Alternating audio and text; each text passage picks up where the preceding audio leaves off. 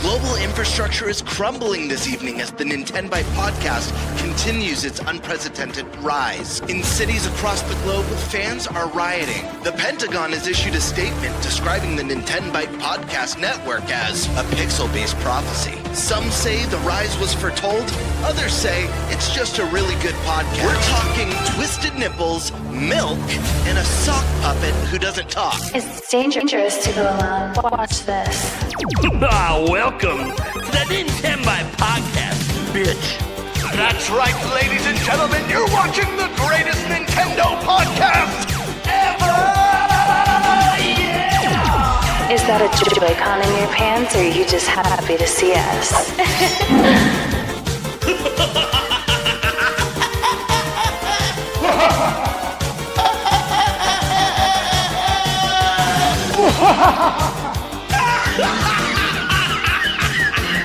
Shut up!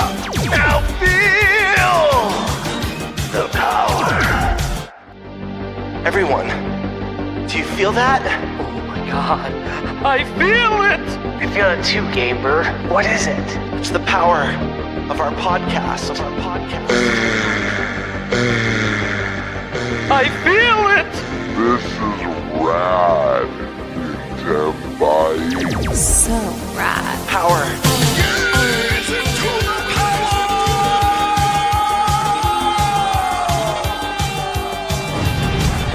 Now bask in their glory. I'm Nintendo Brian. Oh baby.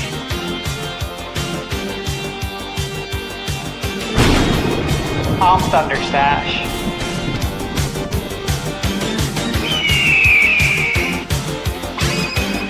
I'm Gamebird Classic.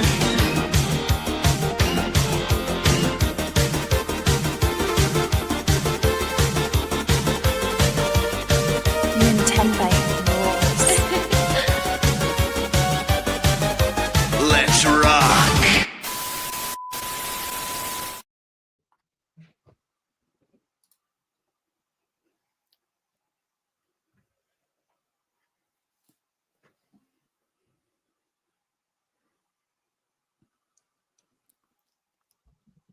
Nate, you're muted. Anyone? Nate, you're muted. I can't hear anything. Okay. All right, I looked, it was muted too. That's why I was like, I don't hear anyone now. who muted me? One of you guys did it. That was a manual mute. Gamebird, I'm looking at you. Dude, come on. I would never do that at the start of a show. I may be a goof, but I wouldn't go that far. I'm not so sure here. Okay, so this is wild right now. Welcome to the Nintenbyte Podcast, guys. Season 3, episode 26. I got to fix the thing on my end. I don't know why it's set incorrectly, but I will fix it. That said, we have a killer crew for you guys today. You see the Triforce of ladies below us.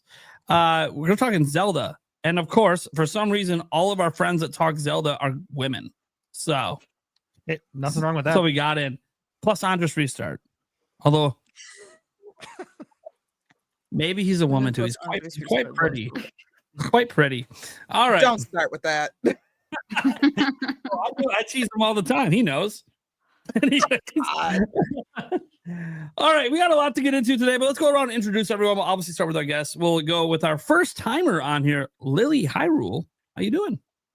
Hi, I'm doing great. Thank you for having me. Very excited and looking forward to talk about Zelda. Even though I have a Bowser Jr., but you probably already know why right now. But yeah, it has to do with the Super Mario movie.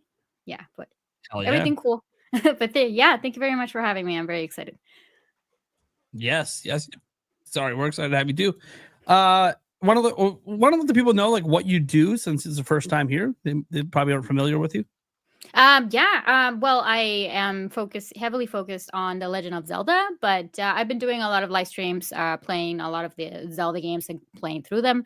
But I am also covering things Nintendo and some of the previews, and had the opportunity to work with Nintendo of Canada. I'm currently in Canada, by the way.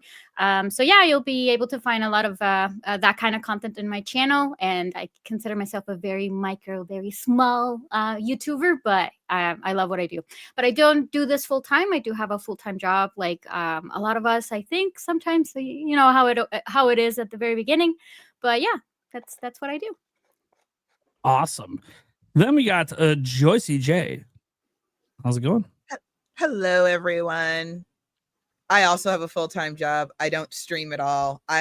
Nate just lets me come anytime a Zelda, anything Zelda is happening. He just lets me come on so I can ramble about it. Plus, for the foreseeable future, you hear her voice every Sunday at the beginning of my live streams. Yes, we do have Zelda fanfic reading on Sundays. Nate's Q&A stream for about the first roughly 30 to 45 minutes, and stuff is getting real. So you definitely want to tune in this Sunday. All right. Then we got coming back a fan favorite, Sky Sword Alyssa. Hey guys, thanks for having me again. I'm happy to be here. Excited to talk about some Zelda Mario movie.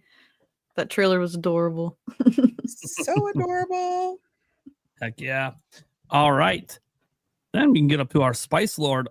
Although he's reminding everyone he's the sock puppet. Yep. Eric Moore. Hello. That's it? That's all you got for me? That's always what I got. You know, I keep hoping you put sock puppet next to your name. I thought maybe you had a bit going. I've had that on there for the last how many podcasts? Did you expect me to read? No. Okay. I didn't know you knew how. Yeah, Eric, we need you to start bringing a sock to the podcast every week, Right? I think. Yeah, we really do. We Not really the crunchy one. No, not the crunchy one. Okay. do. Not the crunchy one. Okay. And then the Game Bird. How's it going, people? Happy to be here. It's another glorious Wednesday. We've got some Zelda to talk about. We got the Mario movie to talk about. I'm feeling ready, guys. My body's ready. Your body is ready. Hell yeah. Although, was Reggie's body ready? He was kind of talking some smack this week. I don't know. He doesn't seem like he's Reggie happy. always talks smack. He's like, that lineup? What the fuck is that? I don't know, Reggie. You quit. Don't bitch. You should have stayed. Your Anyways, fault, Reggie. Your fault, Reggie. That's right. Bowser can only make it 6 years. You cast too big of a shadow. Thunderstash Gaming. Hello. How we doing?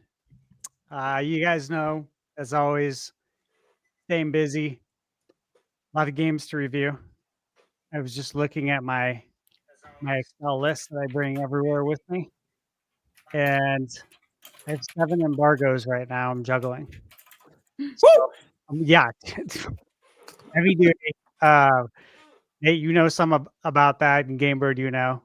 But yeah, I have to keep most of this private. Ooh. But yes, I'm intrigued. It's hot, it's heavy. It's real busy. Okay, no. Now look, I do want to mention that next week, of course, is Kirby, so I'll be wearing my Kirby shirt. Oh, Okay. However, I did want to wear my special Wii U polo that I got from a Nintendo rep when I lived in California, when I was in Monterey. And I thought about it. I said, when's Wii's anniversary? Wii U. It's coming up, isn't it? It's on the 18th. So this is in honor of 13 years of the Wii U. Hell yeah. Next week, because it's Kirby time. The most underappreciated Nintendo console. Well, see, everyone talks about it glowingly now. This is what happens. Mhm. Yeah. It's Everyone right there, though, with Cube, right? GameCube. And Get a couple generations away. Everyone's like, oh, yeah, the Wii U is great. You left Thought it out a was- crucial part of the story, though, Stash. He failed to mention that the staffer gave him the shirt off his back, actually. Just took it off and said, I want you to have this. now I asked him if he had any cool swag. He's like, you want a Wii U polo? I'm like, yes. Hell yeah. Are Who you doesn't? kidding me? Yeah. I'll wear that to work. Yeah, it's not even a question. What are we doing? Oh, man. That's awesome. Yeah. And hey, I'm Nintendo Prime, guys. If you don't know me by now, it's okay. You probably don't want to know me. I have, depending on what corner of the internet, I'm either the worst or the best. That's how we do it around here. I don't play favorites. Let's go ahead and dive in. We got some killer topics today. We will be talking about Age of Imprisonment first, though, out of respect for our guests. I know not everyone can stay the whole show. We have a really long show. It is what it is. But we got to get to Zelda right away. So who wants to take that Zelda topic of my hosts up here? I'm sure Thunderstash totally wants. So eliminating Stash. Who else wants it? Nobody. I mean, if nobody wants it, I can take it. I can take it. It's really not. It's just you just pass it around. Yeah, right. Pass it around. I mean, pretty much, you don't even have to talk that much. Yeah. Well, that's a perfect topic for you. Yeah. Right. Also, I haven't been. I just got done training. So. Yeah, I know. You're not that far in. Okay, so Eric will take the Age of Imprisonment topic. Gamebird, what topic do you want? I'll go with the Mario movie. Yeah. Okay, there we go. Which, by the way, guys, if we're watching, we will not be playing the trailer. We prefer this stream to not get copyrighted. That would be great. It's so dumb. We can do still images, but we can't. Yeah, it sucks. I'm sorry, everyone. Every single video gets that. One could technically argue that all video is just a bunch of static images spliced together. Here we go. Oh no! Well, you go hire a lawyer and fight them legally over that. Because I'm just not saying. Technically, it's already been defended in court. It is fair use to live react to trailers. Right. However, that doesn't change the fact that YouTube has automated systems, so they ding you, and then if you want to fight it, you gotta get a lawyer. And which is dumb. Yeah, we'll just not do that. I don't think the lawyer makes the budget for this show. Thunderstash, what do you want, buddy? I'll let you take Pacopia. I'll take the dealer's choice. Dealer's choice, yeah. I had a good topic for dealer's choice too, but I was like, you know what? Did you? No. I'll do Pocopia. I kind of figured I'd end up with Pocopia, the whole controversy with that, because I'm the one that dives in head first into this bullshit. But okay, cool. Yeah. No, you take the illustration. I just for once actually had a topic in mind if I got stuck with it. Remember when I got stuck with it the one time? I was like, guys, I came up with all the topics. Yeah. Don't leave me with the dealer choice there because I didn't have a topic. That's why I was gonna take it. Just my topic that I had, I didn't know if it was good enough. That's why I left it as a dealer's choice instead of putting one there in case someone had a better topic. And I'm sure Stash always has an amazing topic he comes up with. Even if he doesn't have one now, he'll figure it out. That leaves me with Pocopia to end the stream. So we got controversy to end the stream. Oh boy. Let's just get into this. Eric, let's get to some fun talk. Yeah. Oh, screw controversy. Okay. Unless Age of Imprisonment sucks. Let's go. We're talking Age of Imprisonment. We are talking Age of Imprisonment. I mean, I'll go first. I made it through training. That's all the further I've made it. Right? Congratulations. Right? Yeah, right. Lily, you want to go ahead and just kind of talk about it? What's your thoughts and how it's going? Sure. Hyrule Warriors, like it's the games. I know that a lot of people were kind of hesitant with them. But if you did not had a chance to play Age of Calamity, you will definitely get a taste of what's coming for Age of Imprisonment. In terms of the gameplay and mechanics, I think that they did an amazing job with all of that. The way that they incorporate everything. I've been playing through it, but not. I haven't finished the game. I'm currently, I think, almost chapter 5. We will talk a little bit about the story, but I guess what I can say without sharing a lot, it's more like whatever you saw in Tears of the Kingdom.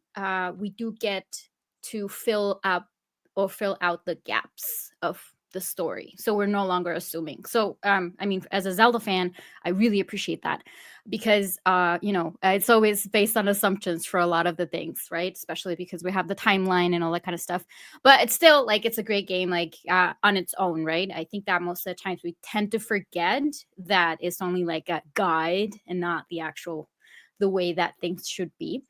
But yeah, I've been having a lot of fun with the game. I've been spending a lot of time with side quests too. Also, a lot of the side quests will unlock you a lot of the characters too, which I was very concerned at the very beginning, because we usually have like on any Warriors game, we have like a ton of characters to pick, right?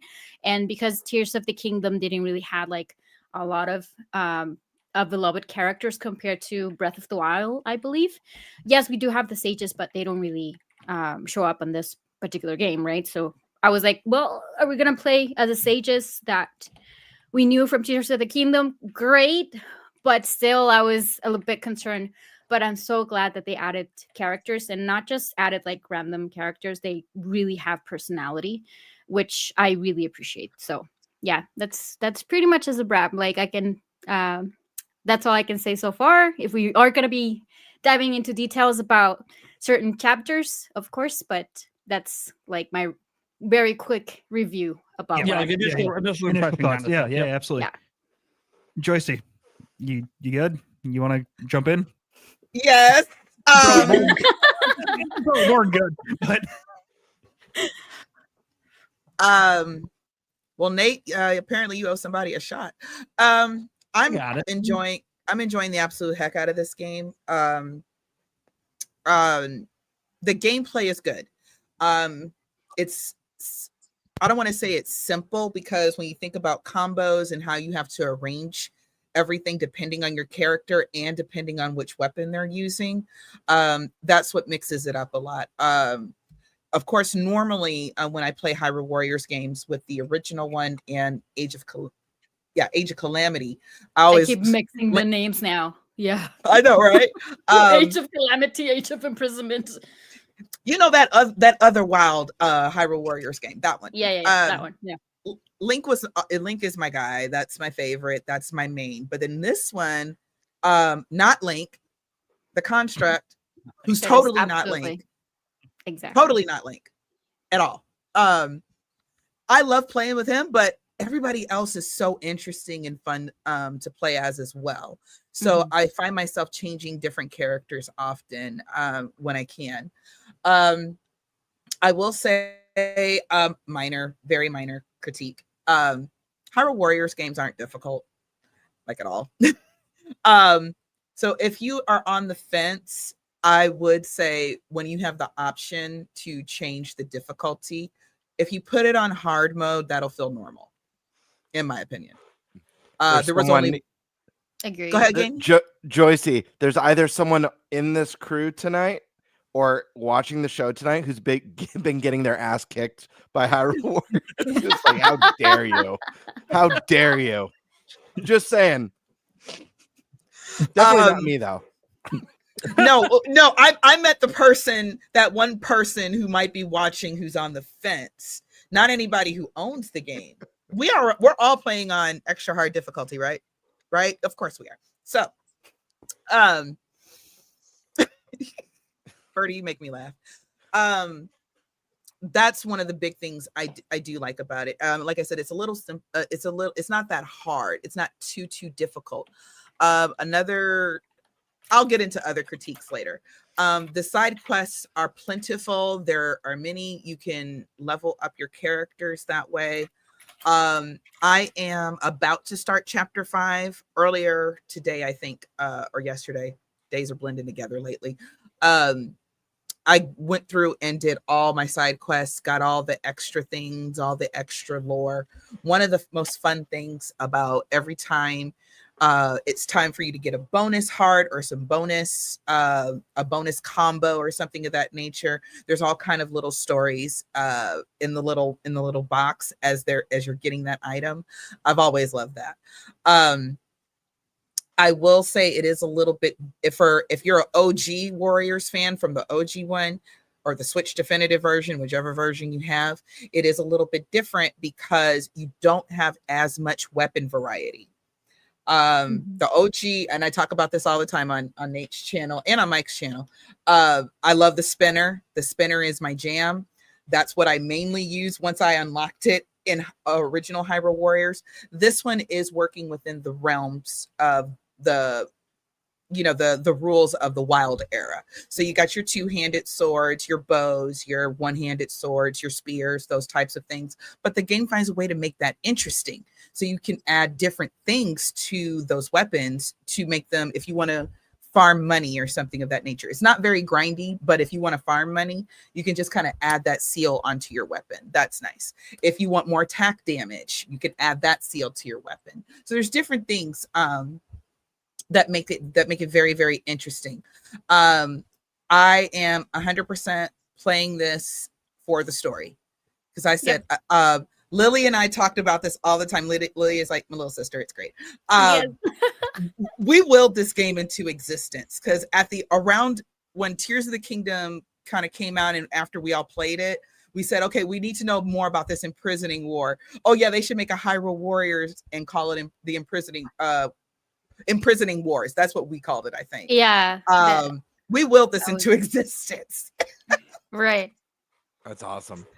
So before I keep rambling, let's let Alyssa please say something. Otherwise, I'll take over the whole podcast and we'll just talk about Zelda. I also wanted to mention, now that you mentioned the weapons and everything, you do get a bonus if you have your Age of Calamity save data as well as Tears of the Kingdom. So that's something that you guys should definitely take advantage of. The only critique that I have there is that I remember I got it I would say a little bit past the middle of the story, which I find that is a little bit too late. Yeah, that was a little weird. It was weird for me. But they didn't give it to you right away. Exactly. I thought it was a So little weird it was too. Because you got to level it up. It's like, yeah, that's the thing. So, but you can't get those 2 bonuses in terms of weaponry. And then there's still a lot of things, even though I'm up to I just ended chapter 4. I'm finding that there's still a lot of things I haven't discovered. There's a lot of empty slots, which makes me excited because I'm like, well, what else is there that I can fill these slots up with? And I'm like, ooh, what else happens? Interesting. Or did I miss a whole bunch of shit? It's one or the other. Probably the latter. Hush, Birdie. Hush. Could be Go both. sit in the corner. yeah, you and Birdie on the same show. This is gonna be wild. Alyssa, thoughts? So I'm also really enjoying the game. I haven't had any frame dips or any like lag or anything. It runs, as Game Board likes to say, smooth as butter. Or creamy smooth, rather. Creamy. Yeah. Love cream. But what? Huh? I need more cream quick. But I really like, my favorite characters to play as are Zelda, Rauru, and Rafika the most. I really like all their different like combos. I know. And then like the more combos you unlock and like the different like attacks you get, like some of them are so like seem like crazy. Like I don't know if I'm just not remembering the other games as well, but I'm like, this feels so OP. I just feel like Zelda's a badass. She's getting her. She's so awesome. Like I'm like, I like to play as like other characters too and try not to pick like the main ones, but I'm like, but the main ones are just so fun. And also you follow the storyline. Most of the times it's gonna be Princess Zelda, Rauru. Yeah. But I also tell myself we don't usually play as Zelda very often, so it's okay. Like, It is okay. Yeah. Also, like I like that one light spin move that she has. What is it, like Y XX or something like that? When she wields the swords and creates this kind of weird circle. where she just does like circles and she just goes like that one is really cool. That's the move, guys. It just goes like this. Yeah, like circular. One of my favorite streamers says, okay, this is like almost like Link's usual circular move. Except she just keeps going. Yeah, like I love how elegant she is. She does like little dances and like a little spinner. Yes, she is like a little spinner. But that's the shout out to the spinner. That's what it is. Like that, it is. That's what I'm gonna. That's my headcanon. Yeah. And you eventually start like unlocking recall for some of the moves, so then they get like another thing. So like there's like 4 swords, and then all of a sudden you just like bring them back, and it's like get wrecked. Yeah. But the other thing that I think is hilarious, like you were talking about Rafika. I'm like, okay, I like Rafika specifically for the James Brown hair. Y'all yes, kind of I don't know if you remember James Brown. The voice actor's so good. So good. Him and Calamo's dynamic, I love so much the way that they go back and forth with each other. Like this is great. Calamo, I take everything back that I said about Koroks in the past. I take it all back. I'm gonna go back and replay Breath of the Wild and Tears of the Kingdom. I'm gonna go save all the Koroks. I am sorry. Yeah. I take it back. Calamo is the shit. I'm not doing it. I still won't do it. It's too many. Kudos to you, Joycie. I'm like, wait a minute, are they all like this? He's so much fun. He has so much personality. His they're not. voice actor is amazing. No, they're not. He's He's right. one. Kalamo is one of one, man. It's just like Hetsu. He's one of one. Kalamo is one of one. That's how it is. Yep. Because I was just thinking about all the horrible things we all did to Koroks and Tears of the Kingdom. I think I put one on a. I want one. I put one on a rocket because his friend was like up on a cliff, and I was like, "Let's put him on a rocket." I did that all the time. I launched so many. But Kalamo's. I didn't crucify any. Just launch. I saw them be crucified, burned to death. Somebody made a contraption and was literally just throwing them. Wow. Poor guys. I don't hate them that much.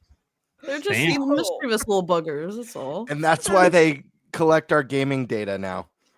To identify those people. What are you doing to our core? Red flag, yeah, okay. To be fair, Joycie J, yeah, okay. I thought into the depth. Like, say it again, Nate. Dude, I have sent a stupid amount of Koroks into the depths in Tears of the Kingdom. Like, yeah, you're like, go to hell. You're gonna find them in the depths, buddy. That's where you're going. To be fair, the first time it happened, it was an accident. I strapped a rocket to him. I hit it. I'm like, that's kind of going. Wait, that's not the right direction. Oh, well, you're down the hole. Oh, it's going. I guess that's telling what I'm going to be doing for the rest of this game. Just like in Super Mario 64 with the penguin, right? Just, that's how cool it is. New age. Do it. People are down the depth hole. Yeah, dude, I've seen people try to gather them all up and like put them in jail and then chuck them down. I'm like, yeah, this is great. the dedication to do that, it takes too much time. I don't have that kind of dedication. Holy crud. Birdman. I swear Nintendo's gonna just be like, just for that, we're gonna put 2,000 Koroks in the next game. Oh my God. I love no the idea. Please stop. The one thing they keep, I'm gonna be like, come on. I'm out. Find a new management system, please, or upgrade system rather. I love the idea of you just throwing thousands of Koroks into the depths and the darkness changing them. And unknown to you, you're actually creating a legion of dark Korok, hell-bent on revenge. Totally sick. You go down to undead, just an army of them just taking you out. You're like, what the fuck was that? Is that a frog? I thought I already took out all the frog. Wait, what the fuck? Wait a minute, I got a better idea. So like the Koroks and the Cuckos should link up and say, we're so sick of Link hitting us all the damn time. We're just gonna and create a huge army and just go after Link. Koroks riding on the Cuckoos. These are the discussions we also have offline, y'all. This is real. Yeah, Korok jousting. Are they Cuckos or Kukos, whatever they're called? H-Mon, I don't remember. I wouldn't know. Yeah, pronunciation isn't my strong I don't suit. think it's ever been said out loud in any of the games. No, until we had voice acting. Like Rafika, it's supposed to be pronounced Rafika, but I will say it Rafika because it is. In my mind, it's Rafika. That's how I thought it was. That's how I thought it was too. Especially Spanish being my my native language. I was Rafika instead of Rafika. But good, thank God we do have voice acting now. Now we're not going to be able to be we will follow the pronunciation. Yeah. The struggle. Chicken pronunciation. I have a feeling the first time we'll hear it's in the Zelda movie. Speaking of that is true. Speaking of not knowing how to pronounce Zelda names, it just triggered a weird memory that I had from when I was a kid. This is so stupid. For whatever reason, I created a fake memory in my head, and I thought the Keys, the bats in Zelda, were called Keatons, and I thought they were called Keatons because Shigeru Miyamoto was a huge fan of Batman '89, even though Batman 1989 came out after Zelda. And I just remember telling kids on the playground that for whatever reason. And then feeling really stupid when I found out it wasn't true. And I don't even know where it came from. I don't know if an adult told me that, where it came from, but yeah. Anyways. least there's the I mean, there's Keaton. the Keaton mask, but yeah. So I mean, at least you There's can say a there's Keaton something. mask. Yeah. Sure. There's something Keaton going on. Yeah. Okay. So There's a I connection. for I you. still have a Just chance a to little spin the thought. story somehow. Yes. Also, You have a chance. by the way, Gamebird, it's pronounced Link. No. It's not Link. No, it's not Lunk. No. It's not That's funny. Link or Yeah. Lunk.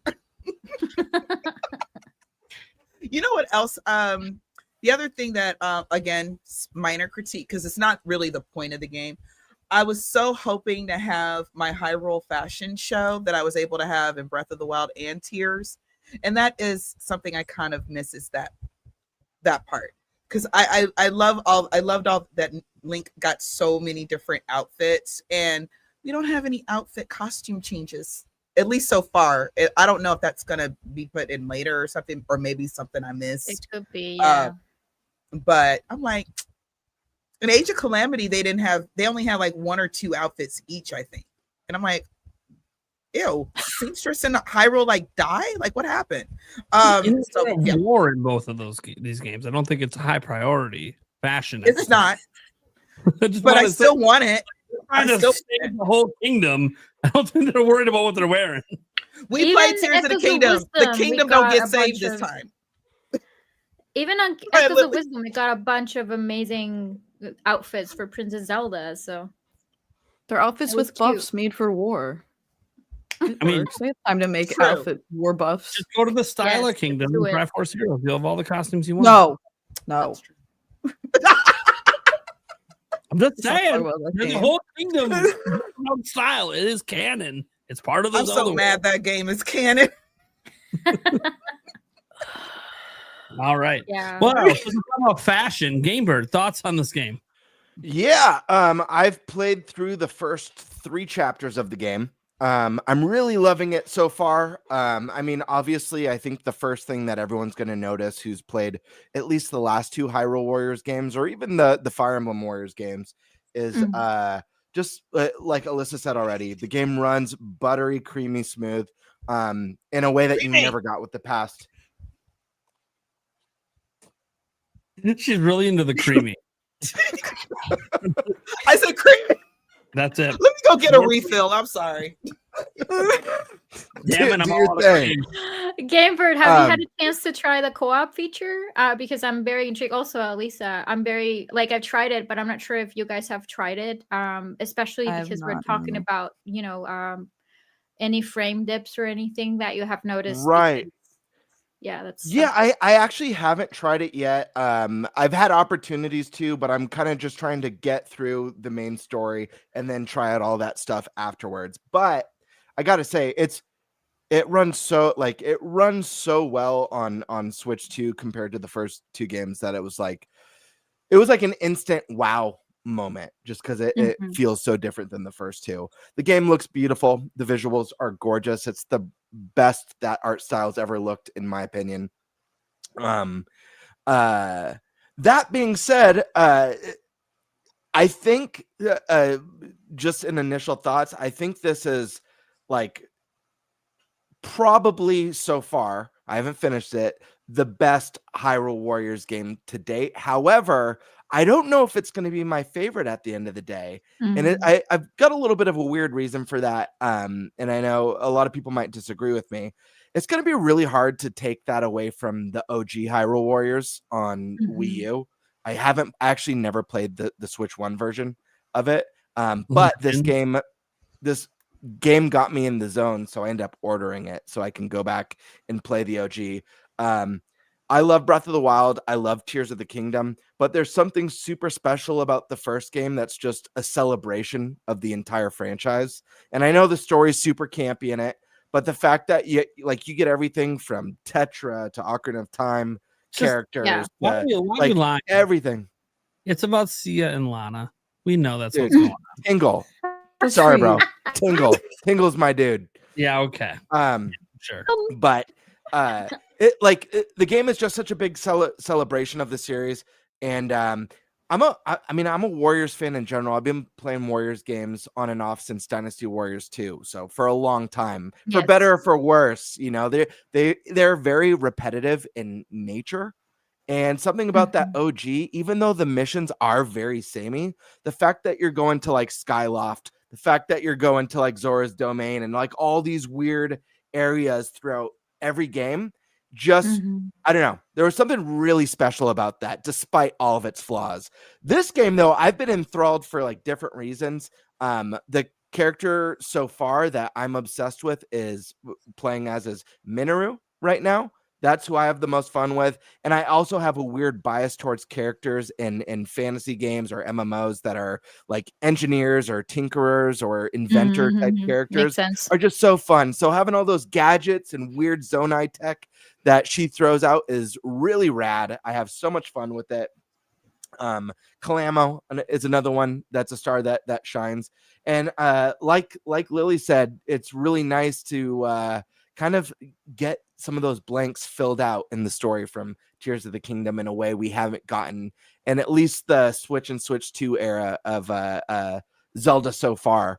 But yeah, I mean, another point. I enjoyed Age of Calamity, but there was one part of that game that just killed it for me. I hate the Divine Beast missions. Every time I had to do one, and you do them so many times, and some of them they're just so slow and they're very monotonous.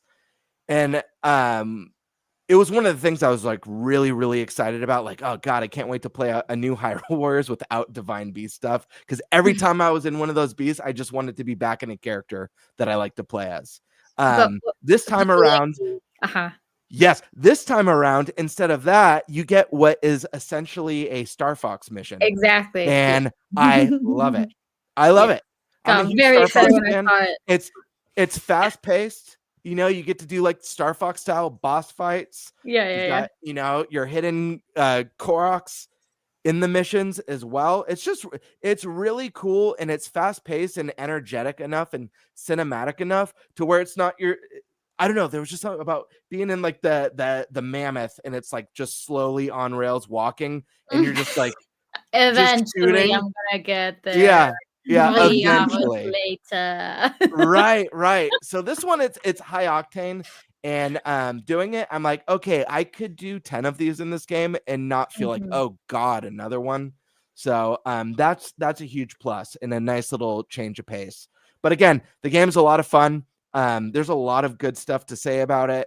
At the end of the day, you know, I think anyone who's on the fence, temper your expectations in that it's a Warriors game. If you hate Warriors games, this might not be the one that wins you over. But if you love Zelda and you're lukewarm, give it a try, because if you care about this age of Breath of the Wild and Tears of the Kingdom, there's a lot to love here. And again, you get to see this world the best it's ever looked, in my opinion. So really, really loving it, and excited to see where it takes me and kind of how it ends, you know. So I've seen people post online that the ending was fantastic. I don't know if that's just hype because they love the game, or if there's something special about the ending, but whatever it is, I'm looking forward to where the journey takes me. I gotta say this. I'm sorry, Nate. Go ahead. Oh, I was just gonna say, this is proof that, because some of the Nintendo staff helped write this story, right? It wasn't all Koei Tecmo. It was co-developed by Koei Tecmo, and Nintendo. So the thing is that this is proof that Nintendo knows how to write an actual sequel, prequel, or whatever. It's a sequel of the prequel, a prequel of the sequel. I don't know. Yeah, because this is always my biggest complaint, and Lily has heard me complain about this. Nate's heard me complain about this. Like, why is it? And I understand we want to make it accessible to new players, but I feel like, you know, stick to your guns and just make a big, consistent story. And this feels very seamless.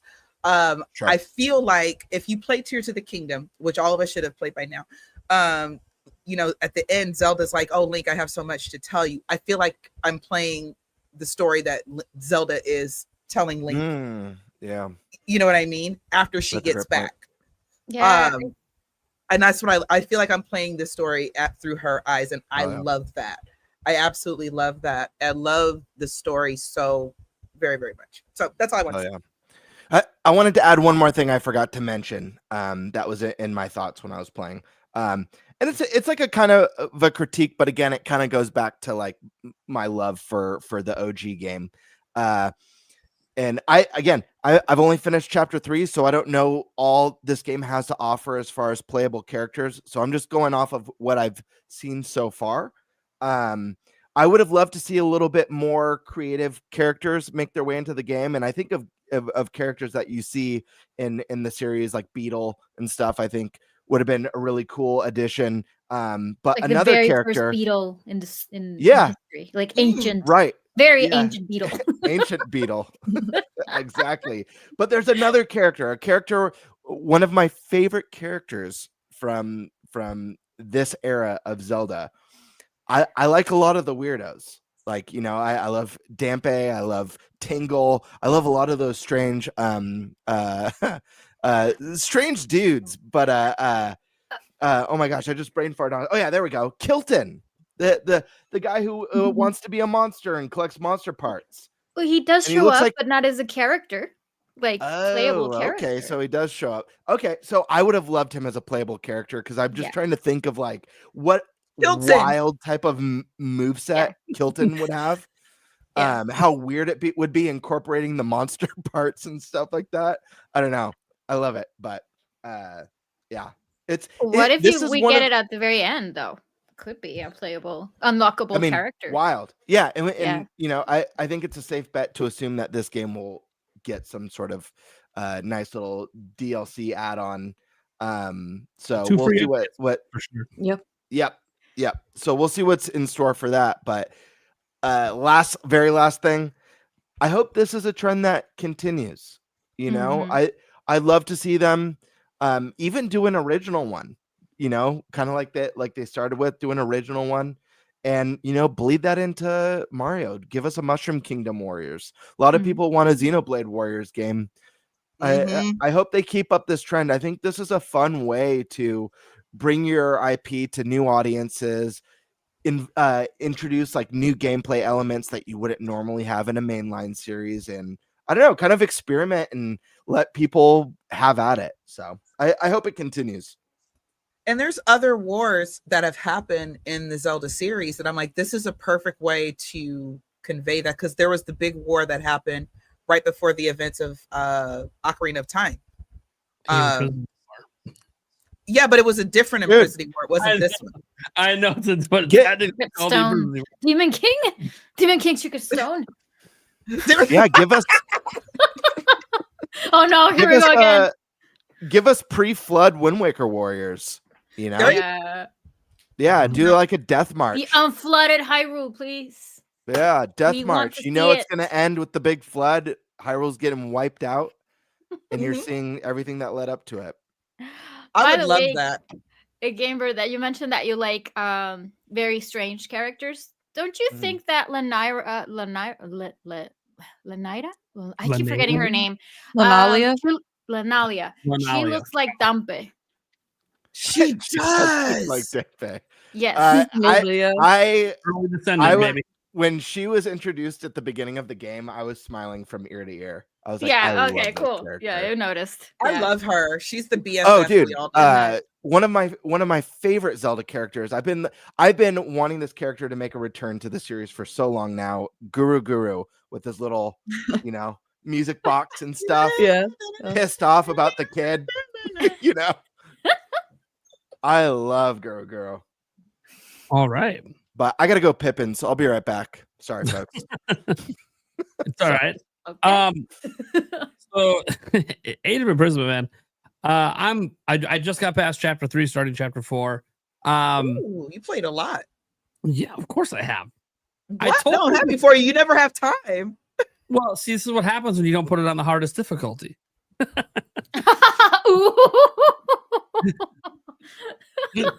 what? I've been playing on normal this whole time. We agree that everyone here is playing in harder difficulty, the hardest. No. She said it out loud. It doesn't mean I agreed to it. I'm just saying it just makes it a little bit more interesting. Said, I'm playing on easy and having a good time. I'm like, I'm not out here. As long as you're having fun. As long as you're having fun, I'll cuss you out later. As hard as you want. I will say this: if you hate the repetitive gameplay, the easier the game is, the less repetitive the gameplay feels. The faster it goes. You're getting through things. The faster it goes.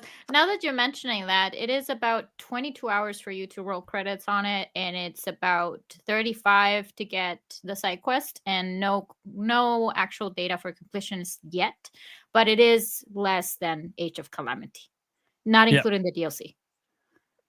But there's also 2 free updates coming, which again we don't know. We literally don't even know what's in those updates. So there could be more content coming that wasn't done yet for release. Hopefully, yes. We'll Fingers crossed. Could be story stuff, could be post game stuff. We have no idea. Now I'm really loving this game. It is the most fun I've had with a Hyrule Warriors game ever, and I love the original. I love when they did the 3DS one and then eventually brought it all back together in Legends. And even though Linkle was kind of a joke. It's fine. You know, Link already has a sister. We didn't have to invent one, but it's cool. I guess we have to invent one. But I really love that game. And then obviously Age of Calamity. The thing that always got me with Age of Calamity was that it's a timeline split, so it's not canon. I mean, it is canon the wrong way. Canon, it's fine, but it's not canon to Breath of the Wild, which felt very weird to have this game that's like about this period. And all the champions live and all, like that's not what happened. Oh well, crap. This does not directly connect to Breath of the Wild from that point. Yeah, there's a timeline split at the very beginning, and arguably what happens at least the Breath of the Wild's in there, but that's not what you do a majority of the game. So it felt very off-putting to me how the game ended. It's like it created alternative history, which is cool, but that's not what we were looking for, because Breath of the Wild's the biggest Zelda game ever, most popular, and like it doesn't have a lot of story. Here's this game having like all this deep story, and the story didn't matter for anything Zelda. Forget everything you know. Yeah, it's like just one Age of Imprisonment, canonical story. They said this from the moment they revealed it. They are not hiding the fact this is canon. This is part of Zelda lore. This is what happened. This factually connects the Tears of the Kingdom. Amazing, awesome. Makes you think you should know what the ending is, but then with everyone saying that the ending was amazing, I'm like, okay, so they did do something. Yeah. They did do something that my whole thought process is it must go beyond Raru's sacrifice and Zelda being a dragon, because we don't know what happened after that. Yeah. So they must go beyond that, which creates this really cool we don't know ending, that's actually going to be pretty badass when we get there. I don't know what it is, but I'm really excited to see that. I do like all the introduction of new characters.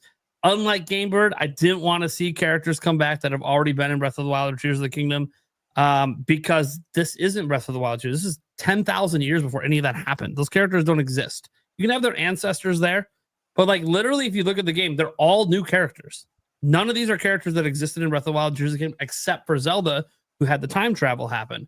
Now, yeah, we could talk about, there's the Goron, the Zoras and all that, but like they're new ones. Yeah, we saw them with their masks on in Tears of the Kingdom, but they're still new characters. We didn't really learn a lot about them in Tears. It was one of the frustrating things in Tears of the Kingdom is like, oh, these are the sages of the time, but like you don't know anything about them, just that they weren't enough. Like they failed, so Rauru had to do what he did. Now we get to learn about like why they failed, why it didn't work, but what their importance was to the history of these tribes. And from what I've experienced so far, we're not going to talk too much about the story, at those points, but there's some connections about some stuff they do and some things that happen that now when you go back and play Breath of the Wild, Tears of the Kingdom, you're going to understand some things differently. And I like that. And that's one of the things, like, Joycie J was talking about the story, how well connected it is, and how good, like this story was written by the Zelda team. They did do Age of Calamity as well. So like, I thought it had a good story until you realize it doesn't really connect to anything we played. But this time around it does.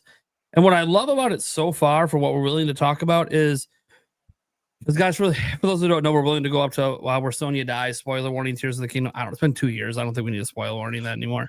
But what I really love about it is there's so much attention to detail that I didn't think the Zelda writers were, like, based on what they've done, like some of the plot holes and the stuff that just like isn't explained between Breath of the Wild and Tears of the Kingdom. Like it just pretends certain things didn't happen for some reason, or There's like a brief mention of it in the game, but no actual explanation. So a lot of that kind of stuff, you thought, okay, well, you know, you go back to those quotes about how they don't really care about the story. They build the gameplay, they tack the story on after. That's literally an interview with Aonuma and Fujibayashi. So you're like, okay, so they don't really care that much about the story. Then you see them get to go ham in this game, and they care. The writers themselves care deeply. They paid attention to every minute detail they put in Breath of the Wild and Tears of the Kingdom and made sure things line up. And for people like me who used to be a Zelda timeline theorist, like this is very much happy to see the Zelda team care when, in my opinion, they really haven't cared this whole time. But in this particular case, they really do care about connecting this game to Breath of the Wild and Tears of the Kingdom directly. Like, I know who Kalamo is already, and that's fucking to blow my mind when I figured that. When the realization hit me, I'm like, oh my God, no fucking way. Don't tell us. That is a He won't. I won't. That is a fucking deep lore cut that I didn't like. The attention to detail to hit that lore cut. I'm like, okay, this team cares. This team cares. And so it's like, hey, Aonuma, knock, knock, knock, buddy. Let them go ham on the next game. This team knows what they're doing. Consider story from the beginning. You could have gameplay be the focus, but ask the story team what they want to do and build something for that. I think that's the Around next. that, yeah. I think that's a very likely scenario for Zelda in the future. One of the huge step ups you can do to differentiate a brand new open world Zelda game would be to have a much deeper, heavier story. And so I hope that's what they do, and I hope that this is a sign that that's what they're considering doing.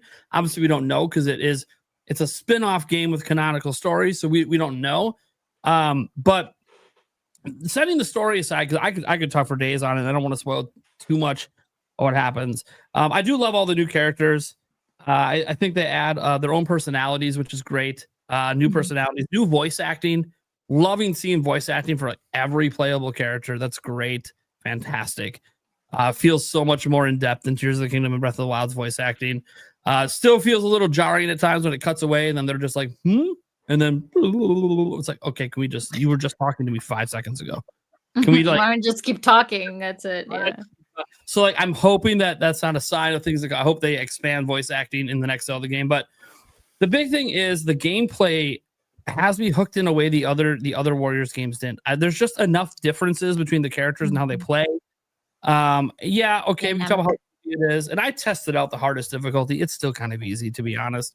But I decided that I toned it back a bit because you guys don't know. My time to play games is limited, and I'm trying to get through this damn thing before Metroid Prime 4. So yep, same. So like I put it back down to normal because I'm like, you know what? It really wasn't that big of a step up challenge, but it was slowing me down a little bit, but it wasn't slowing me down and making it more fun.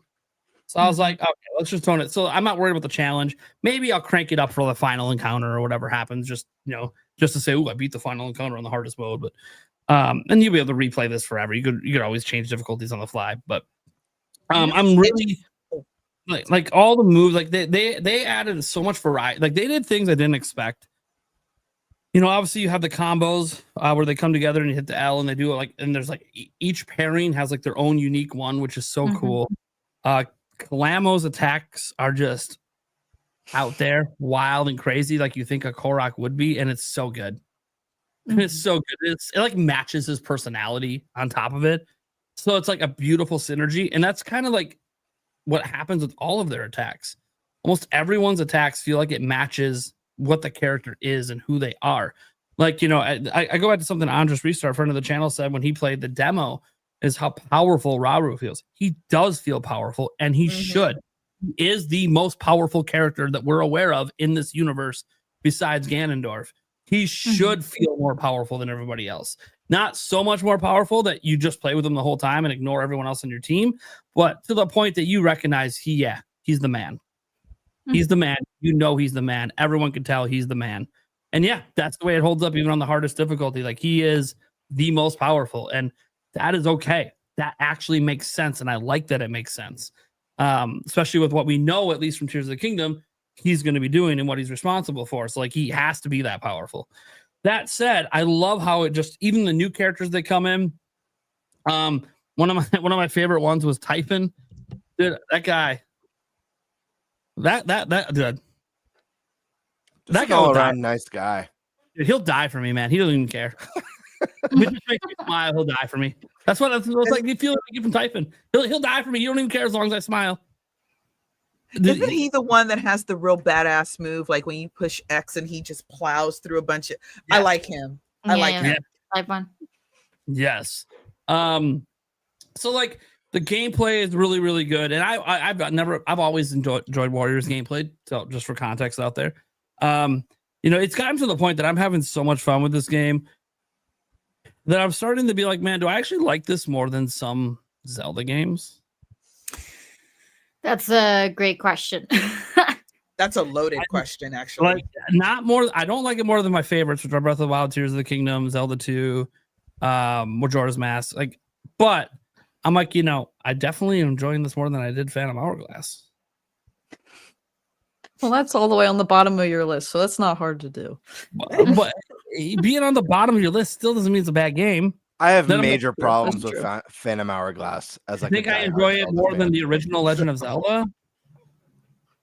I think I'm having more fun with this than I did like even Oracle of Ages and Seasons. So I'm like, this You're is comparing it to those games, though. Well, okay. Well, you're not on the same level at all.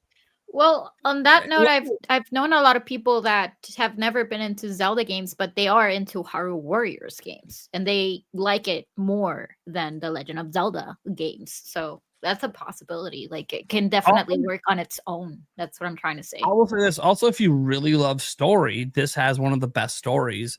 And it's like, if that's what you play Zelda for, this could be a high-ranking game for you if you really love story in Zelda. Mm-hmm.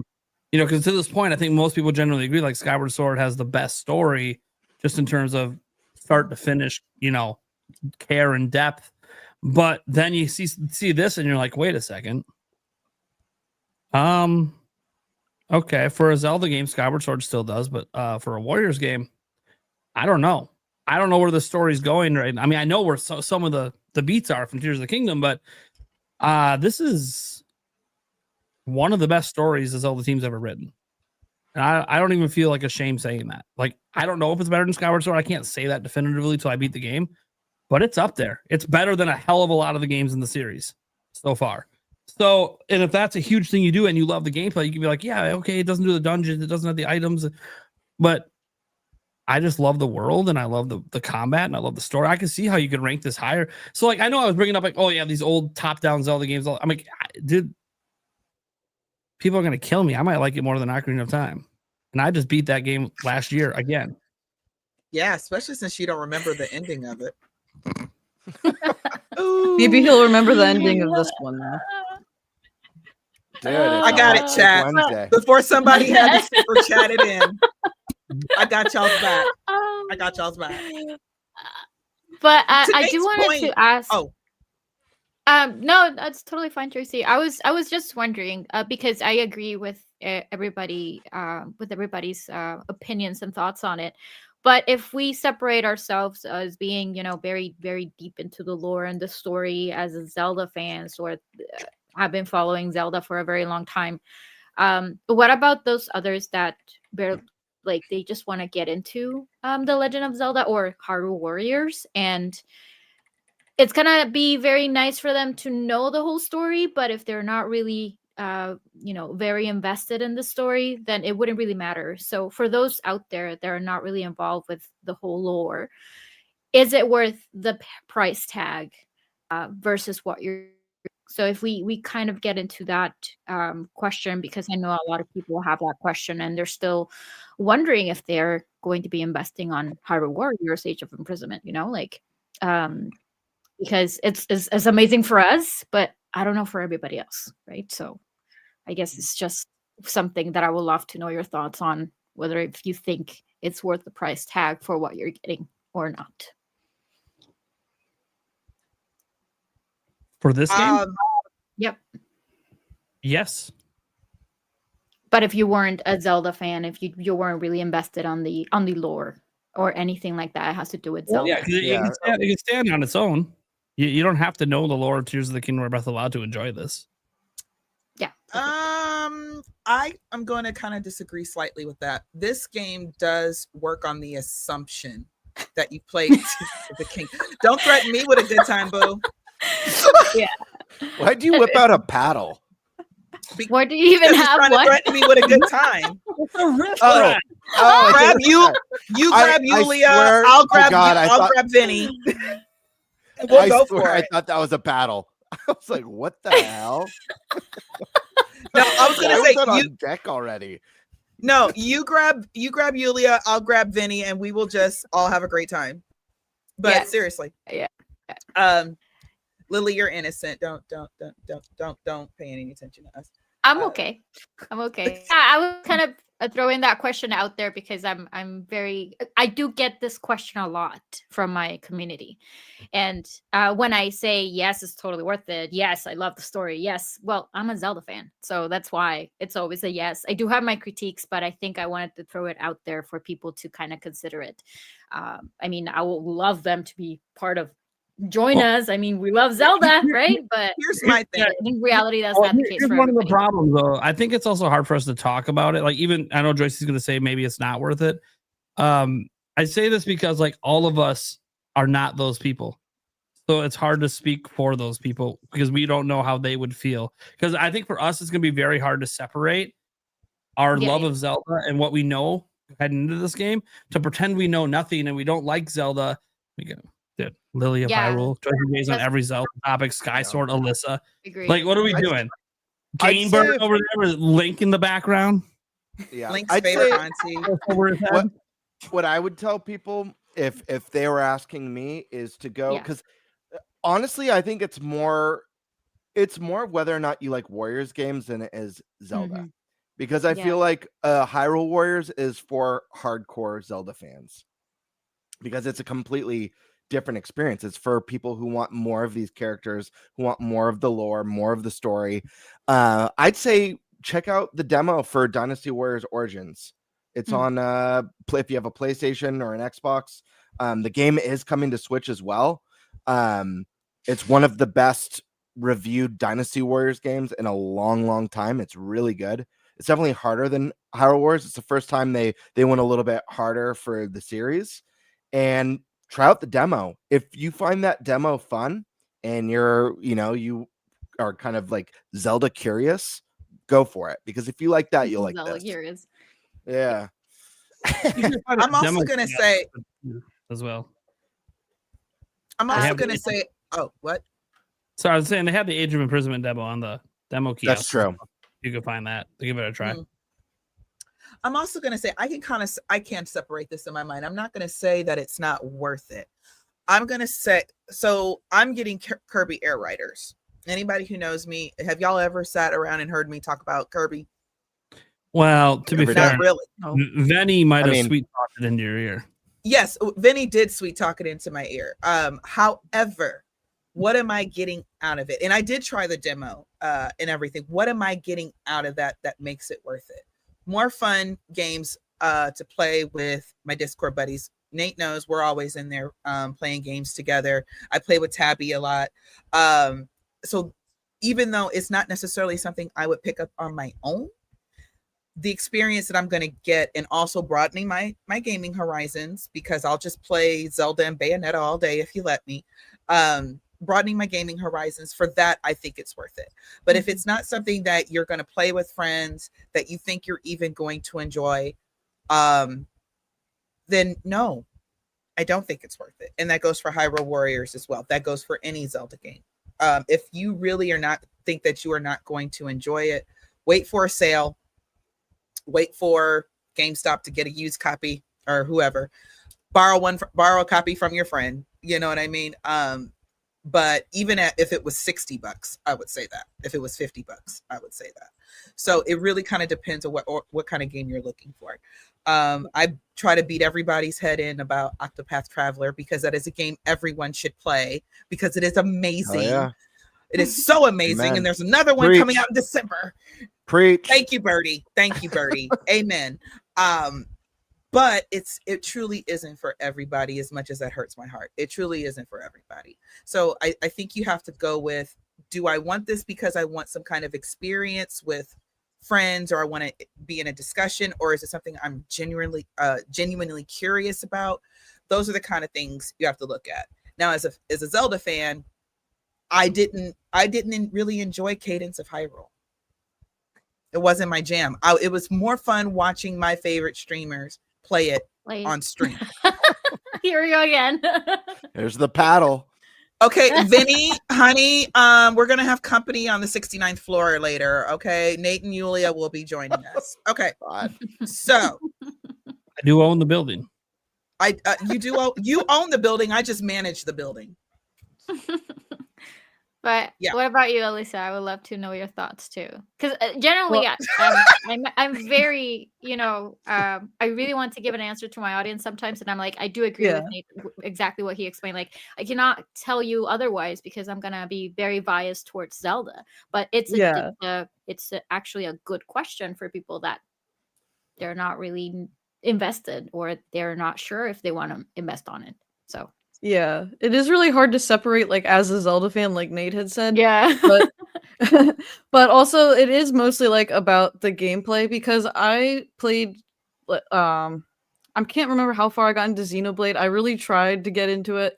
I just can't really get around it, but if they made like a Xenoblade Warriors game, I feel like I'd be willing to try that out. And it's not like, and learn about like the story through that way and that type of gameplay. So if people like that kind of fast-paced beat 'em up type of gameplay, I'd say, yeah, go for it. Go check it out. It runs great, and they're gonna have free updates, so we're gonna have even more stuff. And then maybe you'll get into Zelda. Like Lily said, come. One of us. Yes, exactly. Google gobble. That's a great point. I mean, at the end of the day, Dynasty Warriors games or Hyrule Warriors games, they're action games. They're about crazy combos, fighting thousands of enemies.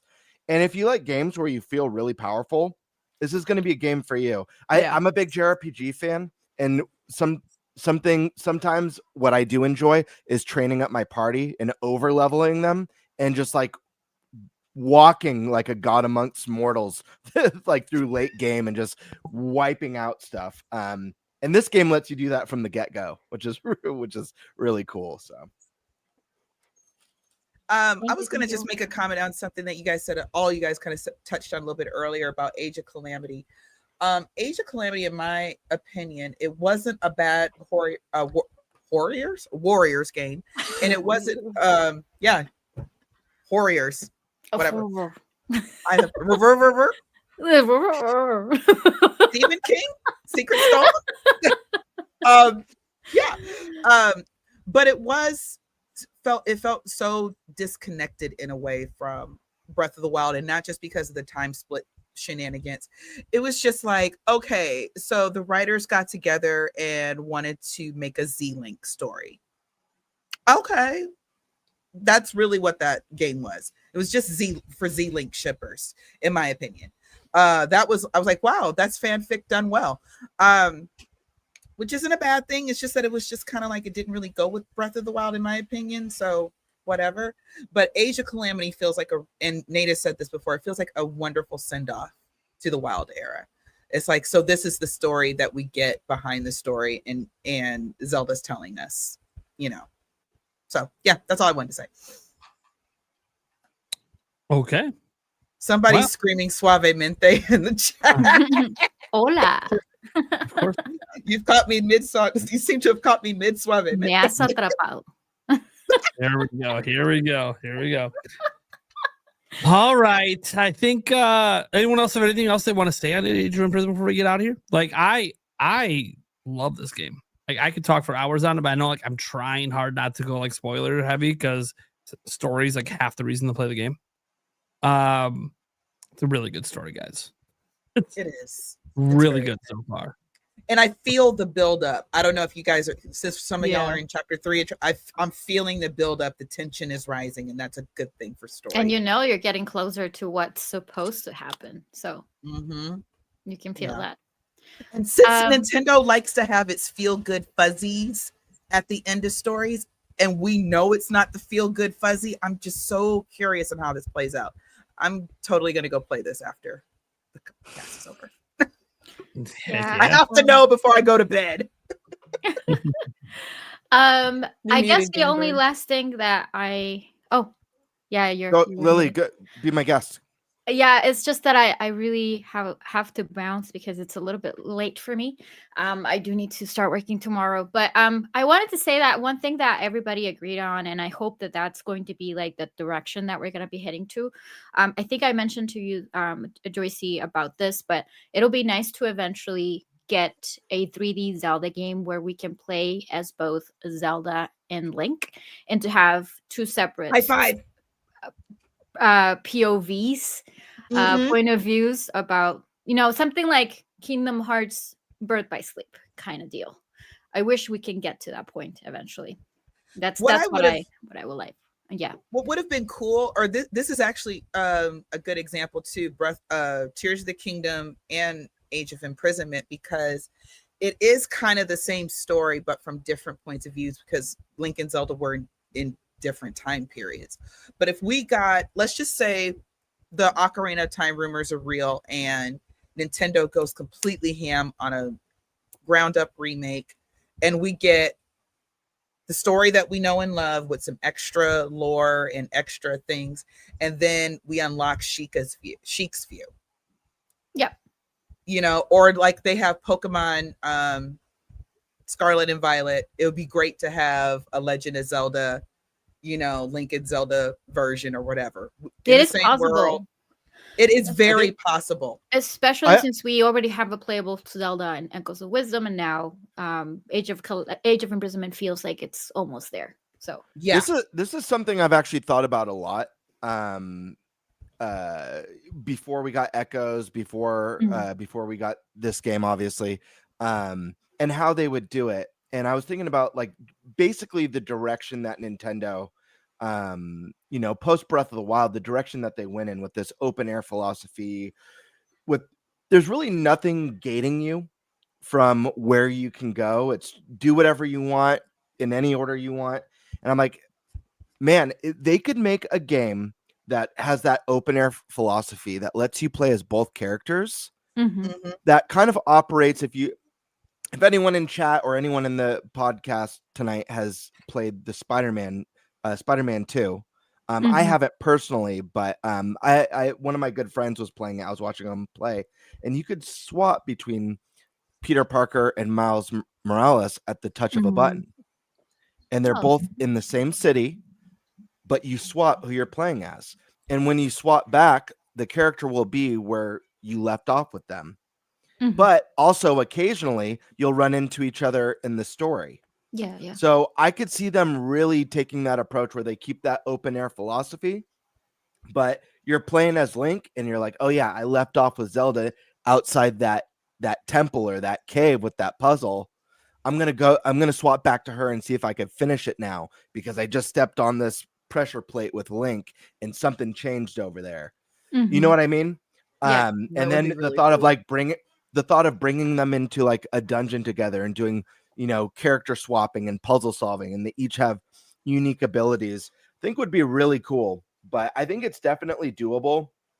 I imagine the Zelda team isn't going to pump out another Breath of the Wild or Tears of the Kingdom, because I think if they do, they're going to see diminishing returns. I think part of what made Breath of the Wild so exciting was how it reinvented itself. And Tears of the Kingdom does mechanically reinvent itself, but I think they're going to want to do something more dramatic. I don't think they're going to want their next game to feel like a part 3, essentially, if that makes sense. That's why I think, like, this Hyrule map. Right. I don't think they'd do that, but like even if it's just like a new map, but it really just plays like Breath or Tears, I think would be too samey. I think they need some wild innovation that or change, Tears of the Kingdom, in my opinion, is the game that the fans built, because Nintendo looked at feedback, and I don't know if, and I'm sure, I hope you guys do too. I get surveys from Nintendo all the time. I answer them. Please answer surveys, guys. And I gave this feedback during Tears of the Kingdom as well. we did get a better story. It may not have been the story we wanted or whatever, but we got a better story. We got way more to do. The shrines were better. The temples Except or whatever the treasures, they suck. Another knight's bow. I actually have a term for it, Joycie, what you're describing that I've said. And people have gotten mad at me for this, and this isn't a knock on Breath of the Wild, because I think Breath of the Wild is a very magical experience. And I think they created a sense of exploration that was so organic. It did not feel manufactured at all. It was so organic and the best tutorial ever in a game. But when I reflected on that game, I did feel certain areas really lacking. And when Tears came out, my thoughts on Breath of the Wild was like, this was a brilliant proof of concept. And Tears was taking that concept that worked and making a denser and more feature-rich experience. And I think there's some areas that Breath of the Wild does a little bit better, but I think there's a lot of areas that Tears does if better. Tears had come out and there was no Breath of the Wild, it would have broken every single record, if Tears had been first. Oh yeah, people would have been had their minds blown. You just think about the physics system in Breath of the Wild and how that should have broke the game constantly. And then you think about Tears of the Kingdom, which like all your powers are essentially designed to break a game, and it works and it doesn't break. And you play with no issues and no one's complaining. You know, I'm stuck in the ground. My game crashed out, corrupted save. Like it's wild, but yeah. And then I also feel, like I said, that's the game. Tears is the game the fans built. And then I also, whether we like it or not, Anuma is getting older. You know, a lot of the team that we grew up with is getting older. They probably have their sights on something different. So as the newer youngins come in, I feel like they're probably going to introduce some of these things that we want to see. We want to see a more fleshed out story. And something not simplistic where you basically tell us what's going to happen in like the second chapter. Because I felt like we all figured out what was happening in Tears of the Kingdom extremely early before the game specifically told us or showed us what happened. And I didn't like that. I'm like, this shouldn't be this easy. So yeah. I love the hat. Well, I mean, my Bucks, they lost. It's time to change into winter clothes. Heroes' clothes. All right, do you gotta go, Lily? You sure you can't stay? Calling to work sick? I'll write you a doctor's note. I'll seriously consider it. Yeah, no, I do need to work on some things, but thank you very much for having me. Thank you, Chad, for the warm welcome too. But yeah, I do need to go offline. I have some other things to do and get ready for tomorrow. But it was a lot of fun. Thank you very much again, and have a likely great story. We'll talk soon. Thank you, Lily. Good night. No, thank you very much again. Take care. Bye. Have a great night. Have a wonderful night. Good night. Yeah, I'll probably be in the chat with you guys in a bit. So awesome. See you in a bit. Thank you. Bye-bye. Bye. Bye. All right, so now the rated R stream begins, right?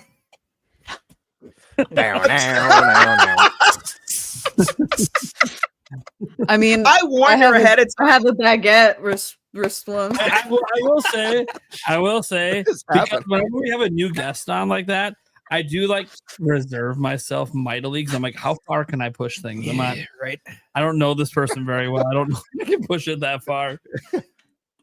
That said, if she comes on again, you're gonna get the full Nintendo Prime experience. I love the thought of you testing the waters awkwardly, like she's all talking out shit. That's really what I was gonna do next time. I warned her. I said we're a little bit more adult over here, and it gets raunchy. She's like, "Oh, it's fine." And I'm like, "Okay." Well, you know the conversation we were having before we went live. Right now, Nintendo Prime experience. It can get quite wild. It can get quite wild. See, especially if you end up on a night that I did an edible. You don't even want to. Yeah. I don't know. I gotta say, last podcast I did an edible on, I rewatched the whole show like the next day, and I was like, I don't know if I'm more fun or less fun. I can't tell. Dude, I'm pretty sure in one brief moment you fell asleep for like a split second. So You did. what happened was, See, I listened. I don't watch, so I didn't notice that. That's hilarious. I was looking at my phone, and then my face was touching the microphone. I'm like, ooh, this feels nice. I literally passed out right on the mic. Yeah, there was a point too where I was like, let's go to you, Nate. Fantastic. And it was just silence for like 5 seconds. And then I popped yeah. into reality and started talking like nothing happened. Dude, I totally heard what you said. I was listening. I was like in my dreams. I don't even know what was happening. I was talking in reality. That's what happens sometimes when you're in the deep state on edibles. You know, that's what happens sometimes. You're still here, but you're not. You know, it's wild. Anyway, you're living the dream, dude. Dude, some of those streams, there's been like 3 episodes I think I've had to do on an edible. Thanks, by the way, chat. Conveniently hitting 420s on Tuesday nights. You're welcome. That said, I will say I've now watched all 3 episodes of me on the edible, and I'm like, I'm almost impressed at how composed I stay, because I know how hard I'm thinking during the show to keep my shit together, so I can keep the show flowing and know where we're going. I know we have co-hosts, and you guys will bring it home if I need you to, but I'm like, I don't want them to think I'm that gone. I am, but I don't want them to think it. Y'all, he be smelling colors and hearing the voices. So I'm pretty sure last time he did one, he looked at me and said, "I taste colors." Yeah, I'm dead serious. Yes, he did I know. I know. I said that. The funny thing is like when that was happening, I don't know what's more euphoric for me: the feeling of being on it, or the fact that it eliminates my pain entirely, which I have not felt since I was like 5 years old. That's why you feel euphoric, because you're not in pain. Yeah, I think it's just the lack of pain. I don't even know if it's anything else. I'm like, so this is what this feels like. And remember, you have to do it for the both of us, because I quit. I mean, I'm sure Stash can relate. He probably doesn't remember the last time he wasn't feeling some sort of pain somewhere. Yep. Yeah. Every day. Yeah. You know, it's a euphoric feeling when you get to that moment. You know, if you ever get to go to the hospital and they put you on morphine or something, and you're like, dude, it ain't the morphine, it's the lack of pain. It's sick. I get why it's great after surgery. It is like the best. That's the only thing I'm looking forward to with my surgery next year. Is does it feel great when I wake up? Every time last year when I had I had a big abdominal surgery. The nurse came in and I was like, "I love you. You are so nice." By the way, guys, please get high responsibly. All right, let's move on. Gamer. I was in the hospital under the direction of a doctor. Yeah. To be clear, I've only ever used morphine when they gave it to me when I didn't even know what was happening. Wait a second. I don't know if that's the right way to go about it either. I didn't know. Whoops. All right. Gamebird, what's our next topic? All right. Guys, today was a special day. We got a little Nintendo Directorino today. Not focused on games, but instead focusing on the continued Mario 40th anniversary celebration, this time regarding the Super Mario Galaxy movie. We got the trailer. We got the announcement of a couple new characters joining the fray. I think one of them was kind of a no-brainer with Rosalina, but we also got Bowser Jr., which was really, really exciting. So, what were your guys' thoughts on this direct? What were your guys' thoughts on the cast announcement? And what did you think of the trailer? Let's start with Joycie. What are you thinking? What are you feeling? How hyped are you? I'm extremely hyped. On a scale of 1 to 10, I'm definitely at a 10. I'll move closer to 11 as we get closer to the date. Sure. Continuity, because at first, we were seeing Bowser doing the painting and everything, and I'm like, okay, is Bowser back to normal now? Blah, blah, blah. Nope, he's not. He is stuck inside the Mushroom Kingdom, and he's still miniature, and I love that. Anyway, but I love Jack Black that he's coming back to play Bowser. Bowser is so much more fun on screen. I love Mario and Luigi. I'll be very honest, as much as the whole trailer was fun, I love hearing Mario music orchestrated. Maybe that's a little totally. That's okay. Y'all agree with me. Okay, great. it sounds even so much more epic. It's magical. It is. Right? It is. Yeah. It's whimsical. It's magical. It's like I want to go live in the Mushroom Kingdom for this. I have not had a chance to play the Galaxy games yet. I know, shame on me. Never. I haven't. I'm going to because now Oh, that they're good. both on Switch. Please. Yeah, enjoy Yes. it. You're gonna have fun. I'm going to. I made myself stick to a budget this year. I'm trying to pay off my car as quick as possible. Got a new car Yeah, last year. smart. So I've only let myself buy like 3 games this year. But that is on my list because I haven't played the Galaxy games and I've heard nothing but excellent things about them. But seeing the movie and I'm like, and we get Rosalina. I have questions. Do we find out where Peach is coming from? How do we get to the galaxy? Because I thought we were in the Mushroom Kingdom. I have a lot of good questions. All the, the old 10-year-old feelings of, ooh, Mario, all that sort of thing. I'm very, very excited to see where it goes. All the colorfulness, all the orchestra music. Because when I saw it in the theater 3 times, the first one, my favorite scene was when they got the star and you hear the orchestra version of the music that you get when you get the star. And I love that so much. I was in the theater just, like a dumbass. And so I'm looking for this movie to give me very similar vibes. So I'm very, very excited. I love seeing Mario on the big screen. Absolutely love it. Hell yeah. That's awesome. We're gonna go to Thunderstash now. I know you didn't get to touch on the last topic, so let's get some of your Mario movie direct thoughts. How are you vibing with the trailer? And just an overall sense of what you thought of it, hype levels, and all that stuff. Yeah, sure. So hype level high, always high. I guess you could say it's higher now, right? Now that we've actually seen it. But this is one of those things that I also don't need to see, right? In order to be excited about it. So it's not going to waver too much. However, everything I saw looked great. The voice acting, I'm on board with that. One thing about Brie playing Rosalina, Brie Larson is a super hardcore Nintendo fan. Yeah. And she's been in 3 different commercials for Nintendo. Yeah. And it's because she wants to be in them. Because she Yeah. loves Nintendo. And I think it's very cool that she has put herself out there as well to be in a Metroid movie. If you ever have one, she wants to be Samus. I'm like, that's really cool. I appreciate that. I like it when people who actually care about Nintendo, right? Or whatever it is, whatever you're involved in. If you get casted for something and you really care about it and you're really into it, that shows on screen.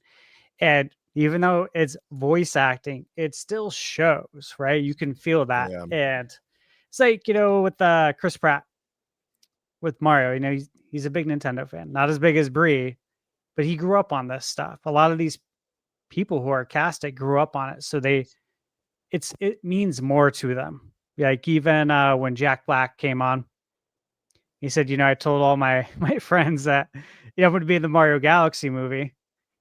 Yeah, I don't know how much of that is PR BS, but I do know he games as well. And why wouldn't his friends say, yeah, that's badass that you're going to be in Mario Galaxy? Because the Mario Galaxy games are amazing. I've said it a million times. I said it in my review, right? They're 2 top 5 highest rated video games of all time.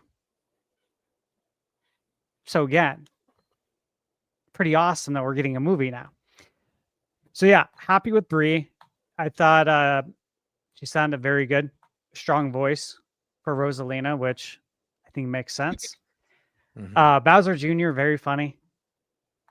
And of course, it's the villain from the new Happy Gilmore movie.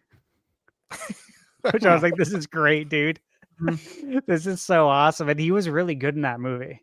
He was. I was not aware of him until that movie. Actually, I don't know about his other work. All I know is that he was really good in that movie. And so when I saw that, I'm like, oh, that's awesome. Okay. Very good castings. So let's see. Bowser Jr. Bowser Jr. is not in the Mario Galaxy games. Mm-mm. So that is cool. That's something different right out of the gate.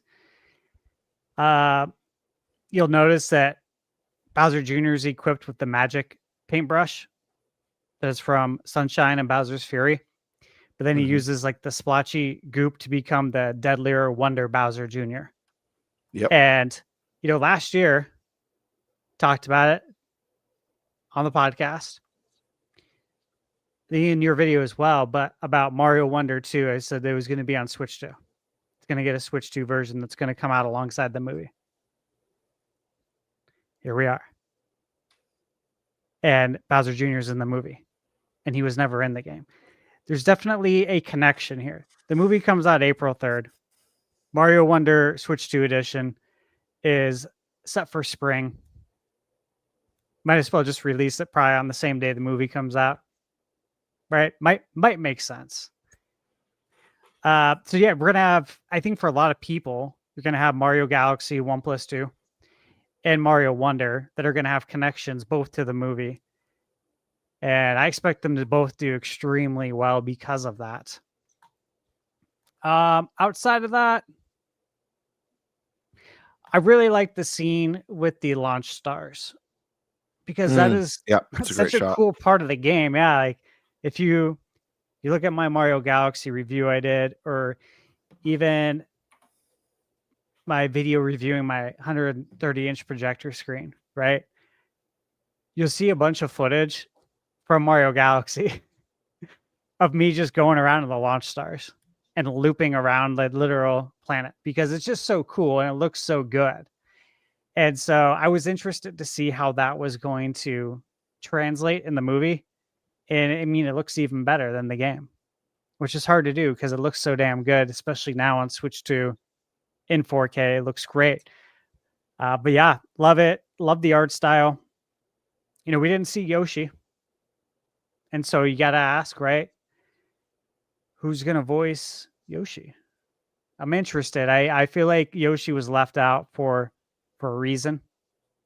Yeah. I presume that's going to be a bigger reveal. Unless they go like the cutesy route where it's like, like you've got like the Grogu in Star Wars and you've got the R2D2. That's possible too, that it's just like cute noises and stuff. I could see them doing that as well, but it would be funny if they got like a huge star to make those cute noises. Yeah, it'd be interesting. I'd like to see Yoshi talk. I think that'd be fun. Like I think about Shrek. Danny DeVito. With Shrek. And if Yoshi could be like the donkey. In that sense, like I think that. I think that'd be pretty fire. I think that'd be really funny. I like that. The scene with when they're on like the bikes, the motorcycles, the motorbikes. My first gut feeling, I don't know about you guys, I'm like, where's Wario? Because that's totally Wario, you know what I mean? Like with his motorcycle and with the goggles that you wear. I'm like, this looks like Wario should be in this scene, right? But he's not. So I wonder if he's in the movie. Again, we haven't got all the casting so far, but from what I saw, looks great. Very excited. We will be there opening night, just like we were for Mario, and just like we'll be for Zelda on my birthday. Hell yeah. On May 7th. What a birthday gift, man. Dude, right? The best ever, dude. Michaela won't be able to top that, unfortunately. No. Taking him to the movie. No, she's got no shot. Yeah. I hope all the so much good merch comes out with it. Yeah. Like I want to get all the merch. Well, of course, Mario. Zelda. You know what? Both. Give me all the merch. Well, I mean, with Mario, we're getting the Old Spice. Yeah, y'all are getting the Old Spice. I'm getting that. Yeah. I hope they do that for Zelda also, man. I hope we get some Ganondorf scented Old Spice and stuff, you know? Some Hyrule Field scent. Lost Woods fragrance. Yeah. Yes. Smells like fog and fear. Hylian Mist. I just need the dead hand version. Do a partnership with Campbell's and release a can of Make cream of smell like Korok that. soup. Oh yeah, dude. No Koroks were harmed in the making of this soup. Oh my god. I'm gonna stop. Where I was gonna go next. I was just gonna say there's that movie Now You See Me with I forgot his name, but the magic movie and they have a popcorn tin where they put the popcorn in and then you can open it and it looks like it disappeared. I hope they have that at my movie theater. I want it. It looks really cool. I want that kind of cool merch for Mario and now Zelda. I already have money saved up. I'm just gonna be a show. I am a Zelda show. Oh, dude, they could do a like popcorn bucket. Yes. So this looks like a giant slug.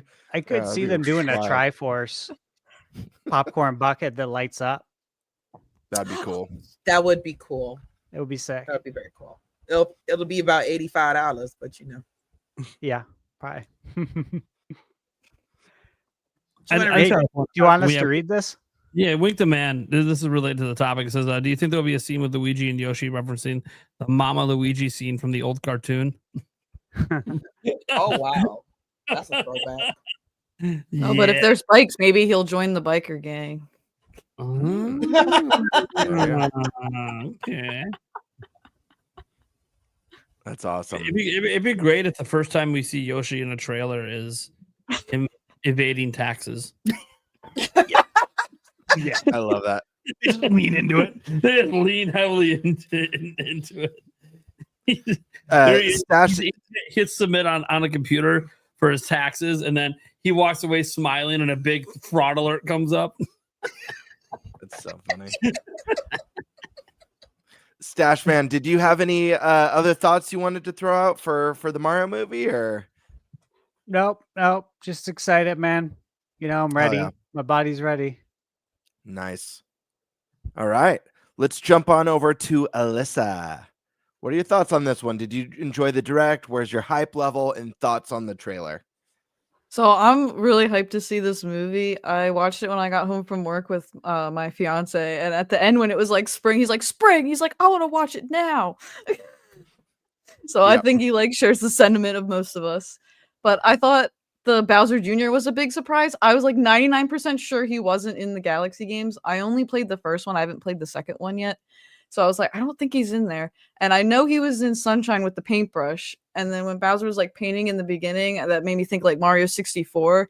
And then at another point, we see like a scene from Odyssey. So I'm like, are they going to connect, like just do little Easter eggs like that of like all these other games again?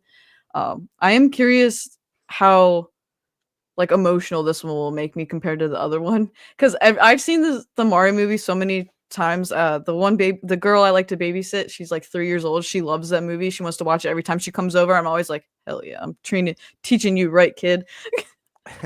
So we watch it like every time. Exactly. I'm getting her into the Zelda and stuff too. Like none of the violent stuff, but like we watch the like all the cutscenes from the video game stuff. Like she loves the Koroks.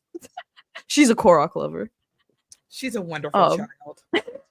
She really is. But at some point, every time I watch that movie, I always like tear up a little bit. I'm like, this is just so cool because it like makes you think of the games, you know. So I'm just like wondering, and like, will they invigorate those same type of feelings with this one?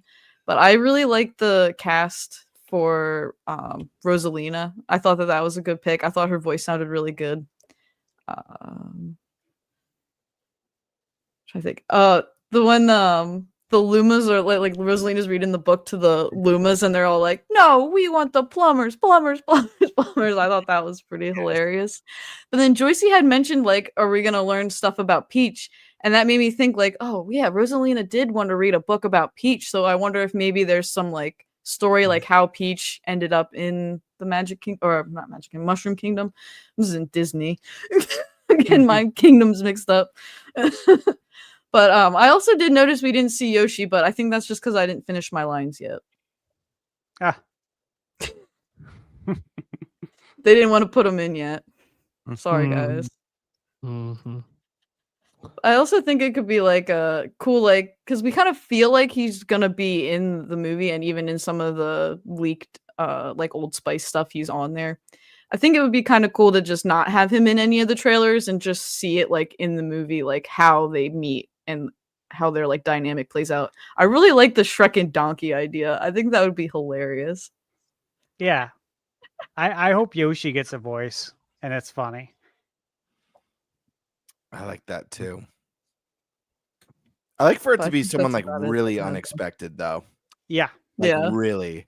Like I love the idea of like a Jack Nicholson or like just something like something just like wild. We need someone who's going to be alive though for a while. Sure, that's fair. Like someone in chat said Christopher Walken.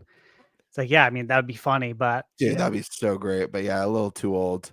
yeah, we need someone who can do this for a long time. I know that takes out my pick. Nintendo, I'm only 27. Would have went with Steve Harvey, but he's getting up there now. Oh yeah. All right, let's go. No, Let's go over to Eric. Eric, have you watched the trailer? I know you're a big Mario fan. I know 64 is one of your all-time faves.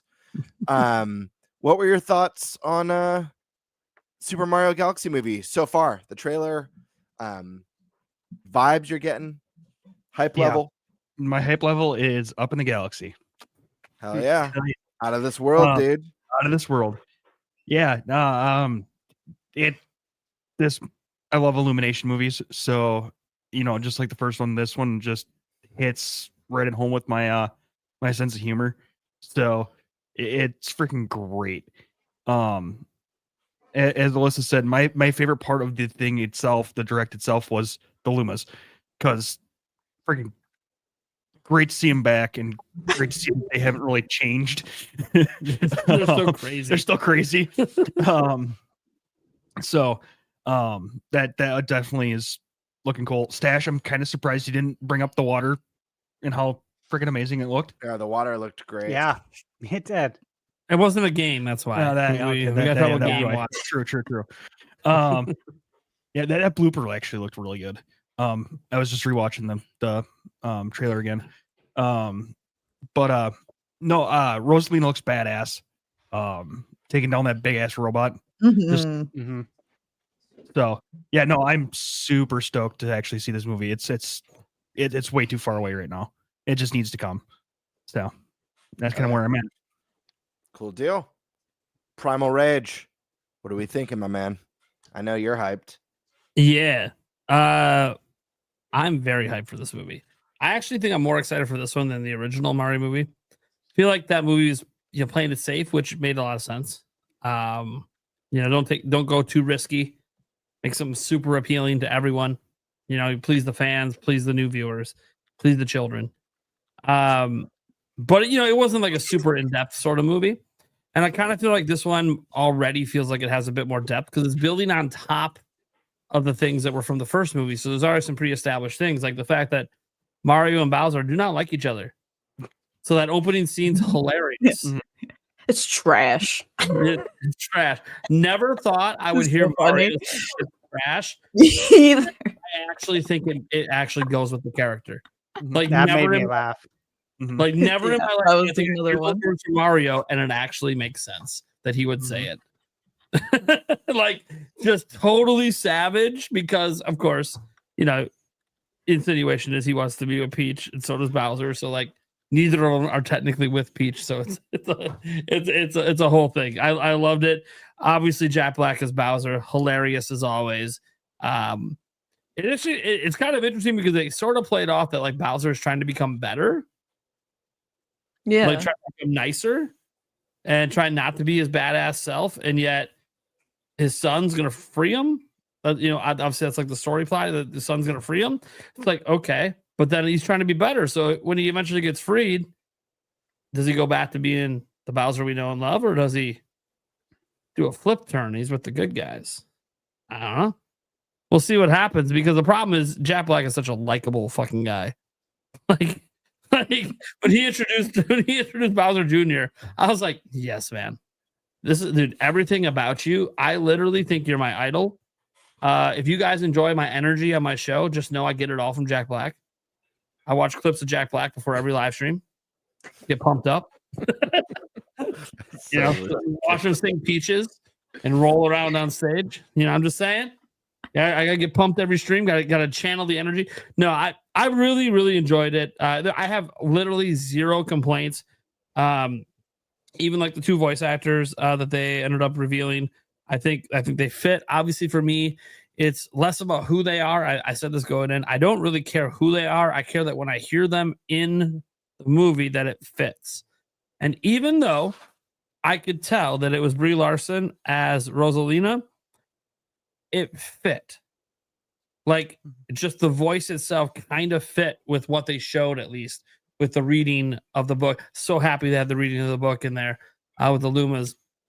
So it just fit. It didn't sound off or fake. And I like that because I know sometimes people think some of her acting can sometimes feel that way, but it didn't feel that way in this animation. So I didn't care who it was. So I'm really happy with that. Obviously, the Bowser Jr. one, half of the time that you hear him talk, it's with a voice changer. So I really enjoyed it, though. I have literally no complaints or any concerns whatsoever for what's happening here. There's so much more to reveal for this. Like, they had like 4 or 5 different Mario games get crossed over into this already, like in this opening trailer, which is insane. And I think Galaxy, they intentionally went the Galaxy route because I think my prediction is this is going to open up the cinematic universe to be able to go to a bunch of different other Nintendo IP that exist in the Galaxy. And so I think that's why they chose to go with this for the second one, because it might be a little bit till we get the third Mario movie. They might start to go to Donkey Kong and some other places where Mario could make some cameos, but it'll come back full circle like with another Mario movie later. Because I know some people are worried, oh my God, they're rushing through the Mario universe. It's like, no, they're getting ready to expand. They're getting ready to expand. It's not just going to be nonstop Mario movies for the next 10 years. They're going to expand. So we're probably going to get a small break as we start to focus on other characters. And this will be the movie that enables that to happen. That said, there's a prediction. The animation was great. I'm with Eric. I've always loved Illumination. It's kind of funny because I remember all the way back to the original Mario movie when they announced it was Illumination, all the backlash online. I'm like, dude, what's wrong with you? Illumination's great. I don't care if you think the Minions have overstayed their welcome by 5 videos. The animation part's great. Like, that's the animation part's not the problem. So it's just they overstayed their welcome and milked them to hell. Well, guess what? They're going to milk the Nintendo to hell too. And I'm here for it. Milk it away. Churn that butter with that milk, baby. I'm ready. I'm ready for this movie. I'm going to be there day one. My children are hyped. They want to go day one.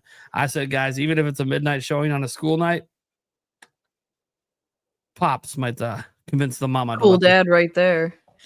Might be convincing it to let it. I might regret it, but I'm going to convince the mama that we're doing this. It's happening.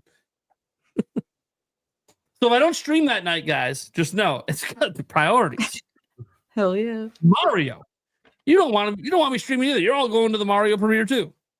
I was just about to come on and say that. Like, we're gonna be at the we won't be here either. Yeah, Be like a mobile, like in the theater an hour before the movie starts. Yeah, pull up pre-stream. Yeah. We're pre-gaming. Like, oh, well, the $20 came in. How did you guys know I got the flask in? Great. No, Yulia has to carry a big purse and put all your snacks. First. Yeah, she what? We've done that. She did her bag. That's under Stash and Gamer. No, the bag's massive. You can fit her whole body in that fucking thing. Yes. Oh, Stash, in honor of you, I had to bring my candy. Oh yeah, nice. You gotta eat that. That's awesome. I've been eating it. It was full. I love candy corn. I got the candy pumpkins. I got a bag in there that It's still factory sealed. Waiting for the right moment to eat that. November 1st It's every gonna be year. worth something. Yeah, right. This was $1 at Walgreens. November 1st every year. That's when I go get the candy. Just like on February 15th, I go and get all the chocolate covered strawberries. Yeah. Always. Half price. Hell yeah. All But right. yeah, I am very hyped for Mario Galaxy movie. I think this trailer landed every moment perfectly. It built the sense of humor. It kind of set up the story nicely without spoiling anything. Introduced a couple new characters.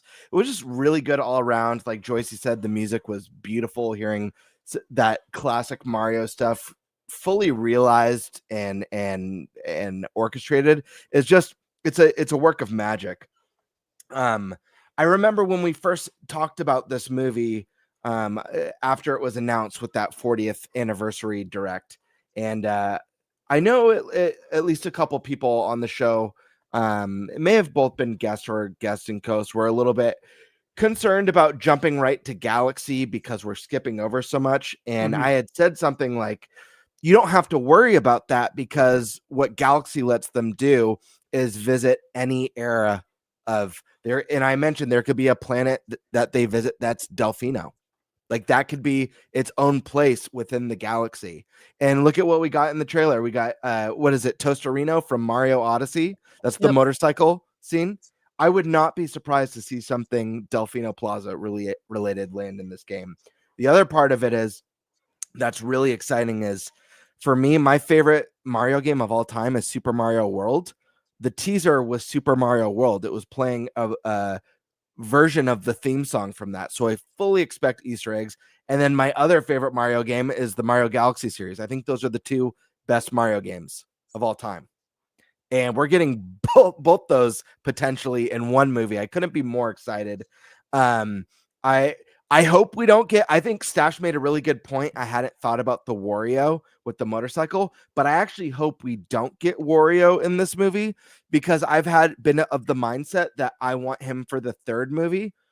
I want the third Mario movie, the main villain, to be Wario and Waluigi.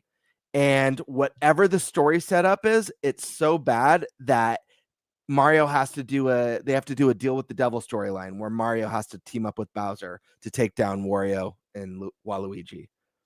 I want the third movie to be that kind of deal with the devil movie because they're a lot of fun. I loved the painting of ripped Bowser with the hair back and Peach, like admiring him was so great. Such a great moment. Rosalina, she had the Smash Bros dash, like her iconic Smash Bros dash that she does. Yeah, it's just really, really exciting. And the fact that in the direct, I forget his name, Chris, whoever from Illumination, mentioned music to my ears when he said that you're going to see a lot of familiar characters and familiar scenes, but there's also a lot of deep cut stuff in this movie for like lifelong fans to appreciate. And honestly, for me, you know, I mentioned earlier tonight what I love about the OG Hyrule Warriors is it feels such a love letter to the history of the franchise. That's what I loved so much about the first Mario movie. That's what brought a smile. Every little Easter egg, and you can't catch them all. It's so jam packed. You can't even catch them all in one watch. So hearing that that's a trend that's going to stay here, I know I'm going to be in the theaters like looking at every nook and cranny for all the little surprises, and I won't see all of them. I know I'll have to watch it again, and I know I'll have to watch it streaming or pick it up on 4K and watch all that stuff. But I'm just really excited. I think Galaxy was a really smart move. It's a game that's beloved by many, many Mario fans, and it just like the potential, even what Prime said, you know, opening up that link to other universes potentially is really cool. And that's something they could totally do with this. The thought of doing a really amazing Rainbow Road section in space, like Rainbow Road usually is a really, really exciting idea. And yeah, I'm just can't wait to see where it goes. I hope Birdo makes an appearance as the resident bird on the podcast. I'm a big Birdo fan. So Yeah, I don't know. And I hope we get, I can't recall. It's been a while since I watched the first one. It did have an after credit scene. It was the Yoshi tease, right? Yep.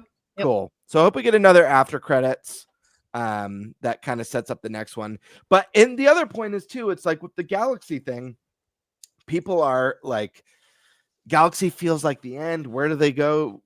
Guys, it's Nintendo. Like Nintendo's supervising this. Like you could say that about the Galaxy games. Where they did the Galaxy? Where do they go after that? And they've made Odyssey and they've made incredible experiences. This is one of the most creative companies that does entertainment out there, period. So just because you can't think of it doesn't mean that they won't be able to. But yeah, I'm really excited for this movie. This is definitely a day one viewing, one that I'm going to want to take the whole family on, and one that I'm probably going to watch more than once. And when it comes to streaming, I'm going to be excited and watching it day one when it's on streaming as well. So, hey, Birdie. Yes. Just a really quick story. The first time I went to see the first Mario movie, it was so packed out. Like I had to sit like in the front where I'm like sure up at the screen. Oh no.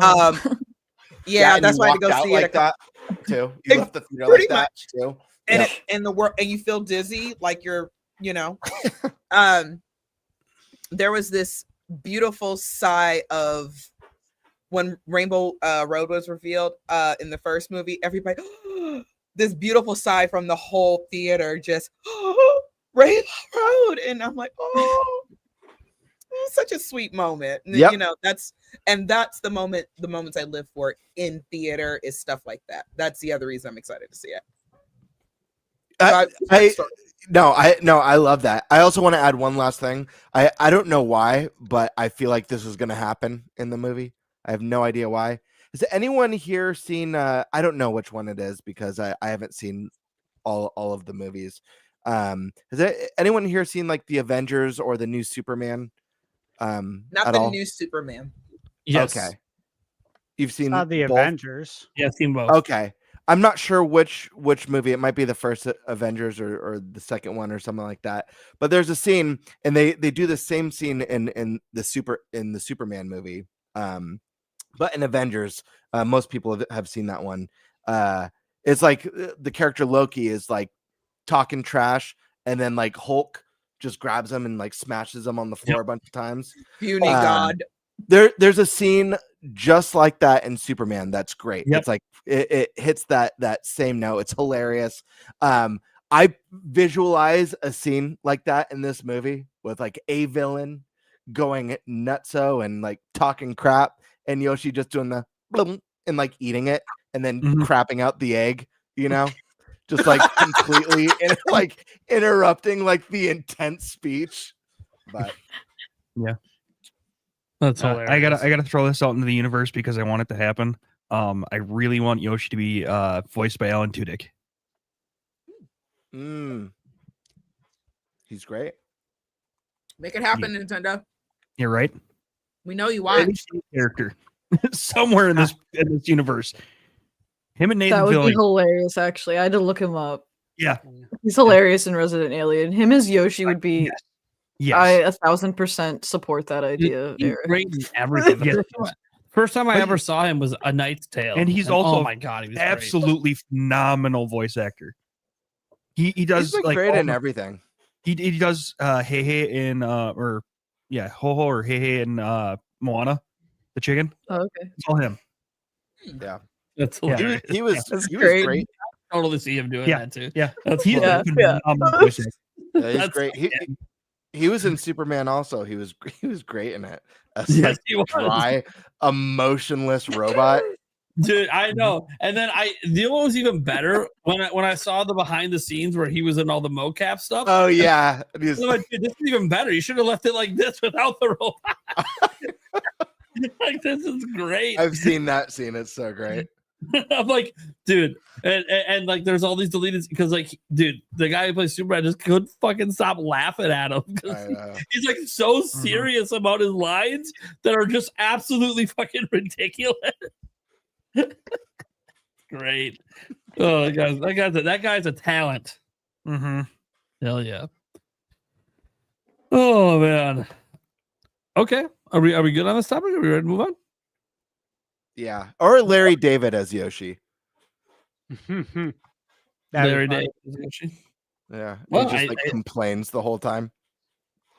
I think we're on the staff for the dealer's choice. Do we need to waste a little time? I know the Suns, they're wrapping up the dub here. I think they got it. Yeah. Are we doing the Pacopia last? Yeah, we'll do the drama last. Drama. Unless you want me to go right now. Yeah, go right now. He's like, I don't have my topic yet. That's what that means. No, it's a variety of things. It's good to end it with. Oh, okay. Okay, cool.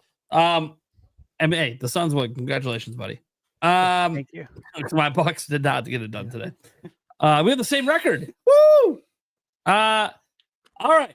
So let's go ahead and get into Pokopia. There's a brand new trailer coming tomorrow. I guess that's like big news. Notice how I have not announced a live stream for said trailer. Huh. Funny. You guys know I like to cover all things Nintendo, even if I don't plan to buy it. I really don't plan to buy this one. The news this week, I wasn't really that excited for Pokopia to begin with, but then you announced $70. I don't see it. You're charging the same price as Legend ZA. And people already weren't really sure about that at 70, and now you have okay, not sure about this. It doesn't really feel even appropriate for the genre then. But then on top of it being 70, they make it a game key card, which of course, the moment they did that was going to light the internet on fire. The first Nintendo published game to be a game key card. I will clarify. No, Nintendo did not lie. I've seen some videos saying Nintendo lied. Nintendo said that they have no plans at the moment to make any Nintendo developed game a key card. Those are the exact words from Furukawa. Now, I know we have some other words from Doug Bowser. Doug Bowser's on his way out. And his words do not supersede Furukawa's. Furukawa's words are they have no plans for any Nintendo developed game right now. And it's no plans. Obviously, plans can change. We know that. That's why he says no plans, because they can change the plans later. But in this year, no, there's no plans. And this is not a Nintendo developed game. If you don't know, Pokopia is actually developed by Koei Tecmo. So what it does do, though, is open up something else, because Nintendo considers it a first party title. Nintendo has it listed as a first party title. It's not about whether it's a first party title or not. What this does open up, though, is that any game that isn't made directly by Nintendo could potentially be a game key card now. So you got to think about things like, Fortune's Weave, Fire Emblem. That's Intelligent Systems. That is the same situation here with Pokopia. And not a spinoff, of course, but still. All the Kirby games. That is not Nintendo. Now, I think the Kirby games will probably be safe just because HAL Laboratories, if you guys didn't know, works right out of Nintendo's HQ.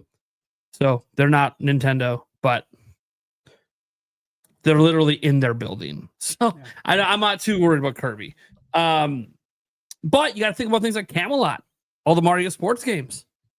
Those are spinoffs, just like Pokopia. Those have a chance to potentially be game key cards. So there's all of that, of course. New trailer tomorrow. By the way, guys, even though I'm not live streaming the trailer tomorrow, I will be covering the trailer in my news video. I'm not going to ignore the trailer exists. But I do think that this has obviously brought game key cards back to the forefront, just because Nintendo is the first. This is the first game they're publishing that is a game key card. I know Stash has given very strong opinions on key cards in the past. Mostly, he doesn't give a shit. And it's always important to hear from Stash on moments like this, because it's physical owners, collectors that usually bitch the most about this kind of thing. I'll give my quick thoughts before I pass it along, because I've already done thoughts on this on live stream and on video. But I'll just say I don't like it. I think if you're going to charge $70 for a game that doesn't look $70, it better be a full physical cartridge. Because at least then people could justify saying, well, the cartridges are expensive. It's a 10 gigabyte game. Whatever, I'll stomach the 70 so I can get a full physical.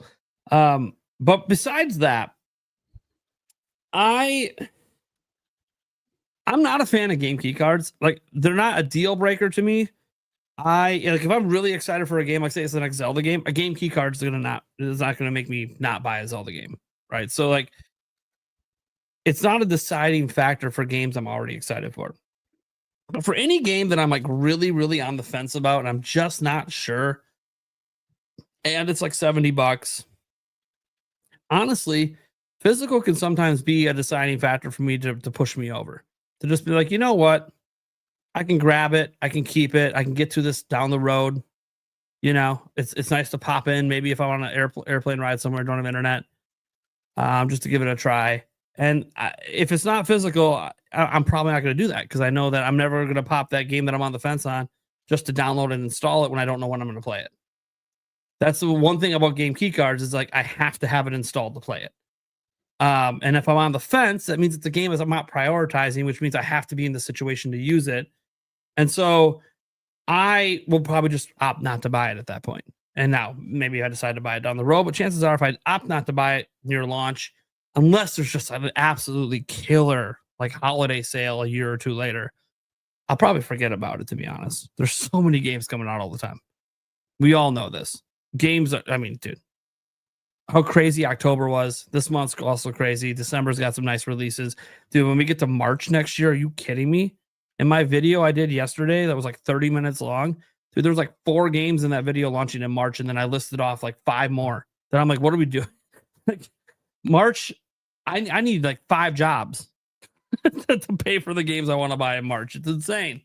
And that's before we even get to like Nintendo's like actual heavy hitting games, which we'll probably get at least one announced during Nintendo Direct in February. Bare minimum, we should see Gen 10 Pokemon in February. So I think maybe we won't. Maybe they'll save it for a Direct. I keep forgetting. Sometimes they reveal Pokemon in Directs now, so can't guarantee it's going to be Pokemon Day. I'm just not happy with this overall decision. I'm not like strongly angry either. They can decide whatever they want. I think a lot of the debate, ends up being around game ownership. I've read the fine print. I know that we technically don't own any of our games. I know they're also not probably going to come to your house and take them away. That's always been the counter argument. Well, they're not going to come to my house and take it away. I'm like, I mean, they did it once to someone, but I'm not going to bring that up because it wasn't in the United States, but they actually did do it one time. That said, no, they're likely not going to come to your house and take your games away. And that person was putting the games online. So that's they were committing a completely different crime. And I'm also someone that doesn't like piracy. I'm not a big proponent of piracy. If you pirate, I don't care. Go ride the high seas. You think it's always moral to pirate Nintendo? I don't care. That's your choice. But I don't. So since I don't, I care that I can play my games where I want to play them. And for me, I've already accepted that an all digital future is coming. I know it's coming. It's not going to stop me from playing games because I play games for the games. I don't play games for the format. That's always been my biggest thing. Like I asked myself in the mirror when game key cards were announced, like, how much do I really care? I'm already all digital on PlayStation. I'm all digital on Xbox. I'm all digital on PC. And I've never cared. And I've never lost access to any game I've ever bought. Now, could that happen someday? Have there been times and examples you can find online of people who did lose access? Absolutely. Sometimes those stories are tied to people modding their systems. Sometimes those stories are tied to people cheating.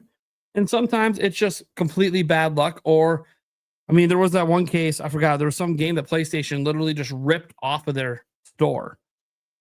And that led to other people losing it. And it actually, the more well-known one was a movie. It was like a movie franchise. They ripped off the PlayStation store. And anyone who bought it couldn't play it anymore, even if you already bought and paid for it. And there was a huge kerfuffle with that. And they had to hand out refunds. And it was wild. That's what people worry about with all digitals. Hey, you bought this, but they can still rip it from you, even if you didn't do anything wrong, just because they lost licensing rights. They can't license it to you to use anymore because it ran out. The contract ran out. And so that's a concern people have. The thing is, I've been all digital on PC forever. Haven't had a problem. Been all digital on PlayStation. Now multiple generations haven't had a problem. All my digital games on 3DS and Wii, I can still download to this day. I just tested it on the Wii upstairs just to make sure I can still download the 2 digital games I had on Wii. And absolutely still can download them. They didn't take down those servers. And that console came out in 2006. So my concern about losing access to my games in my lifetime is next to none. Now you can say, well, hand it down to your kids or your grandkids.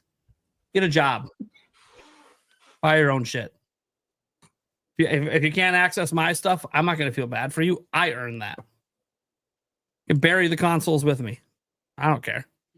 Like, I honestly, like, I know that sounds petty and selfish, but dude, no one bought this shit for me. My parents didn't buy me any of this shit.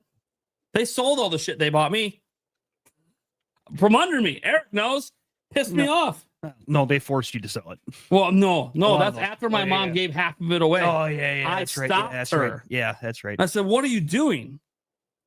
Dude, I had some valuable video games. And I'm like, what are you doing? Oh, I just gave it to Goodwill. What are you doing? Why? If you're going to let me get rid of it, at least let me sell it for some good value. Yeah, right. Get it in the people's hands that care. Yeah. Not Goodwill. Mm-hmm. The cartridges might not even survive the warehouse. Right. What are we doing? Anyways. So bottom line is all the gaming stuff I have in my life, I earned and bought for myself. Or in the case of Age of Imprisonment, shout out to my community. You guys got me that game. So I don't really care if I can't hand them down. Doesn't matter to me. I don't collect things to create value for other people or even for myself. Like it is like, I'm not saying that Stash is ever going to be in this situation, but yeah, if Stash ever had shit really, really, really, really hit the fan, he's fucked. But, he's got a nice collection he could liquidate if he needed to kind of help stem the tide. Obviously, I don't think that's ever going to happen. It is a nice to know that you have a lot of value laying behind you. That it's like kind of like an investment. Yeah, shit hits the fan. I can fucking buy a car with this shit behind me if I really need to. Just selling all my shit. Whatever. I'm not saying that's a reason to sell it, but you know what I mean. Medical emergencies, whatever. It's a nice to know. And so yeah, it does suck. Like with digital games, you don't really have that value, but I just don't care because it's not why I play games. That said, fuck Pokopia. I don't even think it's a good game, let alone worth $70 and it's a key card. I'm good. They're not getting my money. That said, if you enjoy the game and you're going to give it your money, that's your choice. It's not my kind of game. It's a cozy game. I do love some cozy games. This is just not one that looks like it's worth my money. That said, that's my opinion. I'm good. I got nothing else to say on this. And the internet's aflame. And a lot of people are mad. So let's toss it over to, how about Joycie J? Just got back. What are your thoughts on this Pokopia drama situation in the game?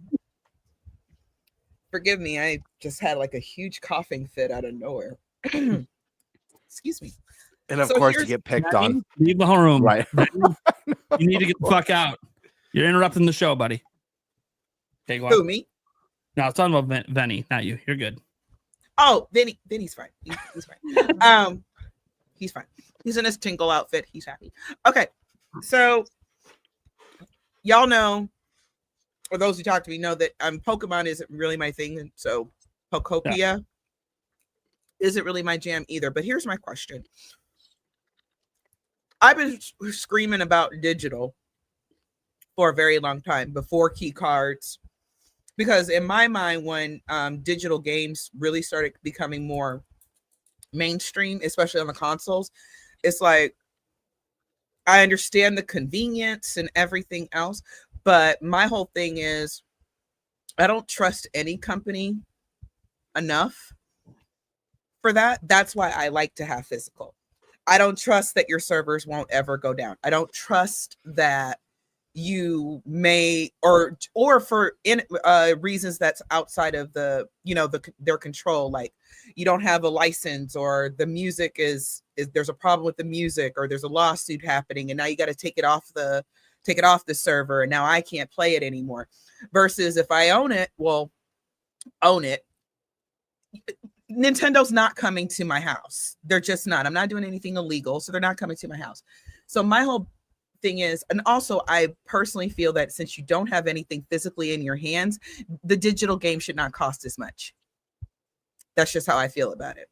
So if it's $70 physical, just as an example, then it should be probably 50 or 60 digital. Because you didn't have to make anything, you just threw it on a server. Okay, so what are we doing here? So then there's that. So, but there's not a whole lot of outcry when it was just digital. Okay, so the argument is still the same.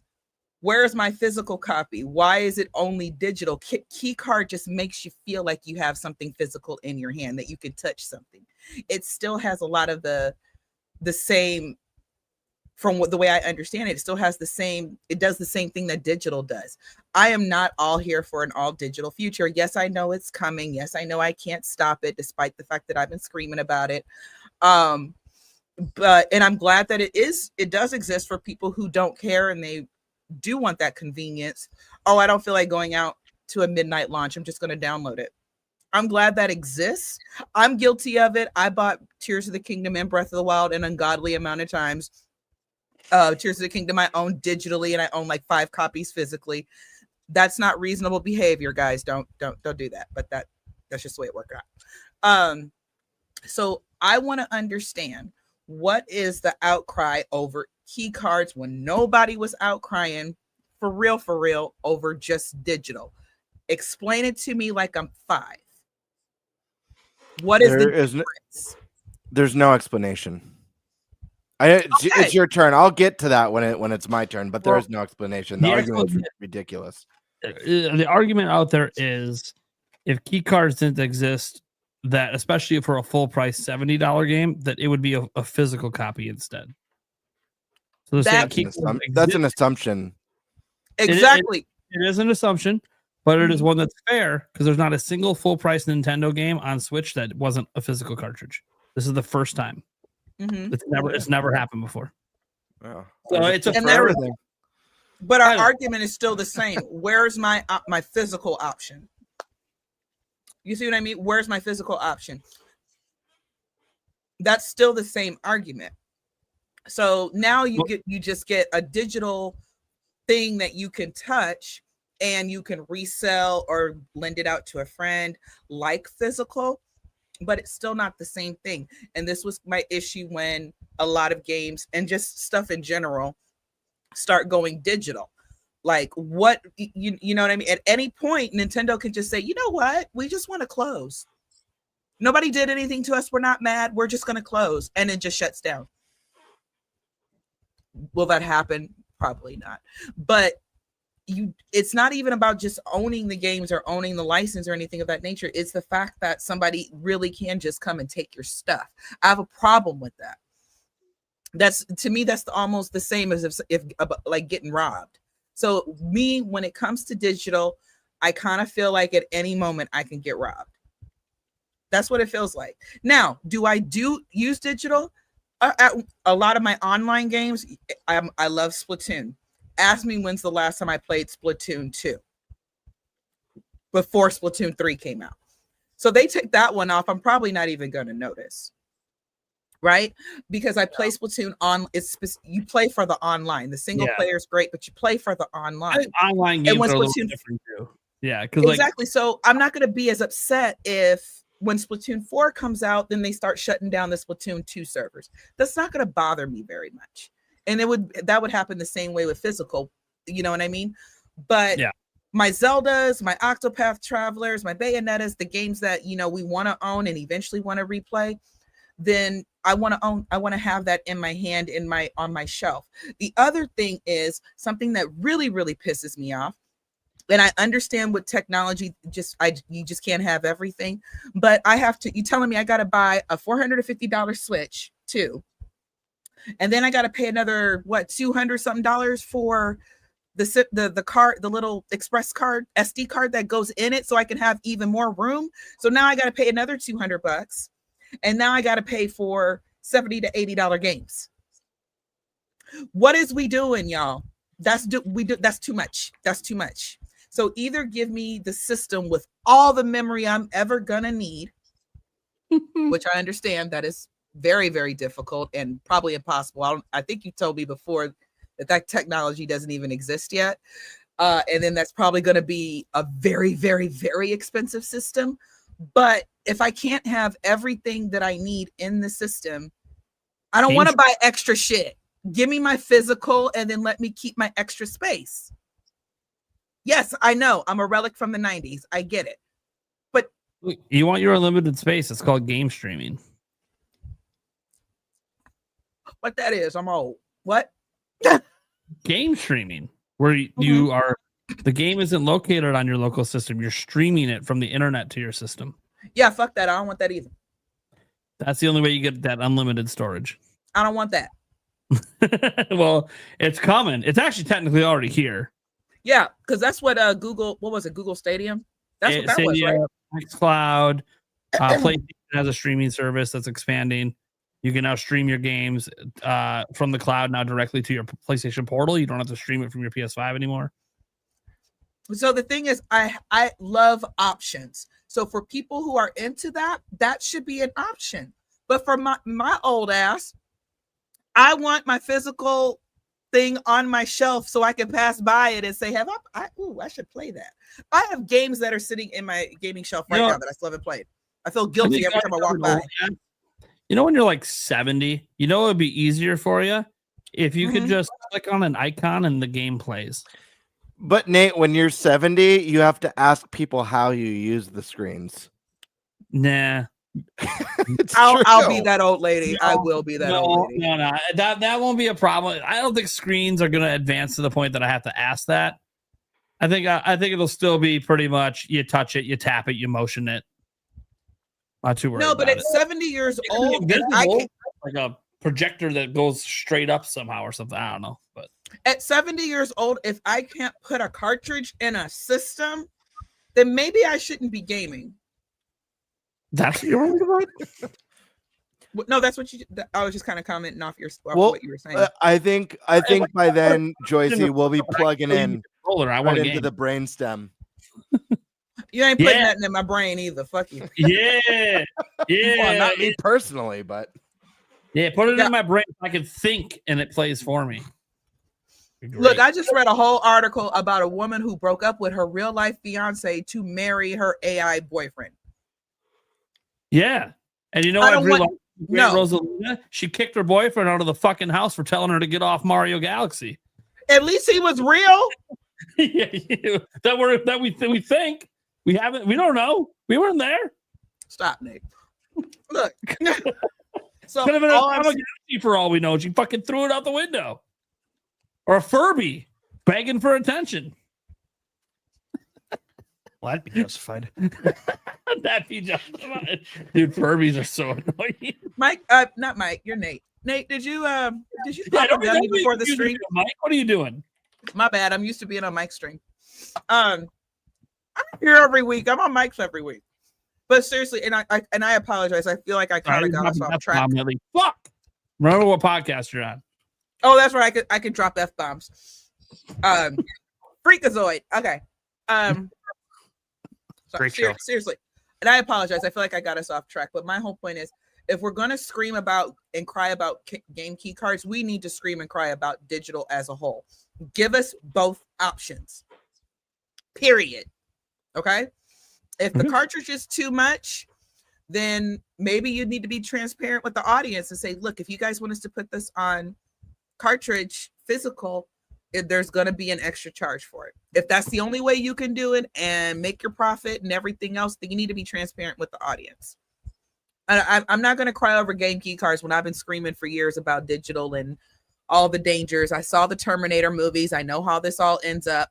So I'm not big on digital personally, except for games that I know I'm probably not going to play again. I can't tell you when I'm ever going to play Splatoon 2 again. And even then, in a sense, I'm losing money. All right. Well, damn. Are you going to start talking sexy to the audience? Because I can leave. I got Vinny for that. No. I sort of thoughts on those stuff. Sorry, I'm done ranting, y'all. I'm done. I didn't know where you were going with this. I don't know where I'm going at all, period. I just want to start with, it's getting late here, so I'm getting a little sleepy. But I forgot about the fact that they can just like pull your game even if it is a key card. I did forget about that. I was mostly thinking about like the fact that you have to download it, because you have to do that on Xbox and PlayStation anyway. So the whole game keycard things, to me, I'm just like whatever about it.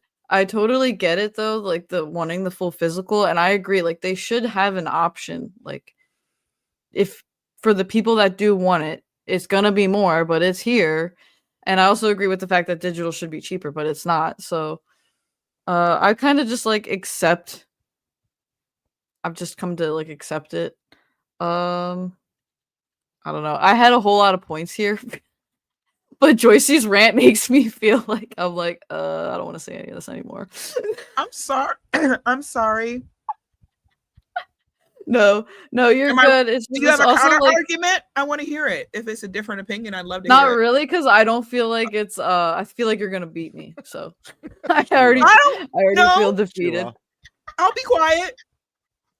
I won't say anything. No, it's mostly like the fact I forgot about them being able to like do stuff about it. But I really feel like they only are gonna do something with your game if you do something illegal, and most normal people aren't doing anything bad with their games. So I personally don't feel like it's that big of an issue.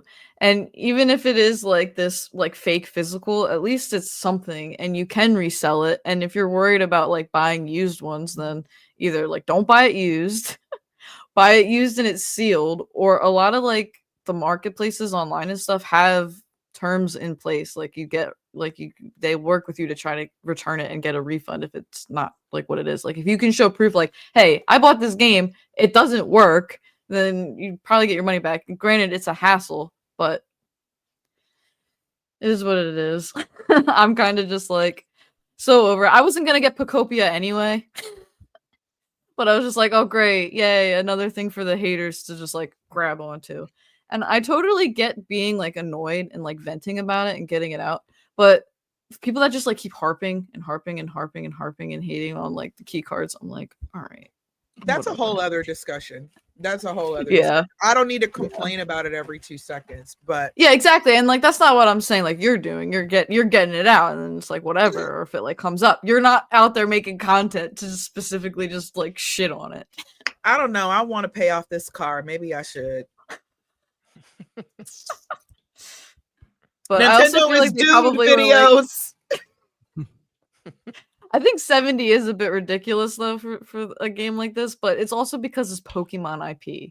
Mm-hmm. They're gonna get away with it. Like the new Mario, new Zelda's probably gonna be 80. If they did 80 with Mario Kart, they're gonna be like, we can get away with it. So I feel like that's why they do it, and I don't, agree with that. 4 is or, like, gonna back be it up, 80. You think? Splatoon 4 is gonna be 80. I'm telling you that right now. Interesting. Remember, Splatoon 3, even though, in my opinion, my very humble opinion, Nintendo didn't ask, Splatoon 3, but that opening weekend made like what, 10 million? They sold 10 million, I mean. True. It hasn't moved very far from that 10 million cents. Yeah. Had they dropped the price a little bit, they probably could have brought in some new people who were curious about it. So now that they're going to sell it at 80, it'll probably do 10 million again, because all of Japan plays Splatoon. All of Japan plays Splatoon. Yeah. They're going to do 10 million again, but are they going to do any more than that? No. And at $80, nobody's going to really want to just probably go in and just, let me just try it, Yeah. So, I mean, I'd probably still buy it because I like Splatoon. Oh, I don't want it to be 80. You want to do a bet, Joycie? Because I agree with you. I'm going to buy it for 80. No. I don't think it will be 80. I think it'll be 70. I bet you some candy corn is totally going to be 80. Candy corn? All right. I don't like candy corn though. So then what do I get? What kind of candy do you like? Werther's? Yes. What? No. You don't even know Werther's. 27. So? Werther's are tiny. Candy is for everybody, honey. Yeah. What are we doing? Yeah, what are we doing? Those little strawberry things, whatever they're called. The grandma. Those are good. Nasty. What I'm the devil here now. Now I'm the villain. Wait. I'm stealing Game Bird's role tonight. Candies, guys. I don't have a mustache to twist though. I gotta know, what's your favorite candy? Well, anything with peanut butter in it. So like I like Reese's. Reese's. Take Fives. I will send you some Reese's. Oh, You like, Peanut You butter like cups. take fives? You No, don't you like like take fives? you like Reese's Pieces? Reese's? Yeah, anything with what's wrong peanut Reese's butter. Ugh. Reese's Pieces is the bomb. I love Reese's Pieces. Game And by sit in the the way, corner, Bird. what? I'm just being villainous. I'm just being Oh. villainous. If Gamer hates peanut Alright. butter, I was like, am I gonna have to change my I'm gonna opinion reach on out- I'm gonna Chamber? reach He out to doesn't all like you and peanut have a break butter. and lather your pillow in peanut butter quick. Okay, Alyssa, here's the bet. All right, It's Splatoon 4. If Splatoon 4 comes out at 80, all right. I'm not gonna want candy corn because I only want it this time of the year. But you can send me some Airheads. All right. If it's not 80, I will send you Reese's peanut butter cups. All right. Sounds good. All right, bet. Clip it. And now somebody remind us because I'm gonna forget in 20 minutes what we just said. What? No, my audience never forgets. Right. If you Yeah, right. you No, can't, they tell. won't. They remind No, every right. single bet every single time. Yeah, Every especially single when you time. forget the There you ending go. of Zelda All right. games. We Okay, never that really was not a forget about bet. that. It wasn't a bet. It Anyways. doesn't have to be. I'm kind of curious if what the audience thinks. Can somebody do a poll? I'm not streaming. What for the price? Yeah, Splatoon 4, I did a- 70 or 80. Sure, I'll throw a poll up. Yay. Thanks, Nate. Yay! Thoughts on Pocopia, price, key cards, etc. I don't give two shits about this game. I don't give two shits about this game. What about Yeah, the that indications too. that there could be more Nintendo key cards? It's not an actual like full-on Nintendo game. There's other people involved. So Well, I'm not- what about Fire Emblem? There's other people involved. Kirby, there's Yeah. other people involved. yeah. And So, the point? do you have any concern about those being key cards? no, Why? one, I don't care. Okay. So, Yeah. I mean, the statement really is Yeah. it doesn't matter to you because you don't care about key cards. It doesn't No. bother you. No, I mean, I buy physical, and it's kind of willy nilly on when I buy physical and when I buy digital. Kind of the bigger franchises, it's like Mario and Zelda and stuff like that. I like to get physical, but Mario and Everything- Zelda, you like to get physical? I do. I love getting physical with Zelda. Oh yeah. But then 30%, right? right? What's 30%? Boobs. Don't worry about it. My 30%. Oh, we're talking about tits again? Yeah. I thought that was just a pre-show thing. Make a new It's poll. supposed to be like an inside thing. You guys throw inside stuff in there about the Put them chats down. and stuff, and Dude, the audience All doesn't I heard know. was boobies, and I'm like, okay. This show's picking Now up. Nate's paying attention. Now, Whenever we we- need Nate to listen, we just have to say boobs. You're now getting close to midnight Eastern. It is time to let the boobies become part of the conversation. It is what it is. Who doesn't like a nice pair of melons? To be fair, it wasn't even me that brought it up, so don't get mad at me. I'm just going with the flow. All right. So yeah, no. For physical like games, I just like the big major franchises. Other than that, I am more on the digital side. It's kind of inevitable that this all digital future is coming, and I mean, it sucks to a certain extent, but I can't change anything. It's not my choice. Yeah, All right, so Eric doesn't care. I don't care. Cool. About any of it. Moving on. Boring topic for Eric. Hey, Banana Man, why aren't you calling him a shill? He doesn't care. Ooh, shots fired. Well, Part of it is also Nintendo's own fault because they've only offered one size cart. Maybe there would be some other of these games that were key cards that, if they were offered multiple different cart sizes. but I in don't this case, Nintendo's the one publishing it, so that's not the excuse. It's not, but I'm saying for other ones. I don't think they. I'm going to be completely honest. For the AAA games, even if they offered like other card sizes, I don't think they'd use them anyways. I think they'd still go with key cards if it's an option. They like to maximize revenue hugely. I don't care. Much as Joycie J wants digital copies to be cheaper, they ain't doing it. They're not. It'll like never happen. No. Um, I think all they right. should be. Or I'm sorry. One more thing I wanted to say, and I'm sorry. I know Stash and Birdie haven't said anything this whole stream. I'm sorry, but I was going to say now Here. The other thing that would make physical a little bit more appealing in the sense of it would be worth the full price is if we actually brought back game manuals. Game manuals were so lit back in the day. So as a relic from the late 1900s, I just want to say, if you say that it's a little, we're going to have to make it a little bit higher price in order to put it on the cartridge. And then throw in a game manual. Yeah, I'll pay probably some good money for that. So yeah, okay, I'm done. I'm sorry. I'm going on mute. I know now you get those in like deluxe editions and collectors. It's so dumb. It's so dumb. Oh, collector's edition. We give you a game manual. Motherfucker, that was part of the game price back in the day. Anyways, Game Bird. Yeah. I think a lot of the discourse regarding this is silly, primitive, and immature. I feel like the key card thing is a non-issue. And I find it really interesting too. Like, don't get me wrong, part of me gets it because I know a lot of it is fear induced. There's a lot of fear being in such a small minority of people who care about physical media. I'm in that minority. It's been very hard for me to let go of physical media, and I'm still buying I've been buying on Switch 2 every core release physical. Third party, I've been letting myself embrace the digital age with rare exceptions. So I understand the fear part of it, that nostalgia, but we are a dying breed. The vast majority of people who collect media or are interested in movies, music, games do not care about physical media. They don't want to change discs. They don't want to change cartridges. They don't want to worry about things going missing. They don't want to have to carry stuff with them when they travel. They want everything in one spot, everything everywhere all at once is what people want, especially the youth.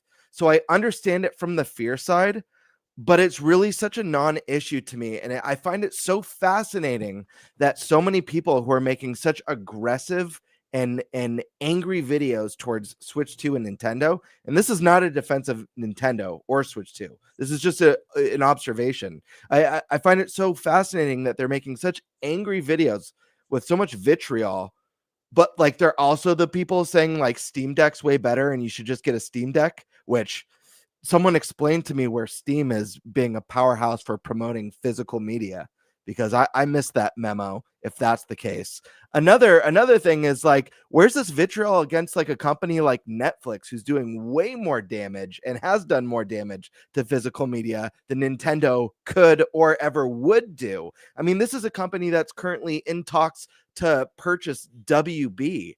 That would take WB movies permanently out of theaters. I know that's not physical media. They'd own the rights to WB games that's, you know, anything DC, Mortal Kombat related, anything from HBO. Say goodbye to any of those like future, if they won this deal, any of them even doing anything with those games, because Netflix already tried their hand at games and it didn't work out because they don't care about games. And if you think they're going to care about games if they buy WB, guess again.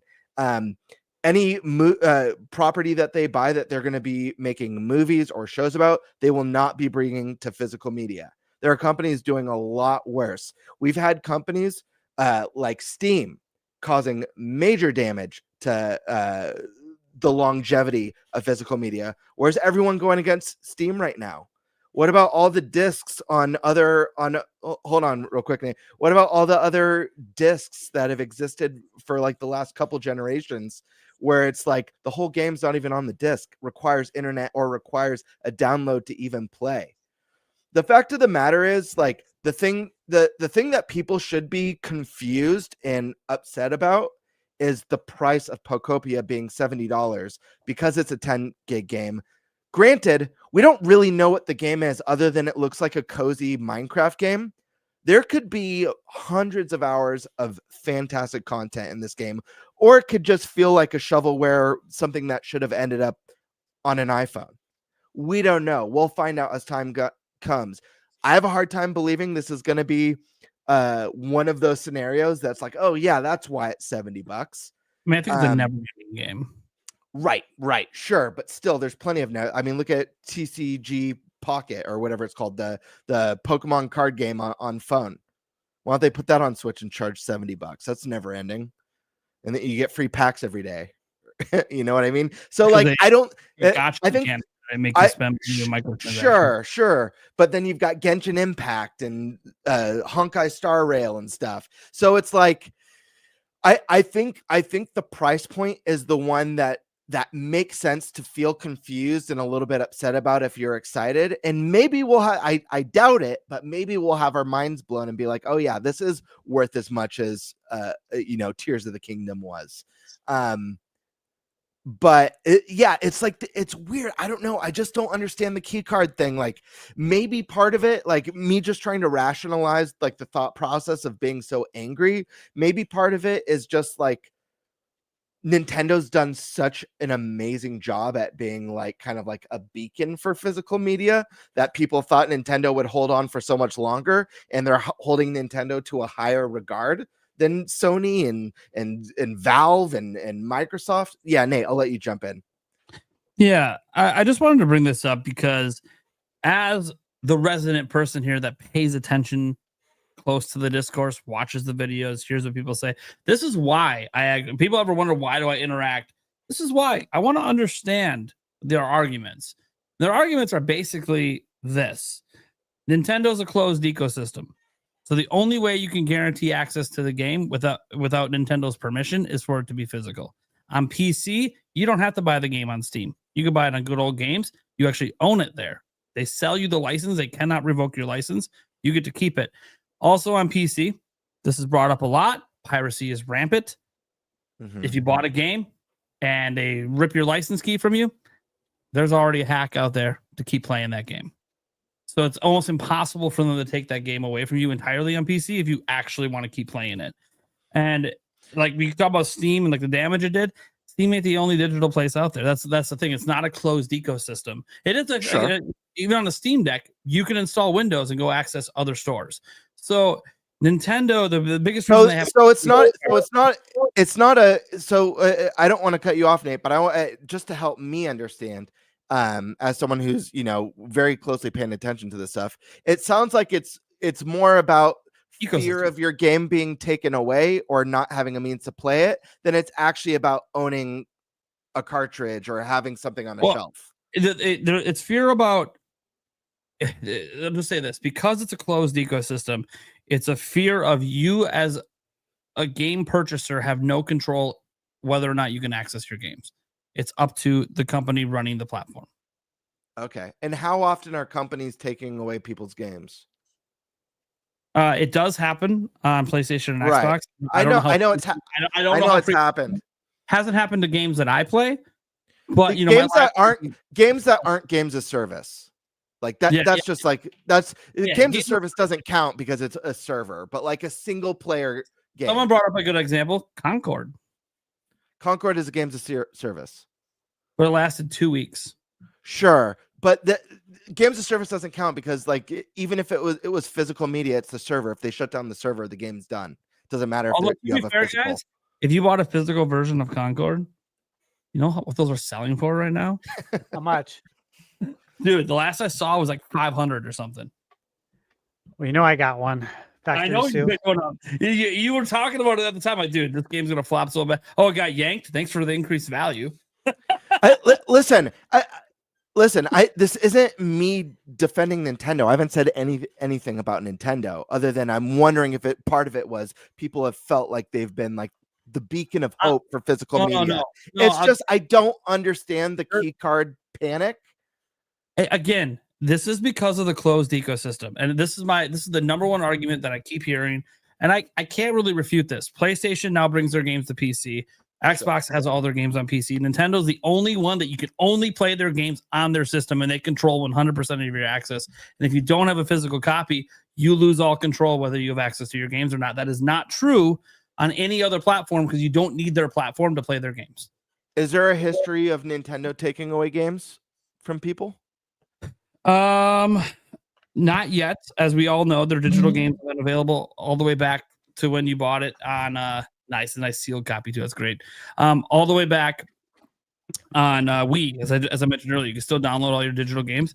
They haven't done it yet, but it's the fact that we've seen servers get shut down. We've seen Sony attempted to, and then they stopped because they had so much backlash trying to shut down the PlayStation 3 servers. It's just that fear that it's going to happen someday, and they're probably not wrong. It probably will happen someday. Oh, I'm sure it will. I'm just curious, like, because like the vitriol is so gnarly against key cards that like I said, for me, the bigger, like, the thing that people should be talking about, and even this I think is overblown, because like the idea of like grown adults like getting into vicious arguments over video games is so primitive to me. It's like, dude, you've got stuff affecting you in your daily life that's a lot more important, whether it's putting food on the table for your family or whatever it is. Podcast? You want to make a difference, like, I know we don't talk about politics, but like, go vote on a local level for like, go to your city council and talk about stuff you're passionate about. So like, dude, it's video games. It's not that serious. And yes, I understand, like, obviously no one wants stuff taken away from them. I don't. I'd be extremely pissed. So I hear you for that. There's not a precedent for it yet. And I'm sure, like you said, I'm sure it'll happen eventually. Luckily, Nintendo's not a big games of service company, so you don't have to worry about servers shutting down. There is even the few they have, like Splatoon, they just have new versions that come out. Yeah, absolutely. They just keep growing it. So, yeah, I don't know. Like I'm interested to see what Pokopia actually has to offer when we see more, especially more so now than ever, because it's 70.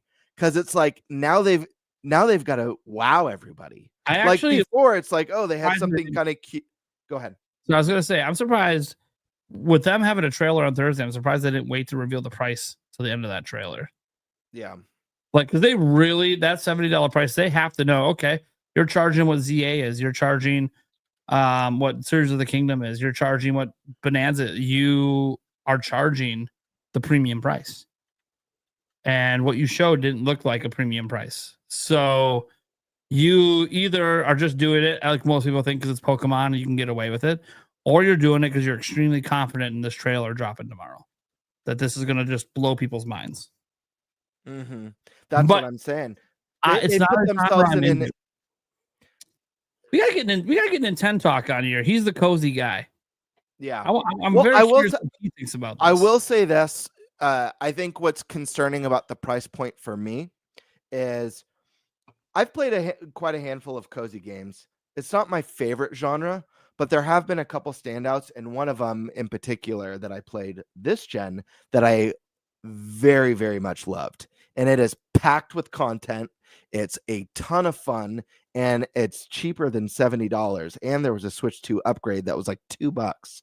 And that's Fantasy Life. The new Fantasy Life game is phenomenal. It is a blast. It's like playing a cute Zelda style cozy game with skill trees and tons of different jobs and bosses and quest lines and an overarching story. It is like, if you're not sold on cozy games and you want something packed full of content that kicks ass, that's the new Fantasy Life.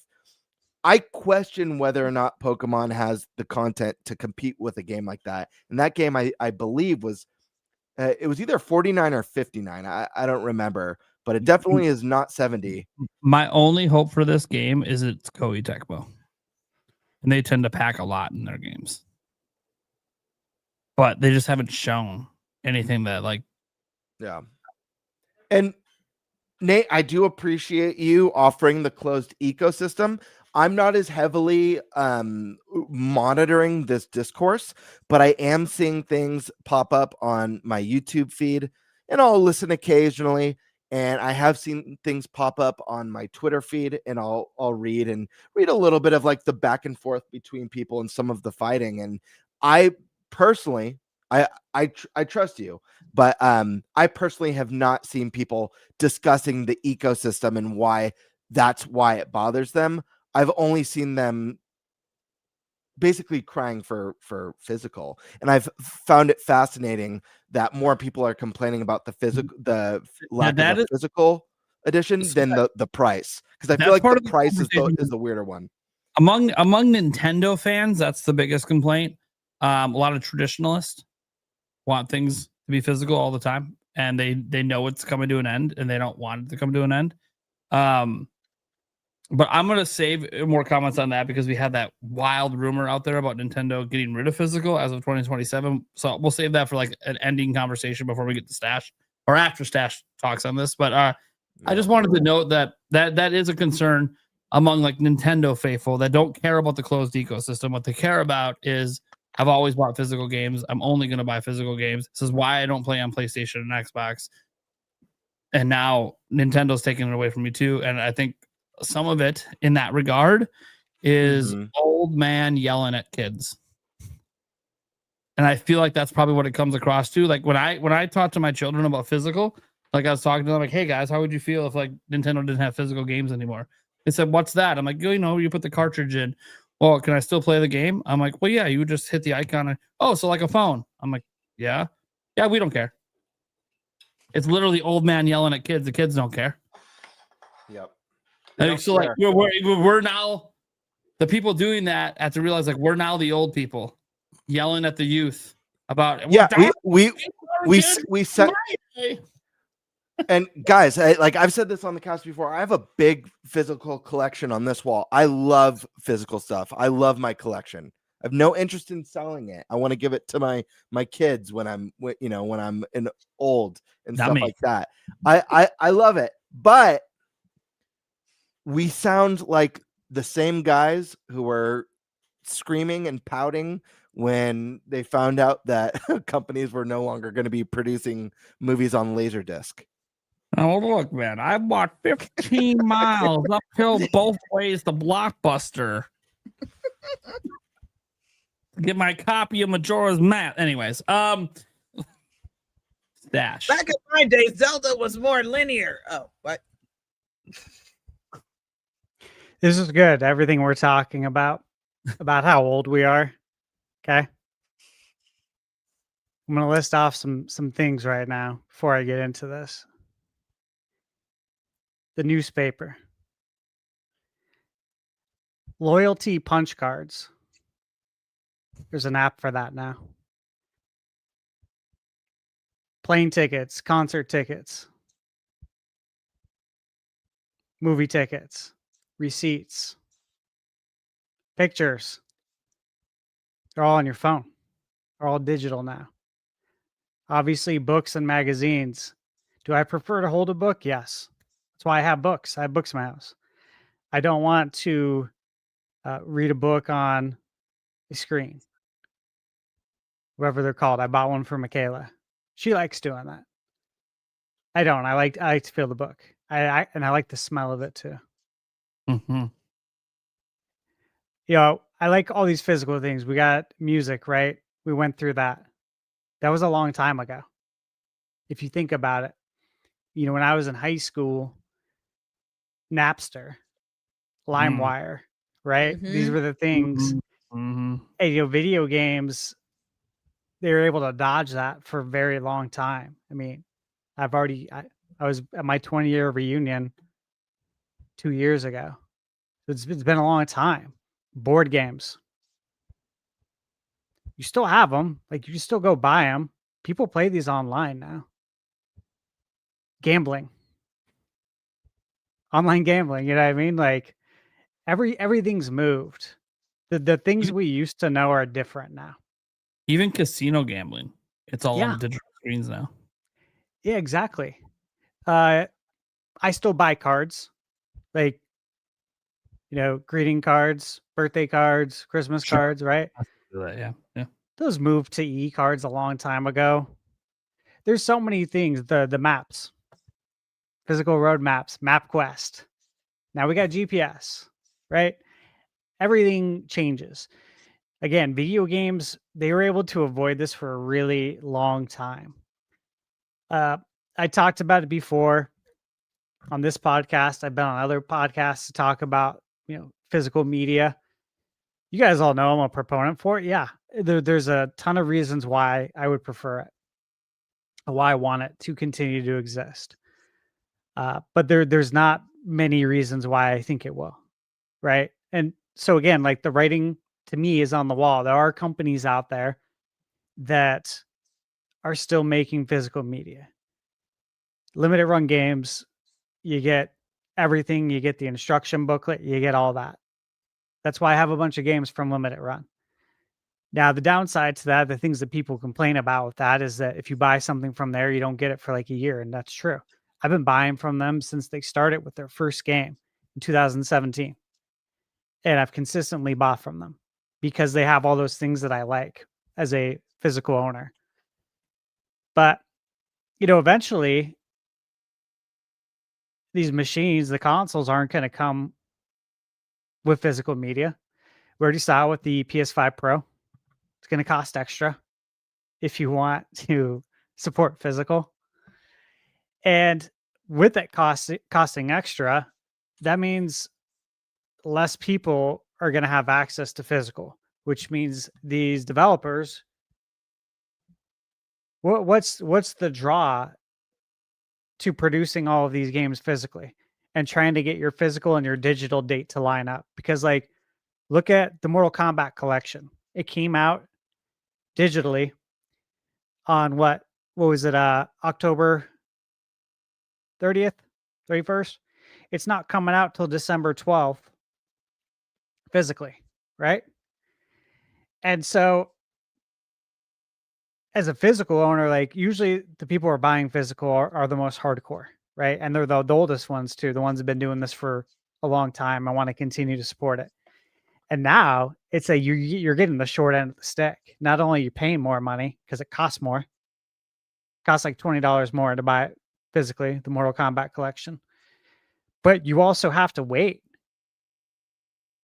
like another, was it 6 weeks to get it physically?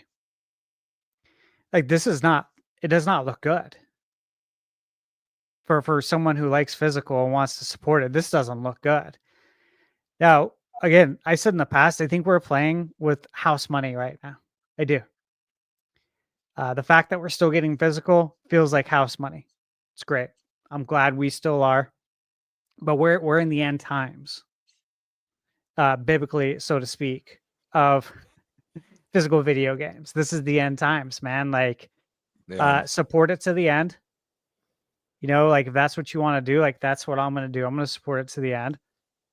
As far as like when I'm on social media, of course, on Twitter, like I'm there for the news, right? All the video game announcements, all that good stuff.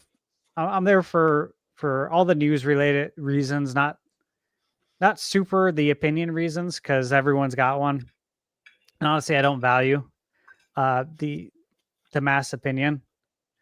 And we all know what the mass opinions are. It's very poor complaints. And I just don't want to hear it, because look, the fact is like this isn't uncontrollable. And I always talked about it for literally decades, since before I started managing. So I was in my late teens. Like you have controllables and uncontrollables in life. This is an uncontrollable. We don't have control over this. I don't think any sort of campaign is going to change that. No sort of drop the price campaign is going to change this kind of thing. And, hey, more power to everyone who did that. It was a nice try. I never thought that was going to work. It's more or less, I thought it was kind of annoying, because like you can spend that time doing something else productive, or you know what, beat a video game. Because I was on another podcast as well, and it was on the Communication Era podcast with John Ebo, and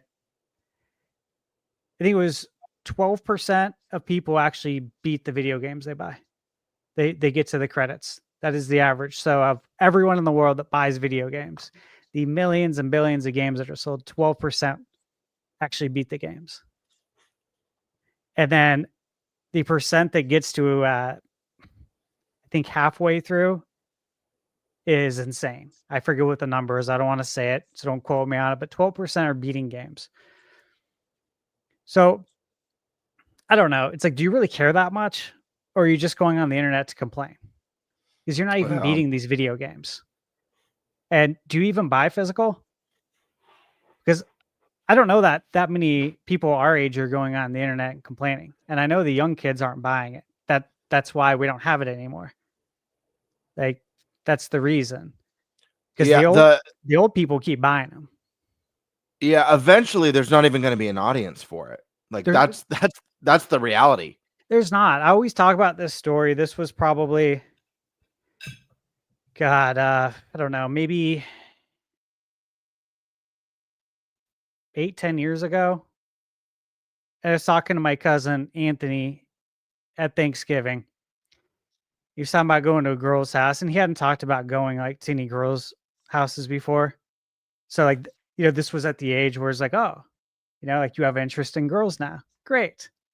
This should be interesting. I wonder if we'll hear any interesting stories. And he's talking about like watching movies over there, and I mentioned to him something about what movie you're going to bring over. He's like, he just looks at me like, what do you mean? What movie, like, am I going to bring? I was like, you said you guys are going to watch a movie. Are you bringing the movie over? Like, I just, rephrase the question for him. And he's like, hey, I don't have any movie to bring over, like, in my hand or something. I'm like, what are you going to do? Like, cast something from your phone? Or like, you going to bring like your Xbox? You got movies on like your hard drive? Because he's an Xboxer. He's an Xbox gamer. He doesn't play PlayStation or Nintendo. He's a big Xbox. Because that's what all of his friends play. And he just seemed completely dumbfounded. And again, this is 8-10 years ago that I would even suggest doing that. And he's like, it's not like she has, like a Blu-ray player or something in her room. Like, how am I going to even do this? And I'm like, I don't know. I guess I didn't think about the fact that people don't have even a device to play this physical media on like a movie. Like, It's true. It's Okay. true. People legit don't have DVD players and Blu-ray players. Usually the only people who have those are people who have consoles that have disk drives. It's wild. Yeah. So I think it was interesting for me because I'm like, again, this was a while ago. And that kind of hit me like it died right here. Like it died with you for sure, with your age group. He's in college now. So that age group, right? It's over. They don't care about that. They don't want it. They don't want the extra stuff. They'd rather go the minimalist approach, a lot of them. Everything behind me doesn't mean shit to them. I'm curious, not to cut you off, Stash, but Alyssa, I believe you're the youngest person on the show tonight. Do you have like a DVD or Blu-ray player, or like people friends within your age range? Do they?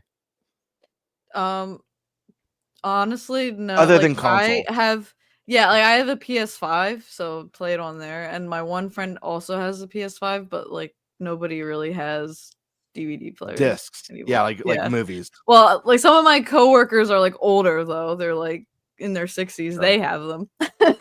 But like none of the people around my age, unless they have like a PlayStation or an Xbox, they don't have. Well, it's crazy because, and I'm going to swing it back to you, Stash, but you make such an interesting. I love that you shared that anecdote about your cousin, because even my parents, and they struggle with like new technology. Oh, can you help me get this set up? I can't. Been trying to figure it out for the last 3 days. I can't figure it out. But they don't have a DVD player or a Blu-ray player anymore. They got rid of it when they discovered like Netflix and Hulu and stuff. Like, oh, this is great. I have everything's right here. We don't need this anymore. So even them, which is wild. Yeah, it is wild. And like, look, again, I mentioned before, about all these physical things that have turned digital. Obviously, there's lots more, and I like all of this stuff. Yeah, I picked up the newspaper every day in middle school. So this is in literally the late 90s. I was reading the sports page every morning in art class because I didn't care about what they were talking about. I just wanted to read about what happened with the Suns game and read about the editorials. I have my video game magazines. I just didn't care, right? But all that stuff is very much, it's going to be a thing of the past, just like we are going to be a thing of the past at some point. And it's up to the young kids on what they want. They've proven they don't want it. The numbers show it. The numbers are crystal clear outside of Nintendo. And again, all the old heads are with Nintendo. A lot of us are. And like Xbox, I think is 90. I thought it was 92% digital. And then I know Sony went up over the last year. Previously, I thought it was 82%. And I think it's more like 80, 89 now. So again, this does not make sense financially for developers and publishers to put these games on store shelves. It doesn't make sense for the big box stores to buy them, for them to sit on the shelf when they could put items there that will actually sell. Because when it just sits on the shelf, it gets discounted and then they lose money on it. So someone's losing money somewhere because there's not a big enough market for it anymore. And then the old heads, there's some that are saying, hey, you know what? I already see what's happening. I'm going to bow out. I'm bowing out this generation. I gave it a good fight. I have a big collection. I'm okay walking away, right? Like we're going to see a lot of that. We're already seeing a lot of it. So again, this is an uncontrollable. This is going to happen. It's already happening. If you want to support physical to the very end, limited run is going to be obviously a great option. But again, you won't get your game for a long time. And if you really want to play it, which I presume you do, you're going to have to double dip. That's what I've had to do if you want to do that. And the last point I'll make too is that, look, a lot of games that I play don't even see a physical release. I play a lot of indie games. They don't even see a physical release. And what I find interesting is that a lot of the indie developers that I've talked to a lot of the actual creators of games. It is their like life goal, their dream to have a game released physically. That's a huge deal for me, especially with Nintendo. So many of the indie developers I talked to that released their games on Nintendo were like, yeah, dude, it's been my dream to have my very own video game sitting on a store shelf in a Nintendo box. And your game obviously has to do really well for that to even be a reality. So they would be the ones to really continue to push for that, but they don't have the funds, the marketing. That's not going to happen. So yeah, it's going away.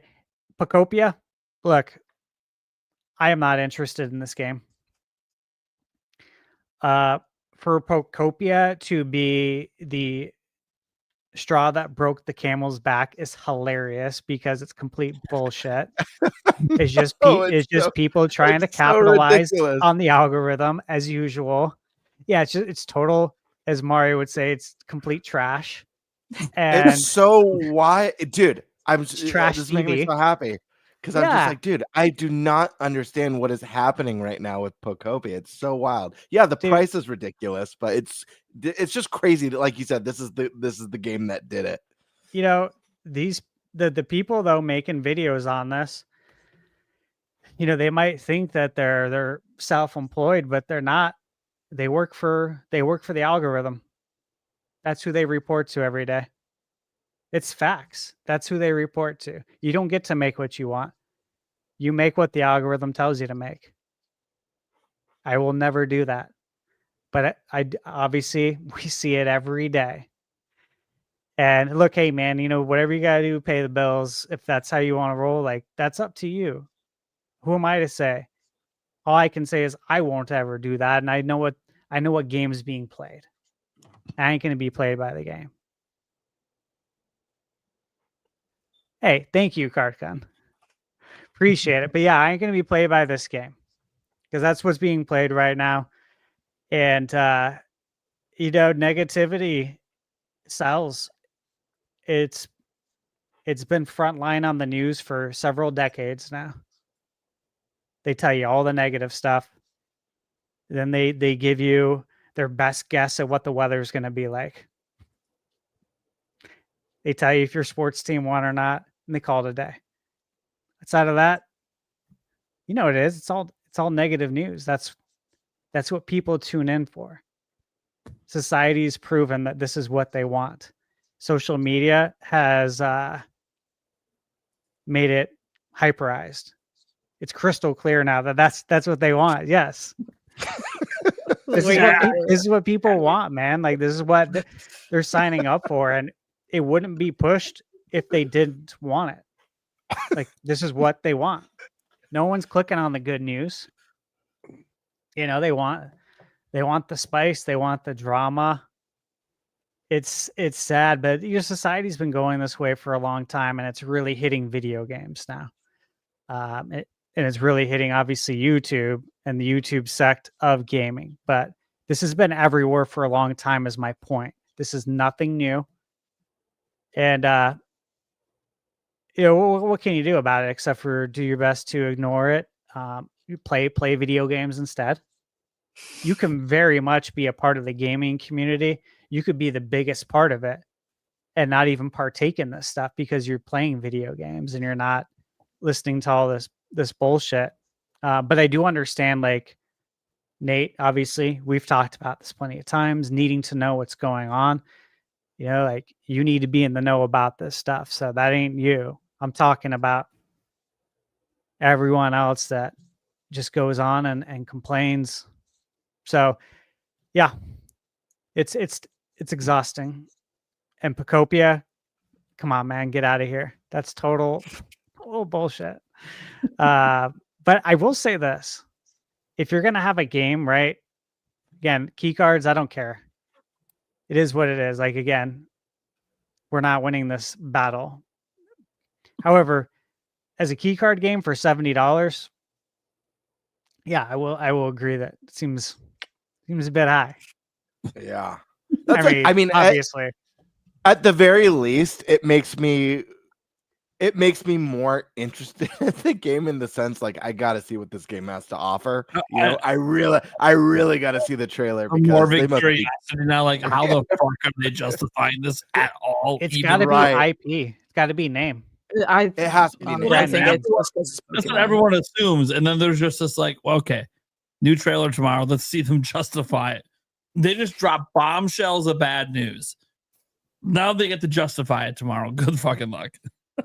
I mean, yeah, I feel like anything Pokemon this gen is just going to be like, it's like a toxic brand this gen, just having the name Pokemon, You know what I feel bad for? The Pokemon fans that end up loving all of these games. They buy them all. It's a great value to them. They've sunk hundreds of hours in. Yeah. It brings them genuine joy.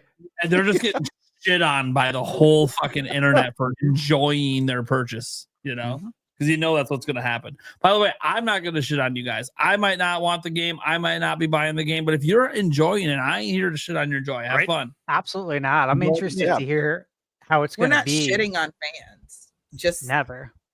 Just I guarantee you, like, here's the thing, guys.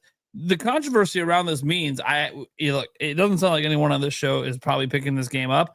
We're going to have to ensure that we have someone on the week after it comes on to talk about the game, to try to tell us if it's good or not, because we're not going to play it. At least it doesn't seem like it, unless something crazy happens before. What about Pokemon fan? Pokemon fan on. I also don't know if we'll get it. Yeah. What? Yeah. I don't know if, like, there's a possibility we can have that, like, sent to us by Nintendo. I don't know, because it's like, it's with the Pokemon company. Probably after all of us said we don't give two flying shits. I can tell you. All of us are like, fuck Bacopia. Send us a copy. So Nintendo does send Pokemon games. So their PR company handles Not that. anymore. Not us.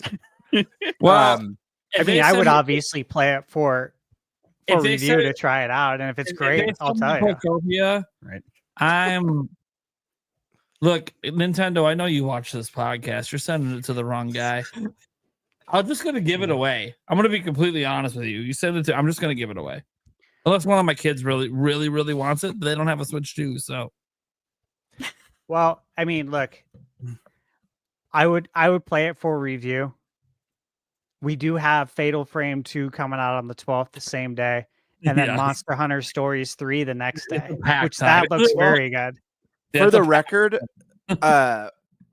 record, I will be purchasing Pokopia. I have a son who loves Pokemon, like loves it, and one of his favorite games. Two of his favorite games are Minecraft and Animal Crossing. Did he see the trailer and get excited? Yeah, he saw the trailer. He got unbelievably excited. You should get impressions from him Oh, absolutely. and share it on the show. I'd be interested to hear. Yeah. Get How his old thought. is your son, if you don't mind 8 my years old. asking? Oh, Yeah. yeah. Oh, Yeah. totally Dude, good get the notes from him. impressions. Dude, get the notes from me. Oh. Like, The last thing I'm gonna tell my 8-year-old son is like, no way, it's a key card. I don't support that. No, Not to mention the fact that it's $70, the same price as Tears of the Kingdom. Give me a break. And Right? you're wrong for enjoying it. you come on, you're like, look, yeah, you come on the impression episode, and you're just like, look, I watched my son play this game for like 20 hours. This game is fucking bullshit. I'm like, dude, or I'm like, dude, I gotta worst level with you. fucking video This game I've ever is the seen. best. What if I was like, guys, I gotta level with you? It's the best fucking game I've ever played. Right. It's like the worst thing ever. They said, but hold on, I didn't actually play it. Let me get notes from my son. This is the greatest thing ever. Fuck. Yeah. This is a game Michaela would probably like as well. So I gotta show the trailer to Yulia and see if she's even digging it. I will say Yulia's been playing a lot of Age of Imprisonment lately. She's literally playing it right now. Quite Because she's literally. an amazing person. But she's also gotten into like Supermarket Simulator lately, and she's all over the place with her gaming right now. So it's That's great. awesome. Yeah, it's I great. thought you were a supermarket sweep. One And of the she best likes shows Animal ever. Crossing as well. You know, we stopped playing Animal Crossing because we only had the one copy. We were doing the whole game share thing, but the Nintendo totally killed. So, yeah. So I'll show and see if she has any interest, because Nintendo sends me a copy and she has interest. I guess I'll regrettably install it, but I'll make sure my profile never loads that fucking game. Yeah, I would totally play it for a review. I'm got like, no honestly, interest. I'm a good person to play it because I don't have interest in these games. So if it's Watch them good, pull a fast it's one on good. Watch them pull a fast one on us.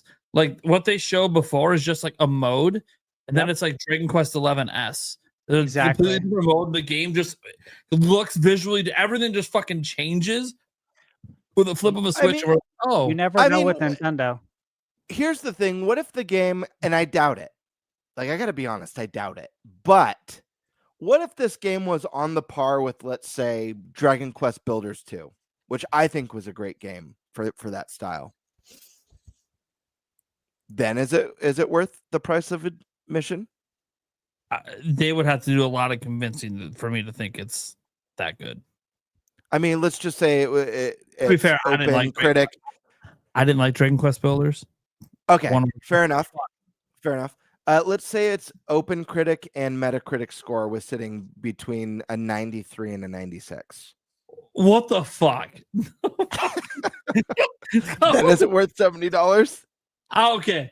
You know what? If Nintendo, you send me a free copy. If it's like a 96 on Metacritic, I out of morbid curiosity need to know how the fuck this became a GOTY contender. Because no fucking way. There's no fucking way. It's gonna be like a 70 or a 60. There's no fucking way. Could you imagine though? It just lands on a Everyone's 96. just bashing this fucking game and it wins GOTY next year. Beats out GTA. What the fuck is happening? Oh my god. Nothing's beating GTA next year. Dude, the internet would go fucking wild if Pokopia beats out GTA. The only thing that's beating GTA next year is possibly the calendar. Yeah, What if if they GTA release it too late, or if it slips to the next calendar. What Yeah, if I kinda think GTA is it's great. awful? I doubt What it. if it? Well, What if listen, it's I'm not just saying that it's visually going to great? be. I'm just asking, like, what if it can't live up to the hype or expectations? Unbelievable hype. Because still the hype think is it's like the hype it like think about what happened when Cyberpunk launched. Like the amount of like hype is like this is going to be the most next gen experience that you could ever possibly have, and then it was like PS1 visuals for like anyone on PS4 in a broken mess. It was like a disaster. Well, that's why they're delaying it so much. Yes, of They're course. trying to make it not. I think if it would have released this year like they planned, it probably would have been a disaster, and they know that. So it's because the level of polish needed for this game that has that many employees is insane. Yeah, like look, even if it doesn't live up to the hype, because maybe it just literally can't. I still think it's going to be like a 90s rated game and be the front runner for Game of the Year. I don't even know if there's anything that can come out next year that would have a fighting chance. Maybe a 3D Mario that somehow hits 97 again could potentially make an argument. The masses wouldn't accept that. Well, regardless if it was true the or not. masses might not accept it, but good thing it's not the masses. Yeah. You know how the Game Awards work, it's the media. Yeah, and people get upset about that, and I actually think it's better that the media is voting GTA 5 over the GTA public.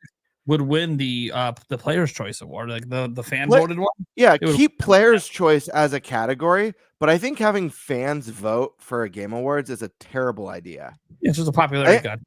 It's not only is it a popularity contest, but think about, I mean, first off, Stash just pulled out a statistic tonight about only 12% of gamers finishing their games. Secondly, even taking away that statistic, what about like the percentage of games that come out a year compared to the number of games you play in a year? I got a question. If What do you 100 think- games come out in a year, every year, let's just say hypothetically, or I'll lowball. Let's say 40 games come out every single year, and that's it. How many people play all 40 games to completion, or play enough of all 40 games to have a valid argument as to who should get the nomination and who should win and why? 5 people. So keep your Players' Choice. That's good. But like people saying that it's like ridiculous and it should be the fans voting. Well, then you better step it up and start not only playing everything, but finishing everything every year. It would be easier if it was filled with people like Stash who can be unbiased, you know. But my concern is with the people that are voting, that they're not, you know, that they are biased. And it's like, oh, I don't care how good this Mario game is. Fuck it. You know, we're going to vote for the super chat comes in where it talks about the gaming media is more corrupt than the fans. That is a very popular take out there. I counter with X, Reddit, and every social media in existence. I've seen what the fans are doing. It's not any better. Well, that's the problem is that you can't find people that you can honestly count on, rely on to like be honest and unbiased. And if you look at it, I started reviewing games because I don't trust the gaming media, and I have a million reasons why I won't get into. But then you have fans though that go on, what is it, where they try to tank the review scores. What is that on Metacritic? What do they call that? Yeah. Review bombing. Dude. Oh, that. It's like, you can't be trusted to give an opinion. People you're trying to cancel a game. What are you doing? People put zeros on titles, like and people putting zeros on Tears of the Kingdom. Like, sometimes it how is it a zero? Sometimes it has nothing to do with the quality of the game. It'll just be like, oh, well, this fucker, like example, Pocopia has game key card. Fuck that game. I haven't even played it. Fucking 00000. It's like, okay, so nothing about the quality of the game. Just all that tells me is that they didn't play it. If you put a 0, you didn't play it. Period. Because if you played it, first off, if the game boots up, it's not a 0. Henry the hamster isn't even a 0. And I'm not even being funny this time, Nate. It's not even. No. I'm not being funny. Hear me out.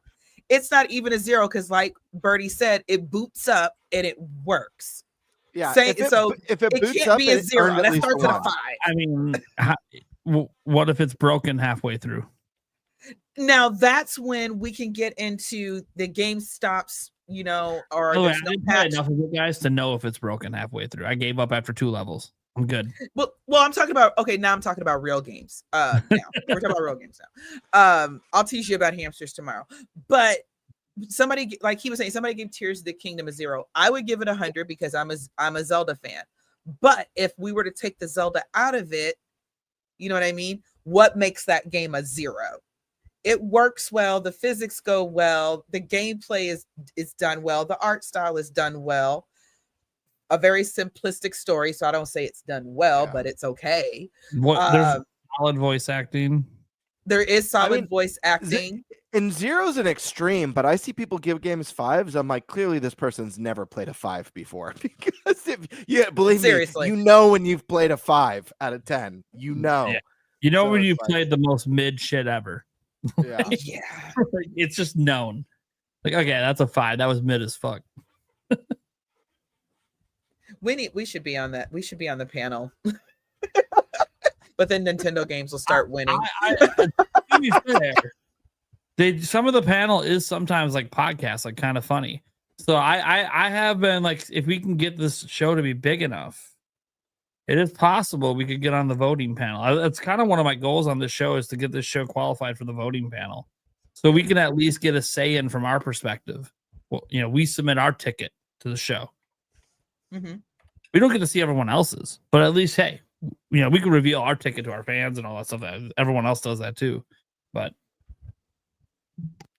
would be nice. I don't know how big we got to get in there. I mean, I know how big some of these other shows are. We're not close to that yet, but give it some time. Here's a good, not unbiased opinion. Age of Imprisonment is not a 10 out of 10 game. It's not. Does that mean I like it any less or love it any less? For me, it's my personal goatee. But if somebody said I had to be on this panel and judge all these games, I'm like, oh yeah, we're just going to take that one off the list altogether.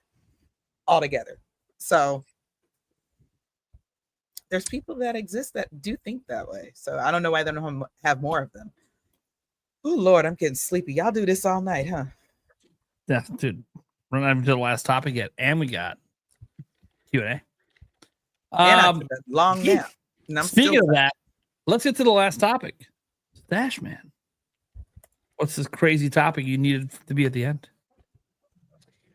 Well, I mean, it's something we should talk about. So let me pull this up here. I'm always curious what Stash brings. It's always something wild on Dealer's Choice. Can't wait. This isn't that wild. This is something we should definitely talk about. Let's see. No, Stash, I'm not going to be buying the Odyssey underwear. We need to talk about the Gabe. The Gabe Cube. Box. The Gabe Cube. Let's go. All right. So this is a big deal. This is apparently 6 times. They're saying 6 times more powerful than the Steam Deck. It's reminiscent, obviously, of GameCube. Sure. I was joking in chat earlier. I am sure someone is already working on a 3D printed handle for this to make sure it's ready to go early next year. Guaranteed. Mm-hmm. There's an Etsy shop owner who's doing it right now. All the exact dimensions are out already because the hardware has been broken down by Digital Foundry, Gamers Nexus, and a whole bunch of others that went out to Valve. Yeah, so this is interesting. They're touting that it's optimized for gaming on Steam and designed for players to get the most out of their Steam library. So when they say optimized for Steam, that's obviously a thing like Steam Deck optimized. So these games are going to be optimized, which means it should take away a lot of the things that console owners don't like when they play a game on their PC, which is fiddling around with settings and doing all this other stuff to get the game performing the way it should be, to optimize the experience. Yep. You're saying it's going to be optimized for it out of the box, which is what a console gamer would want, Yep, which it's helps to Steam blur the OS. lines. I don't know if you use Steam OS, but that's what it does. It optimizes all your games. Yeah, no, I do. I was on Steam right before this. I'm reviewing a game on Steam because sometimes, of course, I guess probably everyone doesn't know, but a lot of times when games are coming out and they're on all consoles, I mean, I would say every time. So if it's coming out on PS5, Switch, Xbox, you can get the game on Steam as a reviewer. I can get it on Steam significantly earlier versus PlayStation, and Nintendo's always the latest one. Yeah, to they're do always it. the latest. Yep. Yeah, so sometimes I can't get a review code until a week before on Nintendo, or maybe even a day before, but on something else I can get it a month before. And can't talk about it, but a month before. That's a massive difference. So I'm looking at this like, Shout out Ubisoft, man. it's gonna be Dude, you helpful gave me for what I 2 do. months.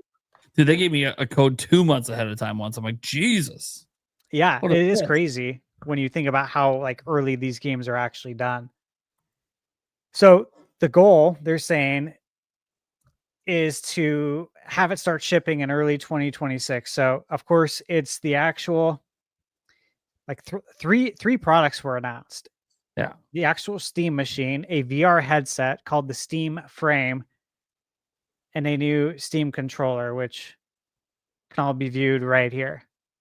Yeah. Yeah. And the headset is not a standalone. It is to stream games from your PC. And then the controllers obviously is meant to work with the console, but you can use it with other stuff too. Yeah. What are your guys' thoughts on this? My thoughts are basically this. They announced no prices, so I have no thoughts because price determines if any of this is worth it. Yeah, which I want to get into. So what do you think? What do you think this would go for the? Let's just focus on the Steam machine, because this is this is a console comparable, because they're trying to consoleize the Steam experience, and based on what they're putting out there, it seems like they're going to do a pretty good job with this. People love Steam. You can get games for dirt cheap on there. And again, for me, for what I do, like with reviewing games, it's like, well, it's tempting. I have to fiddle so much with running games on my laptop or on my desktop, recording it, and then using the other screen to take my review notes. And when I click on the other screen, it wants to stop my game. And it's like, no, this can't happen. I'm literally taking notes the whole time I'm playing. So when I write my review, I'm not starting from scratch. I'm literally just putting it into good sentences now. So it's like, this for me could actually be quite helpful. So I'm intrigued by it. Yeah. So, I'm looking at the specs. Obviously, it's AMD's a Zen 4 CPU, 6 core, 12 threads, up to 4.8 gigahertz at 30 watts. GPU is a semi-custom AMD RDNA3 28 CUDA 8 gigabyte GDR6 VRAM. 8 gigabytes actually pretty low for VRAM. I'm going to just say that right now as a PC gamer. 8 gigabytes is very low. Okay. RAM 16 gigabytes of DDR5, 512 or 2 terabyte NVMe SSD. So there'll be 2 different editions, one with 512, one with the 2 terabyte one's going to be pretty pricey. It's insanely different. Yeah. Yeah. 512 or 2 terabytes. Yep. They had the high speed micro SD card slot. I assume that's going to be an express slot because they said high speed. We don't know though. They didn't say express. It could just be standard. And then obviously they have their ports and their OS. Man, with only 8 gigabytes for the VRAM, I'm gonna think like the 512 gigabyte version for the storage. I mean, they might be able to get this in at 700. And I know for some people that sounds crazy, but I'm telling you right now, that lack of VRAM is actually means it's a pretty low end AMD GPU. It's one of their low end ones, and that's where a huge part of the cost comes from. But I do think the 2 terabyte one's gonna be like $1,000.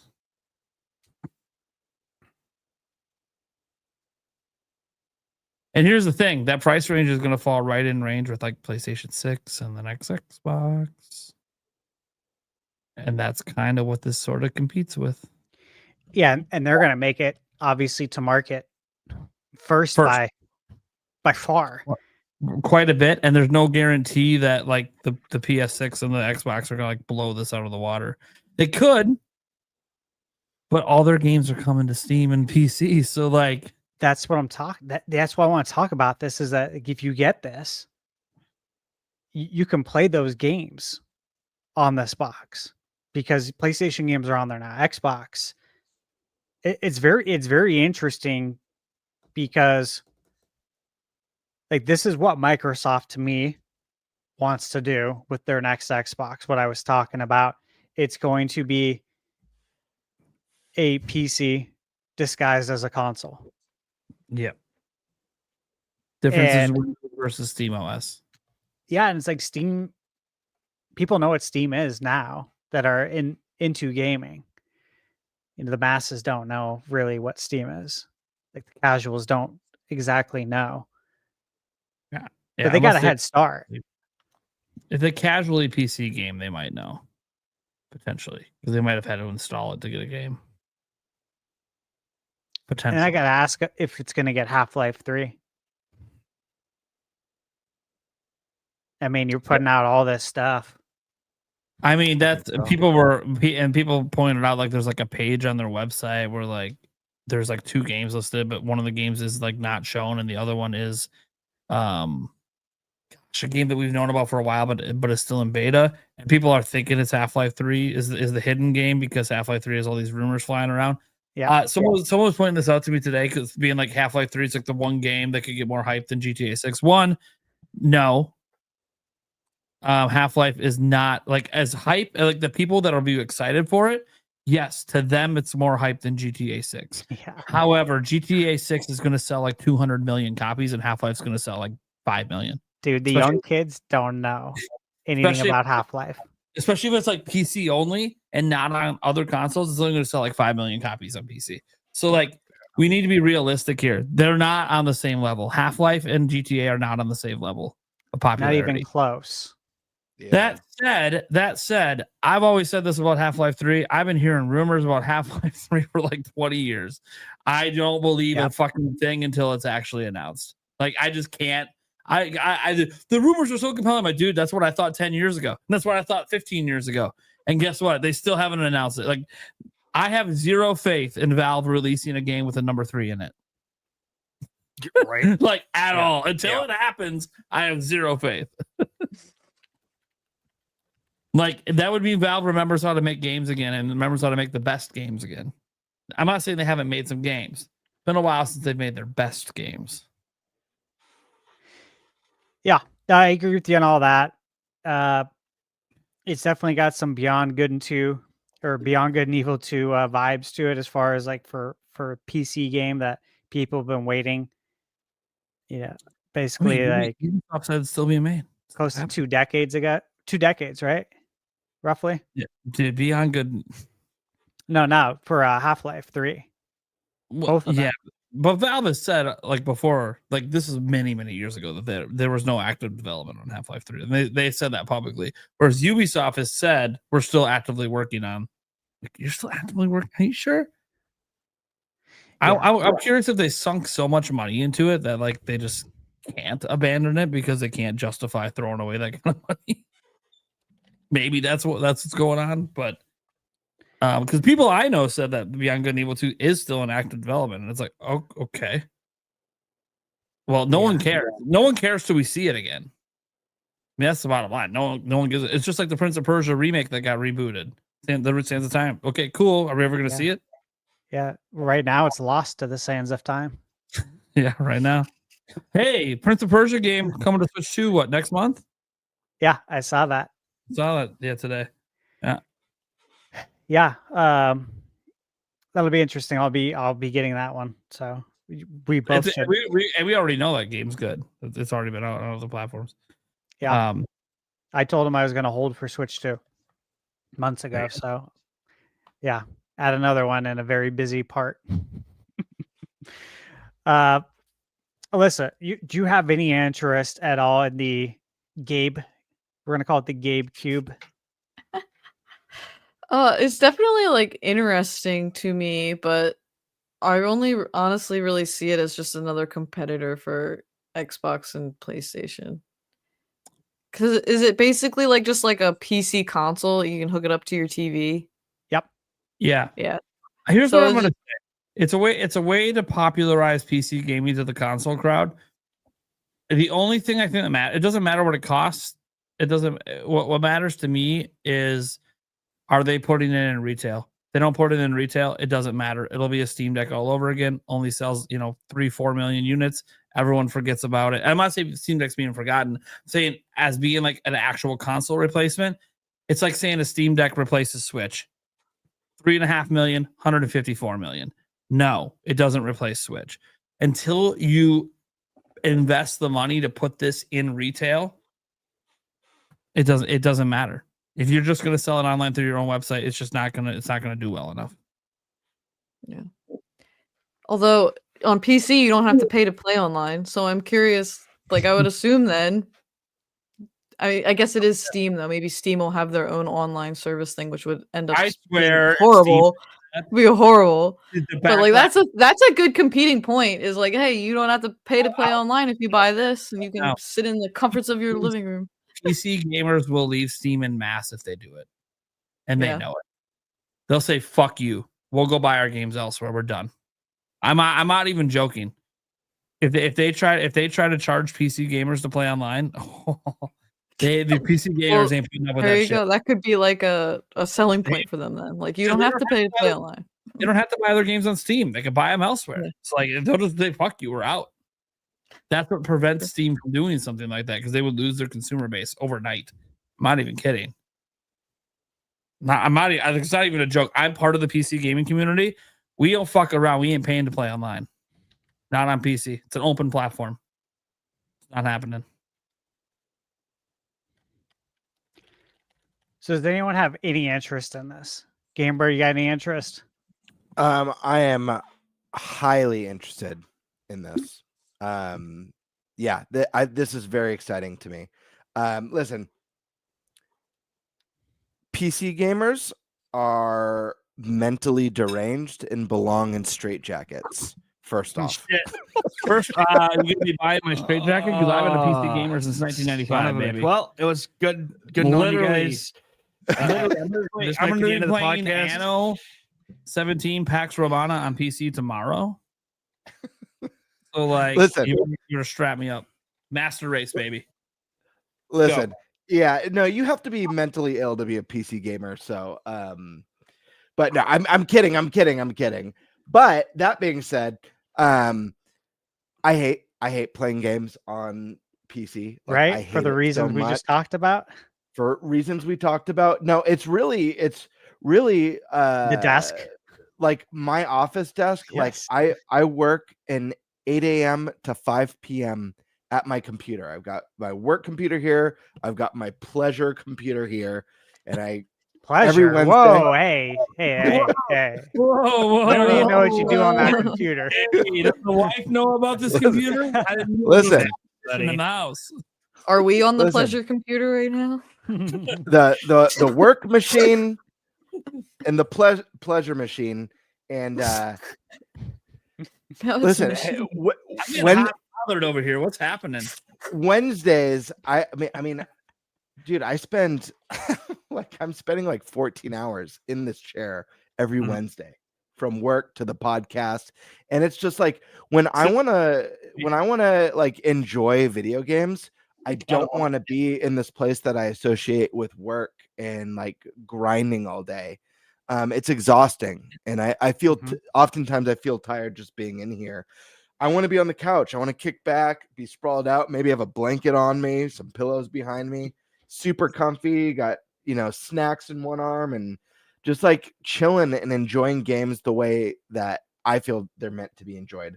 There's nothing wrong with PC gaming. However, I do have Steam, and I do love Steam, and I do love the fact that it has such incredible sales and bundles and all these great things. And I have a Steam that's packed with games. I'm not sure how many, but at least over 100 games on my Steam library. And so the thought of having a machine that mimics a console that I could plug into my TV and have from day one my entire Steam library right there is amazing. They didn't sell me on the Steam Deck. I wasn't interested. I don't like the way it feels. It's bulky and uncomfortable, and I don't know. I just didn't see value in it. Having my Switch as my hybrid and like loving it and primarily gaming on there. But if I could have a nice, like on my, I've got an 80-inch TV in the living room that's beautiful, 4K TV, like having my Steam library on that. Yes, please. I am very interested. I also think the branding is fantastic, and it's remarkable that a company that's putting out their first like home console, essentially, it has branded it better than Xbox has in multiple generations. Is wild to me. God, Steam yeah. Machine is a great name. It's catchy. It's as well thought out to me as the Nintendo Switch, where the name just like clicks instantly. I really like the form factor of the cube. Obviously, we joke about GameCube, but it legitimately does bring back that kind of nostalgia. And I love the idea of like some of the experimentation that maybe some third parties can do with like custom plates or covers for it. That The plates I think look would cool. be Did a you lot see of fun. those? I did. It looked really, really cool. And I don't know. I like the look of it. I feel like this thing would look sick on my entertainment center. I feel like having this next to my Switch 2 in the dock is kind of like a rad setup. And like, I was never an Xbox person. I never owned the original Xbox because I just didn't get it growing up. I was like, oh, American game company, this is weird, called the Xbox. It just didn't resonate with me. I did buy a 360 for Banjo-Kazooie Nuts and Bolts, and then I sold it to someone because I was like, well, that's just made me like Xbox even less, even though I know the 360 had some great stuff going for it. What's that? How dare you bring that game up? I know. Dude, it's the greatest Banjo-Kazooie ever. Oh, totally. What are we doing? Trauma. Off with your head. But the Xbox One, obviously no interest. They lost me with like the always online and the like it can't function without Kinect, which turned out to be a lie. And so Xbox Series was the first time where I was like, okay, they've got Game Pass, and this is like the most modern consumer friendly thing that I could ever imagine, just having this incredible service for such a cheap price. We all know it's not so cheap anymore, but Steam kicks ass. I just can't stand it sitting at my computer desk. I can't do it. I used to be able to do it back in the day when I played MMOs and all that sort of stuff, and I wasn't working 40 to 50 hours a week at this desk. But now it's like I just don't. Like there'll be a moment where like, yeah, I think I'm gonna play this game, and I'll hop on, and 5 minutes later I'm just like, I just don't want to be here right now, and I can't do it. So I'm very interested. I'm hoping that this is within like the $700 range. But it's gonna be interesting to see. I don't know how this affects Sony, because I don't know. I feel like Microsoft, I feel like they should probably really be pushing cloud. They've got the biggest head start on that.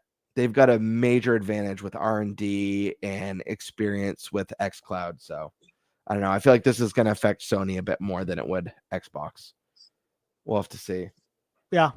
Good take, man. Yeah, I agree. Like this is just going to be really interesting to see how it plays out for the gaming community, because Xbox and PlayStation, yeah, it's like your games are on PC. And so this is going to affect your market share in some way, shape, or form. It could be very small, but people are going to think about this, right? They're going to think about getting this, and then what if the price is less than PS6? Yeah. Or what if Xbox releases something very similar a year from now, and people are like, I don't know if I really want to buy into Xbox Eco. I don't know what they're doing anymore. Maybe I'll just get a Steam machine. Like these are going to be serious things that people think about. It's going to be really interesting. Yeah, to watch dude. I mean, the sidelines. Thinking about like if Xbox does something similar, but also feeling like, because I mean, there's people with like 200, 300, 400 games in their Steam library. Yeah. So it's like thinking about an Xbox that's kind of emulating this coming out and being like, well, I have the Steam machine and I already have 300 games on it. Do I really need the same thing? Right. You know, and Xbox games are going everywhere. Yeah. You know, everything's an Xbox. Steam machine is an Xbox. It is. It legit is. And I just got one more question. Can I make this thing look like a question block? A Mario question block? Probably. Because if I can, that's a day one Customization. purchase, baby. Customization. Paint it however you want. Well, I'm not gonna paint it. I'll beef. You can I'll paint beef it. so bad. I Paint it guarantee like they'll, the guy who painted DK Bonanza. there'll yeah. there'll probably be a company that makes custom Skins. skins and plates for it for sure. For Yeah, sure. it's like the 360. Remember? Yeah, well, yeah. You make yeah. it look like a piece of wood. Yeah. I have one thing to say about this. This is more of a box than the Xbox. Oh, totally. Yeah. If anything, this should have been called an Xbox. Yeah. This is it's a nice looking box. Yeah, right. Yeah. I mean, I got the Series X upstairs. It's still a box. Boxes don't have to look like a cube. Well, and then like, yeah, It's literally four this is- sides. yeah. I don't know. This is more of a box is a box. This is box. like a box you can get at Home Depot for moving. When you build the box, it's going to look like this, not a box that like a giant picture frame comes in or something. well, It's like well, rectangular or something. It's still a box. This- When you get the odd boxes from Amazon, they're still boxes. Something about this There's no uniform shape. design. This Something is about the uniform this design to me, though. Something about this design looks so futuristic to me. And I know it's ridiculous to say that because it's just a cube.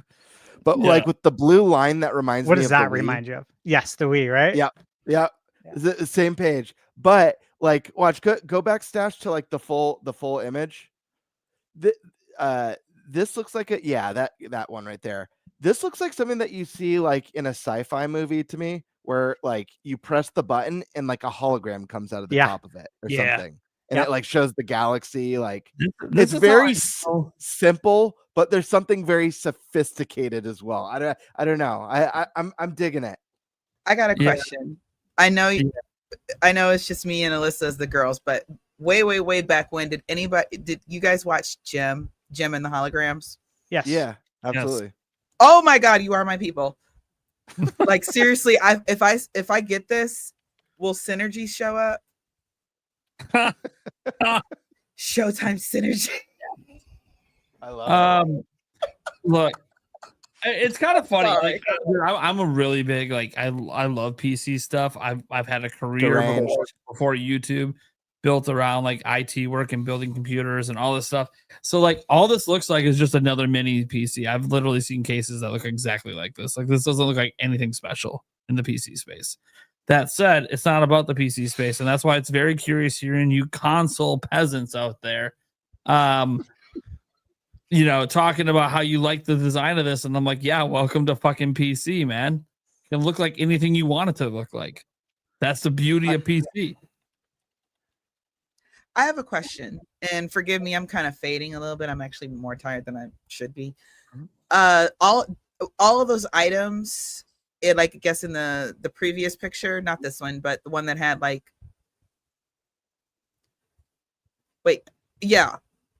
Or this one. this one.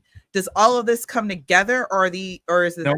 the main box, the main No, system, and these are separate. accessories? All separate. It's Those all are all I think Well- there's a bundle for the box and the controller, I believe. those okay. are all different consoles, except for the controller, obviously. But literally, those are all different consoles.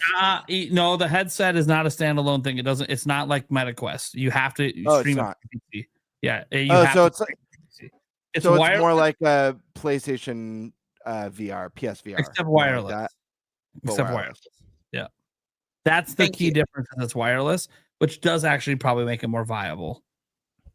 Yes, it does. Because who wants 3 heavy wires draped over their shoulder while they play VR, having to sit 3 feet from their PlayStation. And obviously intended to work best with this. It could probably work with other Yeah. computers though too. Okay. It's not my jam, but I'm glad it exists. You know, I'm all about healthy competition Yeah. in I one of agree. my favorite spaces. So let's see how it moves. I do think one of the things I will give Nintendo credit for with the Switch is that, you know, I think they've kind of opened the door for other people, for other companies. Yeah, I'm very tired, y'all. I'm sorry. For other companies to say, how do we get our games to go portable too? You know, what's our spin on it? So I'm not saying I like this for me, but I like that it exists. I'm curious. So I'm curious on the controller comfortability factor. I was So thinking that too.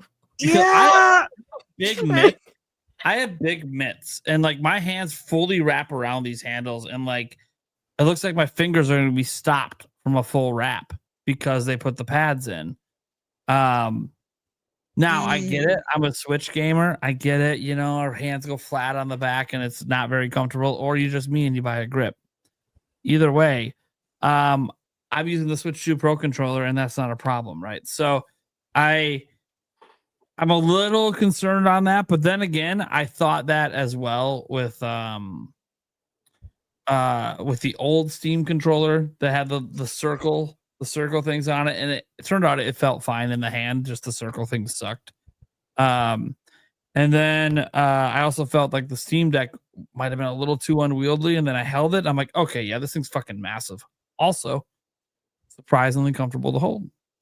So this might be one of those things where I'm just worrying about nothing because I just haven't held it yet.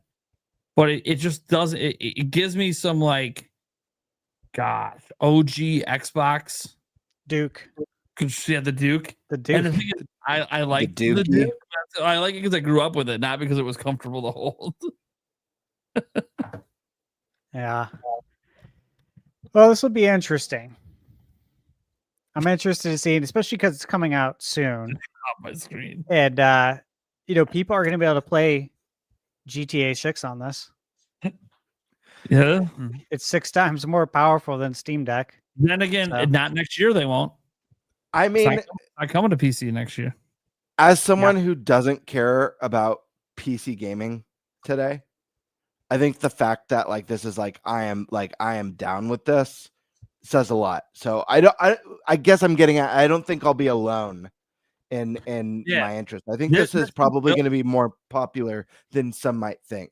Yeah, this is built for console gamers to try to get them the PC. Definitely. But I'm not saying there won't be. By the way, PC Master Race, I'm with you. It's funny. People think I was like such a massive Nintendo shill. Dude, I've been PC gaming longer than I've been playing Nintendo.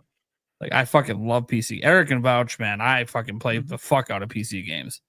Hell, this computer's overspec'd for work, so I can play PC games. Let's just be honest. But it's great. Like I just don't. It's kind of like Steam Deck. Like to me, when I PC game, I'm a mouse and keyboard guy. Okay, I don't like to play a lot of controller games on PC. Now, part of that is traditionalist. I've always just played controller games on console, mouse and keyboard on PC. Now, that's not to say I've never played controller games on console or on PC, but it just, I don't know. It always felt right to go to console, and that's just me being a console peasant as well. When that day vanishes, which is quickly arriving, as in, I'm not so sure I'm buying a PlayStation 6 or a next Xbox if I could just get all the games on PC. This suddenly becomes a little bit more appealing to me, so I don't have to lug my PC from like my desk and then run a long HDMI cord, hook it up to my TV. If I could just hook up the Steam thing, have cross saves, I can play at my desk, I can play on my TV. There is a little bit of an appeal to that. Yeah. But we'll see. But here's the bottom line. They just announced that products exist, didn't show products being used, didn't give prices. They didn't give any of the pertinent information we need to know if it's even worth buying. If this was here, okay, look, I always have like Nintendo and PlayStation. Xbox it's an afterthought for me, right? and I do own a Series S, but I also got it for $120 brand new when they went on sale. I have 2 of them at that price, and now they're worth what 2-3 times as much as I bought it for. Yeah, you might be able to sell the GameStop and make a profit. I'm pretty sure I can based on what I bought it for. But going into the next gen, when we get the next again Xbox PC, it's going to be disguised as a console. For me, I would ask myself, okay, do I want that as a third, or do I want a Steam machine? I think that's what a lot of people are going to ask too. Like, this might push Xbox into a very interesting, I guess, position because, yeah, I think I would put more trust in Gabe and what he's doing with Steam than Bill. And that's not even counting, like I said earlier, like the fact that you're already going to have an established library if you use Steam, like day one. Yeah, and you can get games like super inexpensive. They always have crazy sales. Summer sales, spring sales, winter sales. It is wild, Stash. You literally could sell it to GameStop for profit. Yeah. It's like the worst place to sell systems. Yeah. You can sell it for profit. That's insane. Yeah, it's wild, right? Yeah, this is very interesting to me, though. $154, by the way, you can get for your Series S. Yeah, that's profit. I'm just interested to see how much it's going to cost. Because what if this is like less? What if this is less than the next Xbox PC? I think it's going to be. That's why I bring it up. I do think it's going to be less than less, but based on the specs in it, I think it's also going to perform worse with games. That's going to be the key. Is like, yeah, Xbox will be more expensive, but it's going to be more performant. And so it's going to really, to me, it's going to come down obviously to price point. But besides price, did they nail this Windows experience they're supposedly working on? Because now you're competing with SteamOS. You have competition. Because you can use Steam on like the advantage Xbox has is you're not, because it comes with Windows already pre-installed. Yes, you can put Windows on this machine as well, but you have to put in extra work. And the idea is simple, right? Well, it's simple if you already have Windows because you can have Steam, you can have good old games, you can have the Epic Game Store, you can have even that shitty Ubisoft launcher if you want. I think EA shut down Origin. I'm not sure if they shut it down yet, but I think it was getting shut down. You have the Blizzard launcher, which you need to do World of Warcraft, Call of Duty, all those games. So I feel like Xbox has a little bit of an advantage with the ecosystem, but they have to nail the usability on TV. And you might think, well, guys, they did it with Xbox. Yeah, Xbox isn't like full Windows. They're going full Windows. And if you look at the Xbox experience on the ROG Ally, there's some really nice things they did to make it work well in handheld, but it still has issues. And like, does anyone trust Microsoft to ever iron out all this stuff to make it work right? We all have had terrible experiences with Windows, and it just seems to get worse. So it's like, I don't know if I trust them to be able to do it, but what's good is, this is what's nice. This exists. This is Linux based. This is SteamOS, and it's now coming for Microsoft's throat. Okay. Yeah. This is actually good. This is good. This is the kind of shit that can actually make Windows get better. Yeah. Competition. This is all good stuff for us. Yeah, this is all good. It's good for consumers. Options, competition. This is good. This is really good. This affects everyone. Yeah. Who games. Yeah. And that's the thing. Like, for all you haters out there, Switch 2, well, you want that PlayStation 6 handheld to be viable. Oh, yeah. You want that to be viable big time. I'm telling you this right now. I'm a Switch 2 guy. I want that thing to be viable so bad, because that competition just is going to make Nintendo even better. We need that.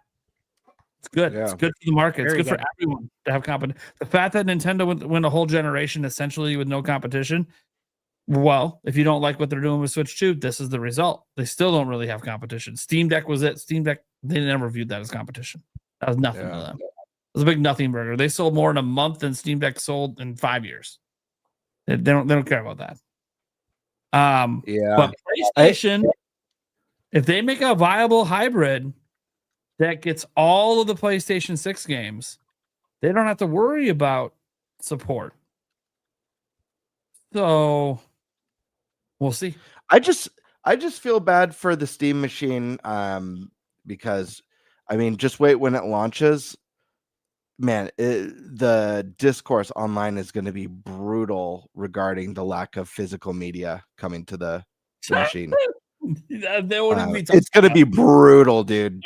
Like, look how bad it is with Switch 2, and we get physical media on it, dude. It's going to be insane. It's going to be the apocalypse. Mark my words. Outrage is only for Nintendo. Oh my we'll god. See. The apocalypse. I have a feeling someone dogs and cats living together, right. Total mayhem. You know what I find interesting about all that backlash against Nintendo with the key card thing? Where was this significant backlash when all digital platforms got introduced? Like, that's a much bigger shift to all digital than what Nintendo's doing. That's what I was saying earlier. Like, what? Now we got key cards. Yeah, like, I don't get it. Like, why? If you are all about you rah rah, and I get it. Again, this is why I brought up it's the ecosystem thing. It's less about the system; it's more about the ecosystem. Ever since PlayStation brought their games to PC, now people just don't get mad at them anymore for this stuff. But whatever. We talked about it already. Old men yelling at children. We gotta get to the Q&A so we can get the fuck out of here. I got 99 now. Yeah, we still got super chats rolling, and it's great. J Views. Nintendo is pulling what Marvel did 10 years ago with the Avengers, and I'm here for it. There you go. That's what I want. We're in the early days, baby. We're in the early days. Let's go. Let's see. We had a member stake. A member on someone's channel. I don't know who. It doesn't tell me. He also became a member on another channel. So you know what? These are not my channels. So this would be Stash and Gamer to become a member on both their channels. Awesome. And you use the member chat. Say, let's go, Gamer. Milk, or is that cream in there? We'll I think it's cream. We'll never know. Cream. Never know. Cream. Demonic Brawler, bring back NFL Blitz, NBA Jam, and NHL hits. Got to keep it going. Yeah. We got to wheel this into existence. Got to wheel into existence. Demonic Brawler with a bunch of 10s. Did I miss a shot in here somewhere? I might have missed a shot. How about Sony taking a page out of Nintendo's playbook with the Japan region only lower priced PS5 announced at their Japan showcase? Wonder if now they're considering Nintendo as competition. It is interesting that they're doing a lower priced one. Obviously, they're trying to find probably any way to get back into the Japanese market and capture some of it. They should have thought about that when they shut down all their Japan studios. I'll say this. I don't think it's going to do much for them. I think the bigger deal for them is going to be the PlayStation 6 hybrid. Japan loves their handhelds. They love gaming on the go. That's going to be the thing that potentially could drive some sales in Japan. I don't think this is going to do much. I think it'll sell okay at launch. Obviously, it'll have probably a good launch, but besides that, I don't foresee this being the thing that really shifts anything. Yeah, and even then, here's the problem: Nintendo's got all those fucking IPs, man.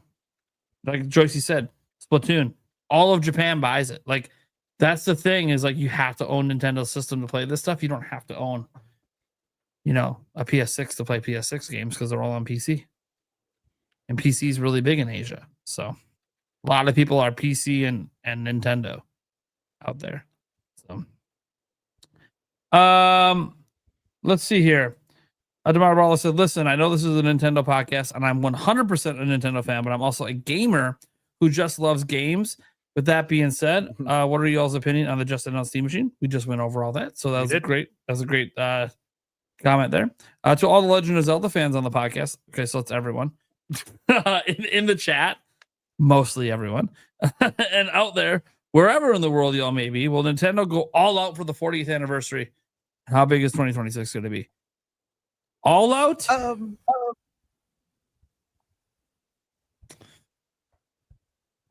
What's all out? I think he's probably thinking. Oh, I'm sorry. No. They're Okay, going to count sorry. the Zelda movie as part of it. I guarantee they're going to count it.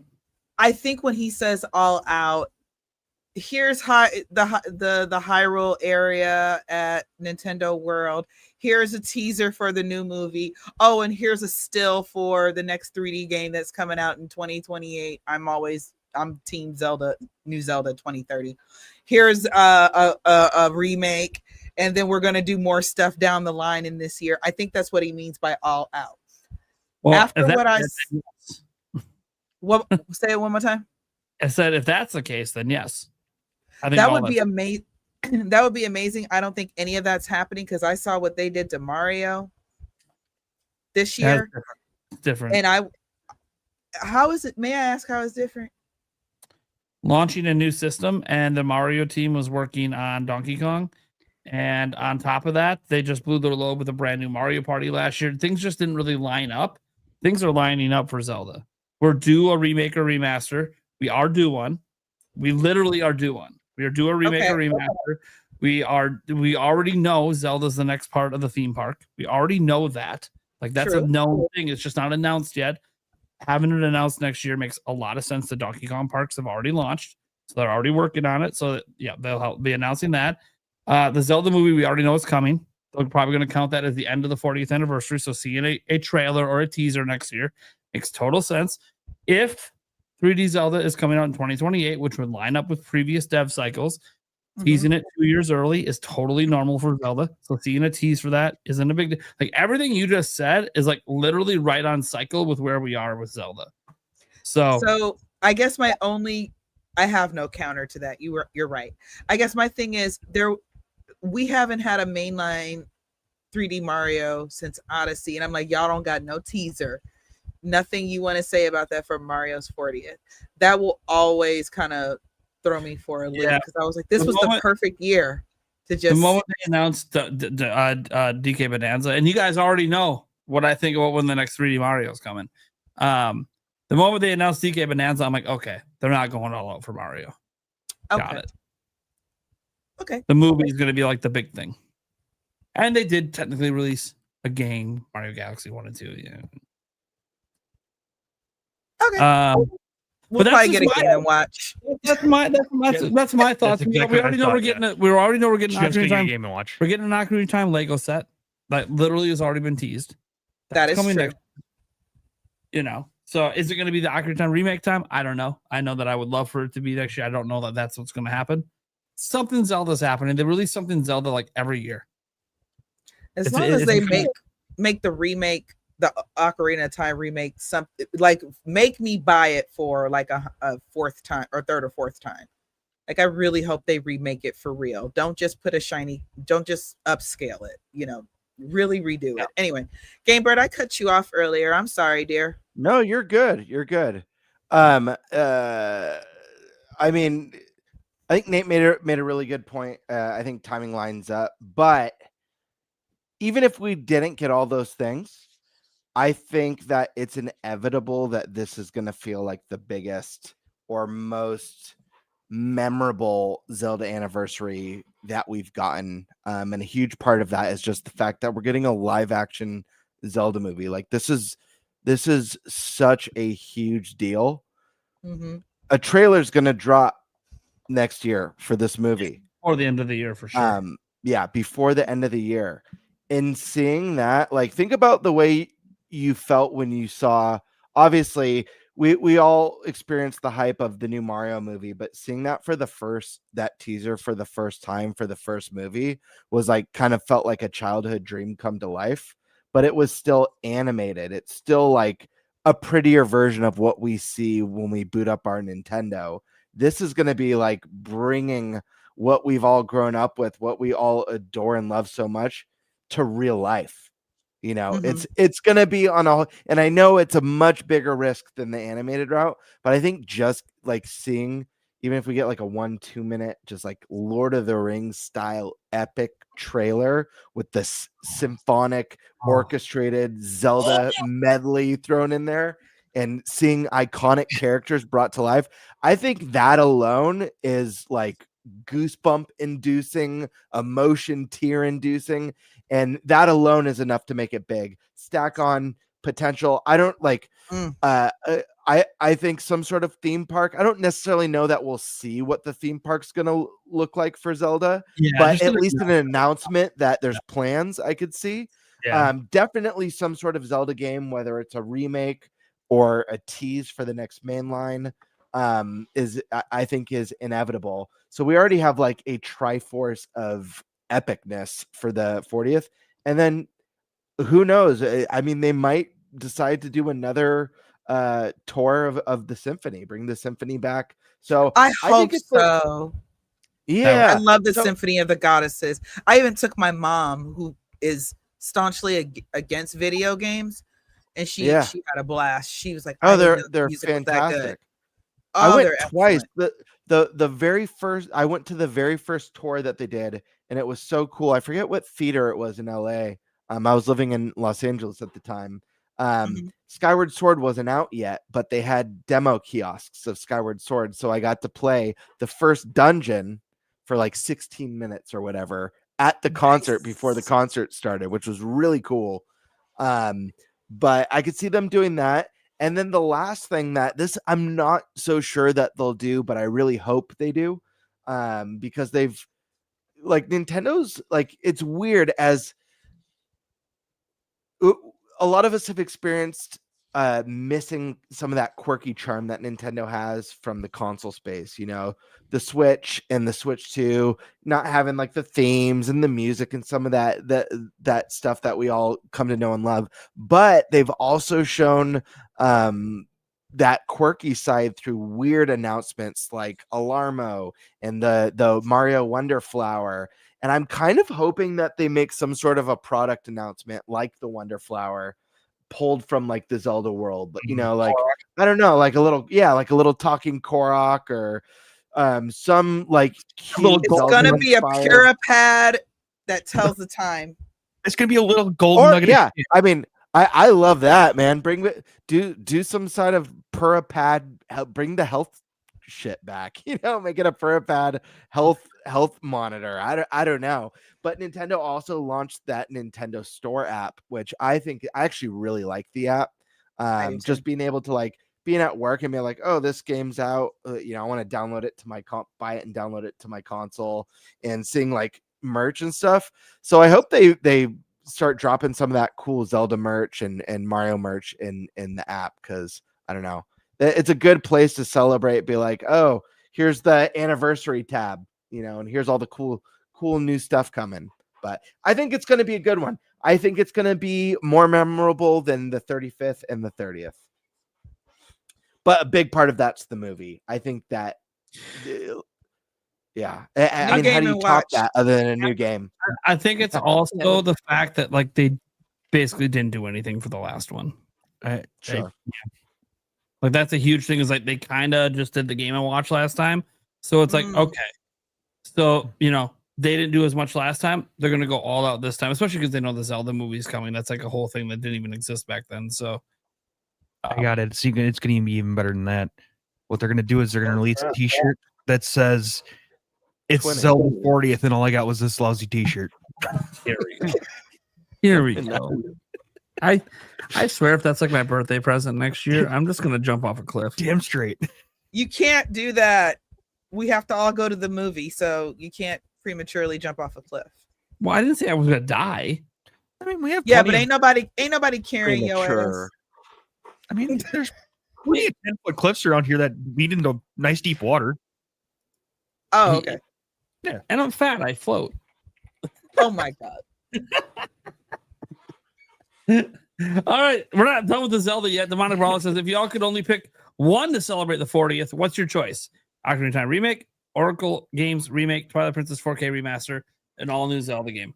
For me, it's D. New over old every time. I already have old. I need new every time. So D. A all day. Give me the big D. All the D.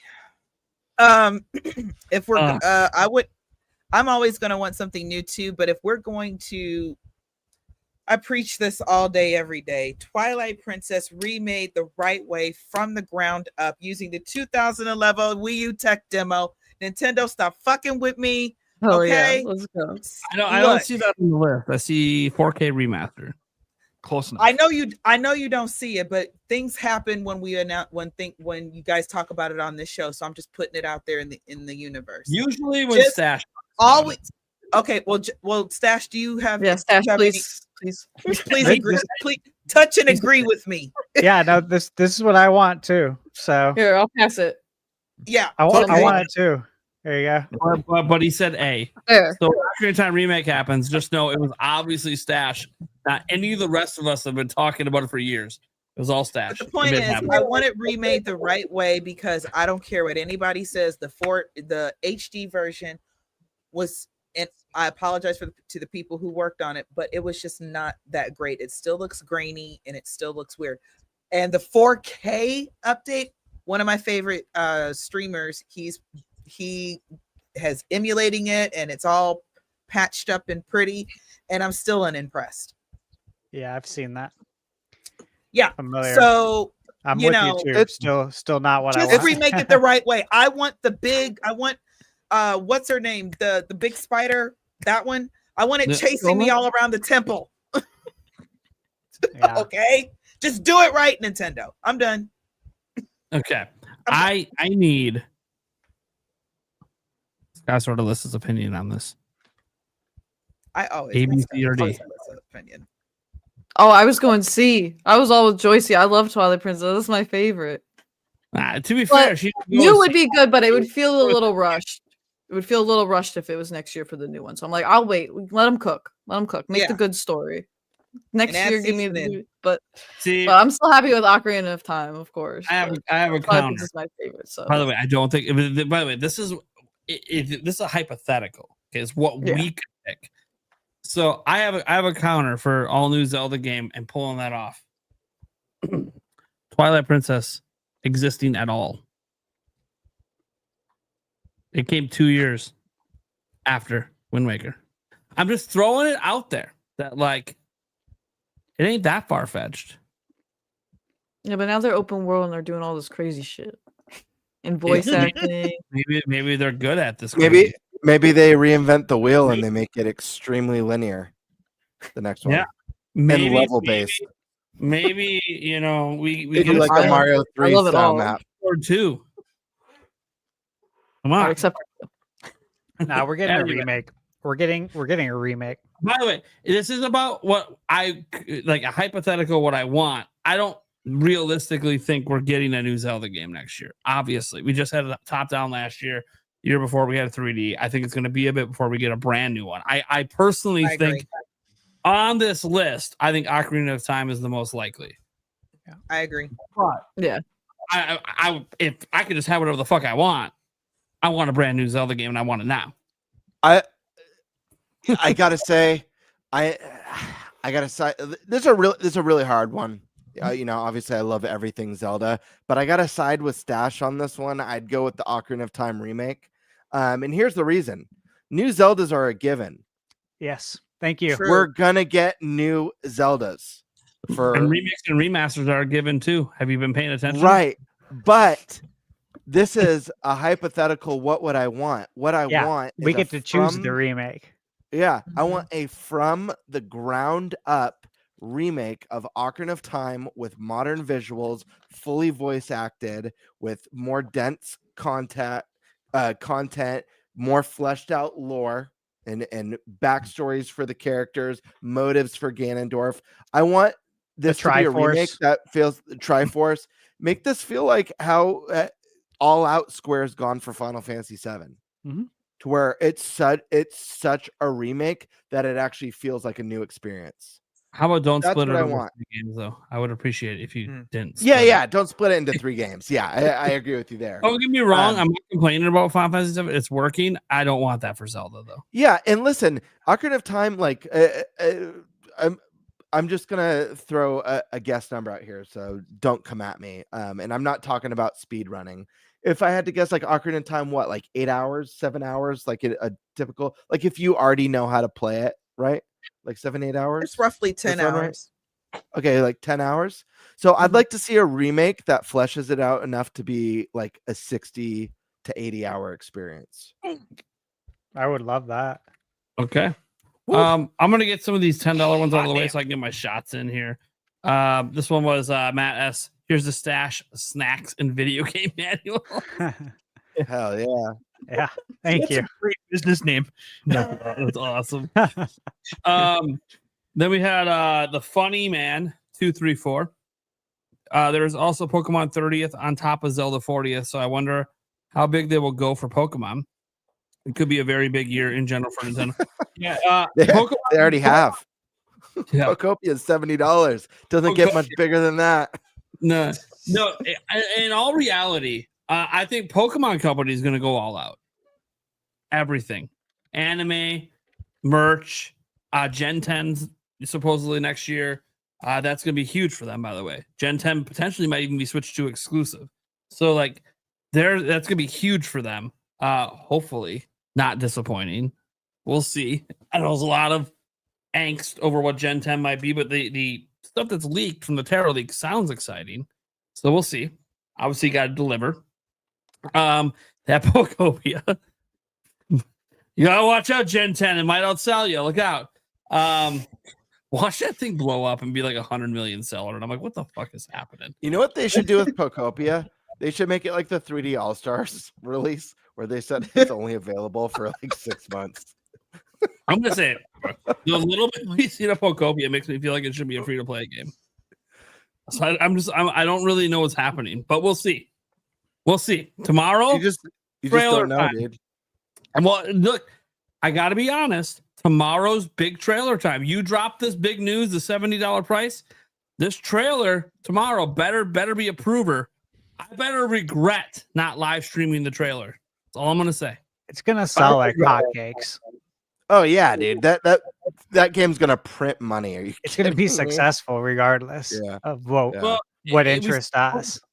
I mean, But print- shouldn't we be? But here's the thing: like, shouldn't the attitude, like, obviously the announcement today is very jarring, but shouldn't the mindset be like, I really hope they prove me wrong and surprise me? Shouldn't that be the outset? Like, I hope what they my show is mindset. better than I could have imagined, or should it be, I hope it looks like shit? You know, like, Oh, what- that's great. Yeah. I don't want the game to be shit. I never want games to be shit. Ever. I don't want that to be the case. This game has zero chance to appeal to me because I just don't even like the concept of the game. It's just not the kind of games I enjoy. So there's nothing they can really do to make me want to buy this game for $70. The only way I consider it is if it was like 20 to 40 and there was a physical. Without that, I just don't really have an interest at all in this game. I don't really have much interest anyways. I said this when it was revealed. I didn't have that much interest in it. It doesn't even seem like a game that should have a physical, though. When I saw it, I was like, it looks like an eShop title. Right? Well, that's the thing, but they're charging it like it's a mainline Pokemon. It's fucking Good wild. for them. It's wild. Like, I don't get That's it. just their confidence in how groundbreaking it's going to be tomorrow. Dude, we're going to be blown away. It's Do going to you be like think a it's Tears of gonna the Kingdom tie in? moment. Do you think it'll tie into the other Pokemon games and you can transfer your Pokemon to this Right. game? Oh, wow. It works like a Pokebank. My thing is, Yeah, to where like you can train them and shit. I think they think this is going to be Pokemon's Animal Crossing moment. Yeah. Or me too. Minecraft. Yeah. They think that this could be bigger than any Pokemon game long haul, and it'll be like supported with updates for years. What if I think this? What if the Game Boy games are playable within this game? Just like Animal Crossing had NES I'm going games. to tell you right now, this is Game Freak. They ain't happening. They'll be playable, and they'll charge you $20 for the pleasure. But dude, if People if do it they too. if they have the feature that Animal Crossing has, where like friends who also have the game can like come to your Poke Farm or whatever, like that's gonna be huge. We'll see. Again, Yeah. Might be a discussion for next week after the trailer drop tomorrow. Blows our fucking minds. Watch us all come back. And our lead topic is they did it. We're all buying. We're all buying this game day one. We did it. They add like really sexy Pokemon in it or something. Oh fucking god, dude! What is up with you tonight, man? First off, you got your pleasure computer. Yeah, you got the pleasure PC. No, the pleasure machine. His wife is in the intro, guys. He's got a fucking hot ass wife, and he's over here talking about all these pleasure machines. I don't know what's happening. This is like, you guys are into some kinky shit. And now you want sexy Pokemon involved in the bedroom. I don't know what's happening. We got to get to the next thing because there is a big game coming that I think we're all excited for. Maybe some of us are. Metroid Prime 4.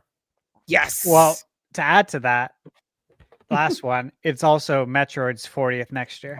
It is, yeah. Oh, dang. Yeah, I know. For a moment, I was like, oh, if Metroid Prime 4 ever got delayed, it would make sense. It's the 40th.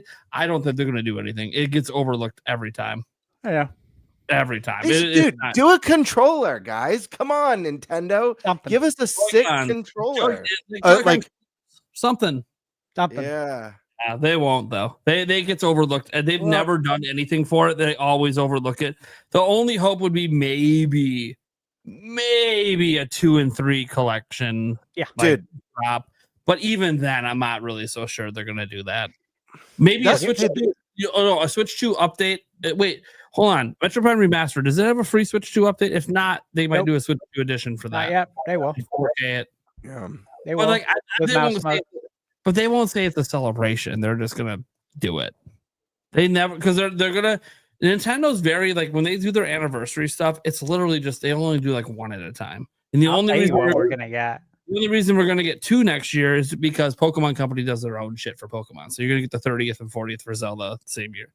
You know, we're going to get Metroid icons, and we're going to get some wallpaper that we can put on our desktops. Yep, or our phones. That you can buy with platinum points. Yep. Yeah, you're right. They will do stuff like that because they always or do. printable like game cover. They do those like the sleeves. But this is just stuff they always do. They don't really like make a big deal out of it. It's like just a random drop on Twitter. Hey, we're gonna do this. Like, okay. But this is a reason why I get annoyed with Nintendo is they leave money on the table. Like a lot of money on the table. Release Metroid themed Joy-Cons or a Metroid themed Pro controller. Guess what? People will buy it who don't give a rat's ass about Metroid just to have the cool limited Nintendo controller. People will buy it just for that reason. We're supposed to be talking about Prime 4, so I have one question for the panel. Are we still getting a Prime 4 Direct? Yes, my opinion. I'm hoping. I'm scared, but I'm hoping. Yeah. My hopes are still there. Okay. How about Skyward? Yes or no? Prime 4 Direct. Okay, well, Joycie's a big personality. She overshadows you. I don't know what's happening right now. What? I'm sorry. I said yes. Did she? Yeah, she said yes, and then I just started talking. Yeah, Joycie, leave Alyssa alone. Wait, what happened? Al. Hey, I'm in the corner. I noticed the candy corner is almost empty. It might be gone now. I gotta be careful here. No, I put it away because I was just eating too much. Yeah, you just ate the whole thing. Yeah, Eric, you still get a Metro Prime 4 Direct?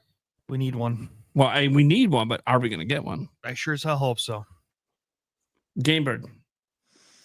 I was talking to Kiwi about this the other day, but did he give any hints? He's on our show next week. He's on our show next week. Yeah, I won't say what he said. We talked about it for like 10 minutes, but I have to think yes. Okay, I'll just say that. Okay. I have to think yes. Stash. There's a lot Same to answer.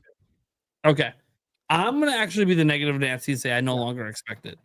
What I do expect is like an 8-minute overview trailer. Drop sometime this month. Yeah, exactly which what is I didn't basically want. like a direct, but not. I want the I just don't want. I don't want anything direct- Metroid related shadow dropped anymore. Well, I just don't want it. I want it to be a big announcement. well, that overview trailer will be shadow dropped. Stop. But I Shut want to your be mouth. wrong.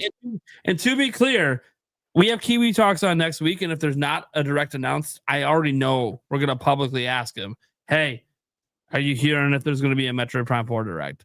And he will probably be glad to answer because, one, he seems to like us. That's really cool. Two, his last story with Fallout never got picked up off our podcast outside of me covering it, which means he feels safe. And three, when I covered it, I gave the full context, full clip. Not taking him out of context. I'm giving everything he wants. Yeah. And so he really appreciates that. He talks to me too all the time. Really, really excited to have him on next week because there's so many questions we never got to last time. We're making sure that's the first topic. We're going to drill him. We're going to talk to him to see what he thinks. Obviously, gauge his own personal hype for Prime 4 because he knows more than we do about it. It's going to be fun. It's going to be fun. Can't wait. I just got to toss this up quick because this is the shot I had poured in front of me. This was to hit the 150 streak. Thank you so much. Let's go ahead and get to the one here. I'm not a fan of Zelda, but I love Age of Imprisonment. There it is. Okay. There it is. That's cool. It's cool. It's bringing in people to the Zelda IP. This is why you do this stuff. Not just to appeal to Zelda fans. You can bring in new fans.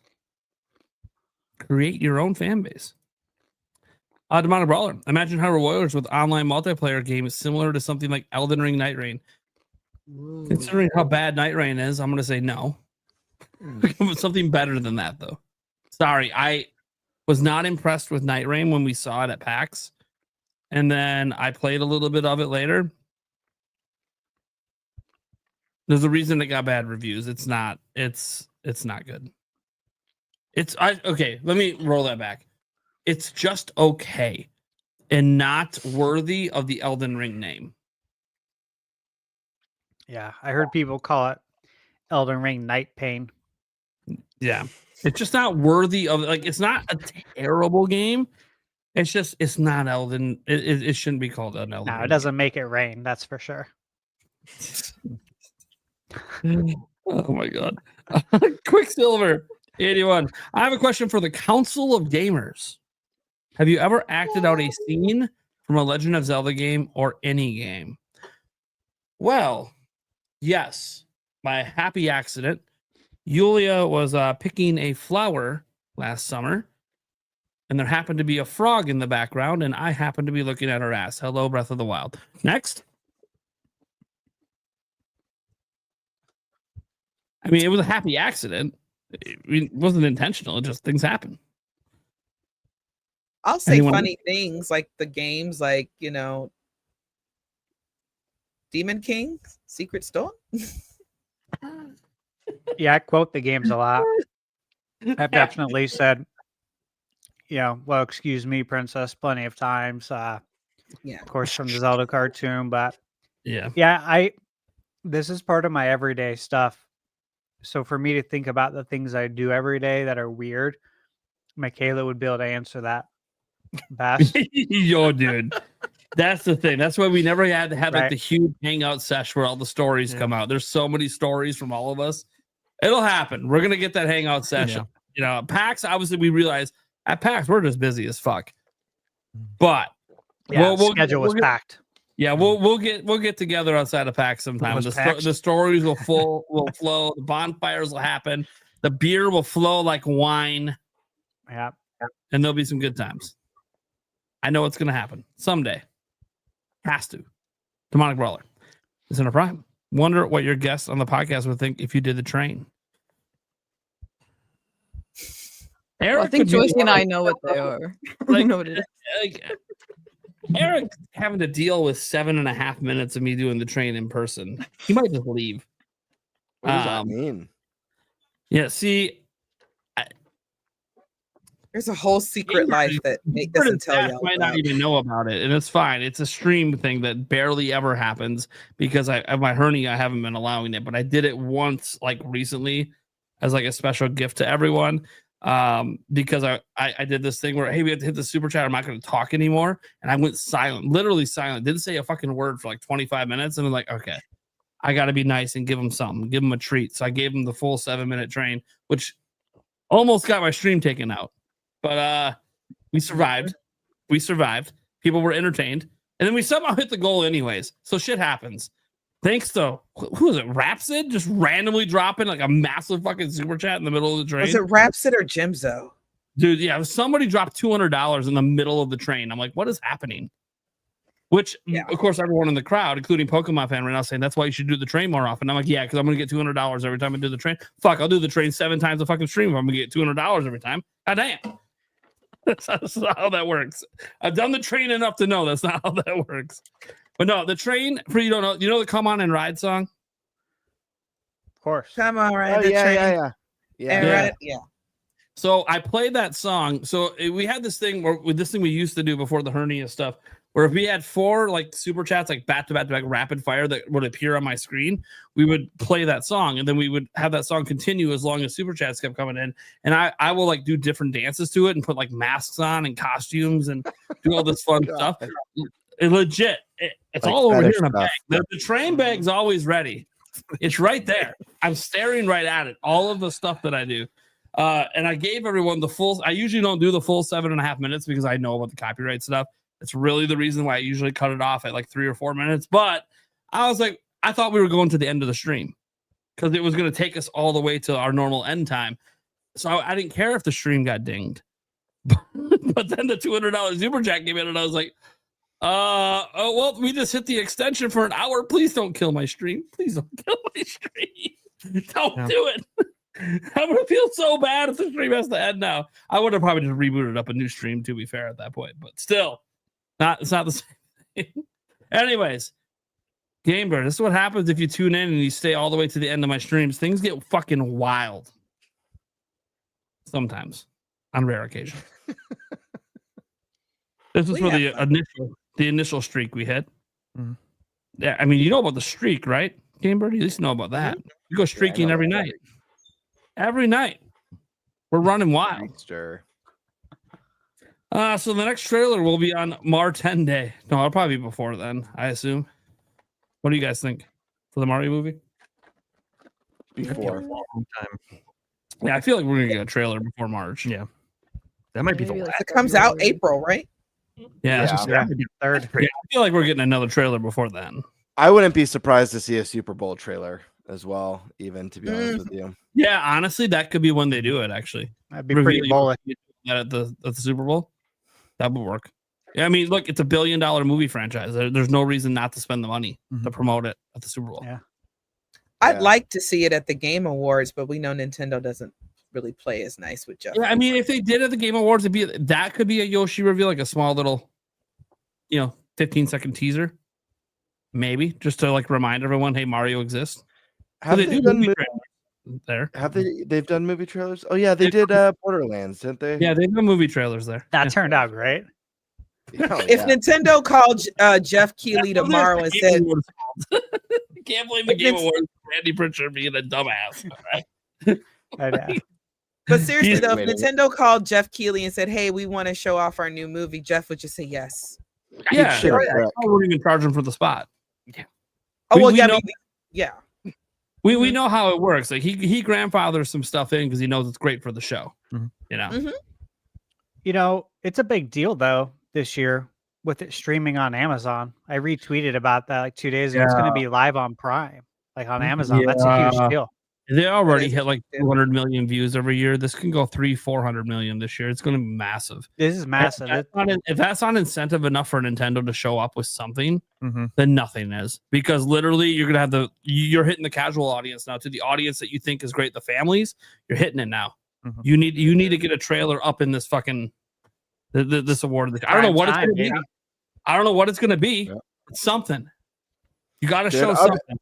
Dude, imagine they do a major reveal for next year, right before Christmas. Prime 1 and 2, or 1, 2, and 3. I'll tell you right now. On Amazon Prime. I'm talking about major for the bigger audience. Amazon Prime though. I'm about major for the bigger. Like a 3D Mario reveal along with the Mario so that would be sick. Yeah. Dude, that would be so huge. I've told you guys I go every year to the Game Awards. I've been, you go fucking nuts in the crowd. I at that. think I've only missed one since it got. You know, Paul rebooted. Gale, I think, goes most years too. Yeah, I didn't know that Paul's until going last. this year too. Yeah. Yeah, I'll have to that. say. Yep. Yeah, I'll have to meet up and say hi to him. I go with my buddy every year, and every year I hope to see something special from Nintendo, and it never really happens. Although I will say, it was one of the coolest moments going to a live gaming event was the Game Awards where they announced Joker from Persona for Smash Brothers. Dude, that energy in the room. I know you guys saw it watching the presentation, but the energy in the actual room was so wild, and they're blasting the theme music and stuff. It was so cool. But yeah, every year I always wish that, oh my gosh, please let this be the year. That's something because if crazy we talk Paul enough, he might be like, hey, let me see if we can get you into the after party. That'd be cool. That would be badass. Cool. That would be really. Just saying, he's the way in. I don't go to the Game Awards. Yeah. If I ever did, I would be coordinating with Paul to be like, hey, can we make this like a much bigger deal since I never come? We really should, so I can get some fat tomato pizza. Oh my fucking god! It is really good. I'm not gonna lie, it is really good, but that's just I gotta get caught up on the last trip still. Yeah. Winterman. You're like, I can make an exception this time. We need fat tomato. I need fat tomato pizza. We need to spend thousands of dollars. We'll get fat tomato pizza. Most expensive pizza ever, but worth it. It is really fucking good. Do you think there will be a scene with Luigi and Yoshi referencing the Mama Luigi? Okay, we read this one earlier. That's right. I forgot to get that one out. Thank you so much for that super chat. But not this. You want to read this one, Joycie? You never get to read a Venny super chat. I think my darling's gone to sleep. But yes, just to clarify, Bowser Jr. is in Galaxy. He alternates with Bowser as the main boss for each section of the game. Interesting. So it does make sense, I guess, for Bowser Jr. to be in the Mario movie. Absolutely does. Yeah. I read that like a big girl. So everyone let Venny know to watch the end of the podcast because his honey read off his super chat. Pretty much for that. Babe. Also, Bowser's painting was hilarious. Hell yeah. Hell yeah. It really was. That was awesome. It was creepy. I love that he went through, he just painted one of skeleton Mario. Yeah, right. And then he looks through to find that specific painting to show them. I'm just to piss off Mario. Just to be like, I thought it was creepy. He looked like a reptilian. He did actually. He did. Like a human reptile. That was the point. That was the point. I like it, but interesting. That was the whole point. And dude, the hair slicked back. He was trying to be suave about it at the same time. Not suavemente. Wrong character. All right, here. The Zelda movie should end in a dance battle. Anyway, but yes, Danny DeVito would be great and funny Wario. Yeah. That would be so good. I feel like they're gonna go with someone a little bit younger just to make sure that they can be around for the next 15 years. Which it really sucks that we've had to say that multiple times. Thinking about all these great actors and just won't even be here in 2 decades. It's oh man. That's everyone I love is dying. Well, I'm still here. Wait, you said love. My bad. Sorry. I shouldn't include myself in that conversation. That's okay. I love you, Nate. Yeah, okay. I'm sure. That sounded so believable. Karkun. It sounded you're like, that's okay. I love you, Nate. It was a regrettable, I'm just going to satiate your desire for attention, Nate. Karkun, always our patches nowadays. Physical equals the past, sadly. Yeah. Wink the Man, how much do you guys think Smash Bros will be? Oh, price wise? 80. 80. 200. Oh wow. After you factor in all the DLC and all the amiibos you buy for it, right? $120 DLC plus amiibos. Yeah, right. I'm going to say 70. And I'm only saying that because I think Sakurai will request it 70. And Nintendo will say sure. Because he won't want to deal with the internet coming after his fucking ass. Yeah. $49.99. Fuck yeah, that's what I'm talking about. Hold on. Baby. Hold on. Yeah. But it will be Nintendo's first official games of service. Oh wow! Don't speak that into existence. Well, you should be free to play Retract that. No. He's not going to retract it. Get over it. Nope. He's trying. When he joined the podcast, he said he was going to be the villain, and he's totally not been. And I've somehow become the villain. He's trying to take it back now.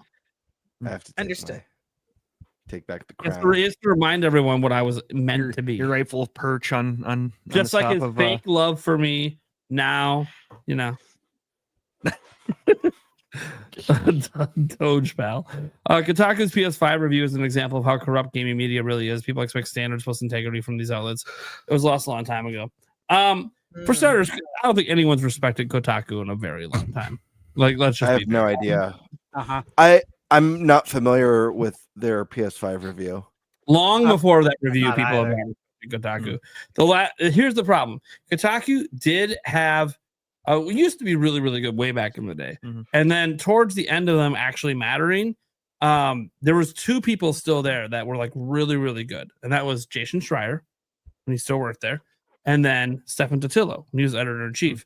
But Stefan Totillo was like busy trying to fight back against all this fucking bullshit they kept forcing on the site, and he ultimately lost and got let go. Now he runs his own thing now. Jason Schreier, I think, works at Bloomberg now. I can't remember. He works somewhere else now, a really big place. Yeah. Because he's really good at what he does. He does investigative journalism. He's really good at it. But the thing is like Kotaku in general, it wasn't their fault. Like, I kept getting sold and moved around, and then they just started pushing agendas and pushing all this stupid shit because they thought it would get clicks and views because that's what the internet was saying. Like, hey, look at what's blowing up on social media, a bunch of political agenda stuff, and then that didn't work for them. It actually made views go down because gamers didn't want that in their coverage. So yeah, their PS5 reviews sucked, but Kotaku has been sucking for like 15 years. So nobody really, I'm going to be honest, they're like the prime example of an outlet that nobody likes. I can't find anyone who says one positive thing about Kotaku anymore. I completely forgot about him. Like, I completely forgot about him. Like, even like IGN, there's still some people that will say some positive stuff because there's clearly some people that still work there that care about gaming. But Kotaku just hasn't had that in a long time. They're one of the most maybe irrelevant opinion. I don't even go to their website. I used to have them in my news rotation. I don't even go to their website anymore. So I don't really think that's a great example of anything other than just the worst, like one of the worst things of the industry. But we had a whole topic on this. What was it, like a month ago? Remember, like 25% of the industry shrunk, and we talked about all that. Yeah. So, I can't even remember the last time I've seen a Kotaku article. Right. And there's still, I want to say there's some good journalism going out there, guys. Like Game File's pretty good. It's just you gotta like search around now because it's not necessarily always the mega sites. They've kind of all shrunk and like been fighting with YouTube to try to be like relevant. But there's still some good ones out there. That's because the good people that were still in the industry have all spun off and done other things. So you got to kind of pay attention to that stuff. Like I still watch Kind of Funny here and there, and Kind of Funny that they were OGs at IGN. Like they were some of the good ones. They left, did their own thing. Andres was on Kind of Funny. Andres, yeah, he got on there. That was wild. That was really cool. Yeah. Switch After Dark. What's up, buddy? I know you're still awake. You got some Blantons over there, bud? You sucking it down?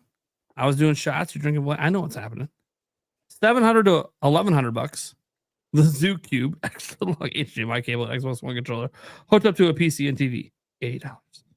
Goes back to the Steam, the Gabe Cube. The Gabe Cube. So, and then he also said, grinding with blanket and pillows propping up. That's a clip. We all know that was what you gamer. Can you explain what he's saying to me? You like laying on the couch grinding in your video games with all your blankets and your pillows around you. The way God intended. Yeah. With your pleasure PC. Play video games. With your pleasure PC. Oh, grinding like in an RPG for levels. I get it now. Yeah, I thought I should have showed it at the time because it made way more sense when you were talking about the grinding the grinding PC. Like, I can't even say it right, the pleasure PC. But I was like, nah, we'll wait and see if he still gets this later. Nope, required explanation. Switch After Dark says, I was doing the same thing I do with key cards, not buying any of those systems. He did buy a Switch 2 and he is liking it. But yeah, he's never going to buy key cards. Ever. Leave it to us to buy him some for Christmas this year. Dude. Should we send him a key card? You gift him Pokopia. Yeah. Should we come together and give Zoo Pokopia? He'll fucking lose his shit. He will. It's like, no, I don't even want this in my fucking house. He'll probably light it on fire or something. Right. Like, as long as you put it on camera. Yeah, come on. Right. You don't have to appear on from camera. hell. You better record burning that fucking thing. I know that's what you're gonna do. The Funny Man 234. We also got the 30th anniversary of Pokemon. How big will they go for that as well? Pretty big. I mean, it's Pokemon. They celebrate every anniversary like the series is about to fucking die. Look at the 25th. Look at the 20th. Dude, they fucking go all out. It's Pokemon. They're the biggest. You know, everyone's calling them the biggest IP in the world. Yeah, they know it, and they go all out because they know going all out makes them money. We know we're getting Gen 10. We know we're getting Pokopia. That's already legendary. There'll be more. Maybe the biggest Pokemon Go update in years. You know, they'll be doing all sorts of crazy shit. I don't even want to predict it because like it's almost predictable. Just go look at their last anniversaries. They go all out every time. Maximum money spend. Then on the last super chat, what kind of art style do you want Ocarina or Oak Arena a time to be in? And will Nintendo Prime forget the ending of the remake like he did the original? Well, we did a whole segment on this. Here's the thing. Art style wise, I just don't care. I'm gonna be honest. We talked about this in a prior episode. I think I brought up like the Studio Ghibli style that Rowan Link did. And you guys brought up all the other styles. You know, even I think the Wii U Tech Demo style came up. But to answer the pertinent question, am I gonna forget the ending of the remake like the original? How drunk are we getting when I play it on live stream? I thought you don't replay games. This isn't a replay. It's a remake. Get it right. Oh my, ay Dios mío. I'm just saying, get it right. One, I replayed Ocarina of Time just last year. Beat it on stream. By the way, that was supposed to be to end this narrative. I don't know the ending. You beat it on stream? I beat it on stream. It's all live on my channel. What? I 100%ed Ocarina of Time on How the do you still have a channel? He said he beat it on stream. I mean, you can beat it on stream. You just can't have it show, you know? You can beat it on stream, but can't show it. That's a whole other conversation. Look at the arm movement right now. I could do this, and this is not bannable on YouTube. I love that, Eric. What your mind doing right now? That's on you. YouTube's just being a man. Eric, don't act like this isn't a common occurrence. Yeah, you guys don't know. We've known each other for a long time. Right. Who do you think taught me how to do it? Oh, wow. Eric did? It's just got dark. Good night, everybody. Anyways, to answer the question more directly, look, I have to play it because what if they change the ending? What if they do something different? You know, we'll know before it comes out. There'll be reviews and everything. Stash might, if he's so lucky to get an early copy from Nintendo. Nintendo is one of the hardest companies to get early copies from. Super difficult. If Stash gets an early copy, I'm making a road trip to Arizona and I'm coming for That'll be fun. I think you're only like 5 hours from me, probably, or maybe farther. I don't know how deep into Arizona you are, but probably not far. Yeah, dude, I will make a road trip out of it, so long as I'm welcome. Yeah, you're not allowed. Fun. Yeah, you're not allowed. I don't know what you're talking about. It'd be a good time. None of the crew's allowed to meet up without me. That's just a rule I just made up. Wait, that's true. Oh yeah, I guess you're here. I'm just kidding. You guys do whatever the fuck you want. What am I gonna do? Quit? Quit the fucking show. I'm done. You guys met up and played Ocarina of Time together? Fucking bullshit. But no, seriously, I would love for Stash to get an early review. I know how hard Nintendo is to get early copies from. Very difficult. Very, very difficult. I get review copies from them all the time. never early. It's so fucking hard to get them early. Sometimes I get them like 3 days late. It's fucking wild. Every now and then I get it like the day before, and I'm like, what am I supposed to fucking do with this? But the embargo's up.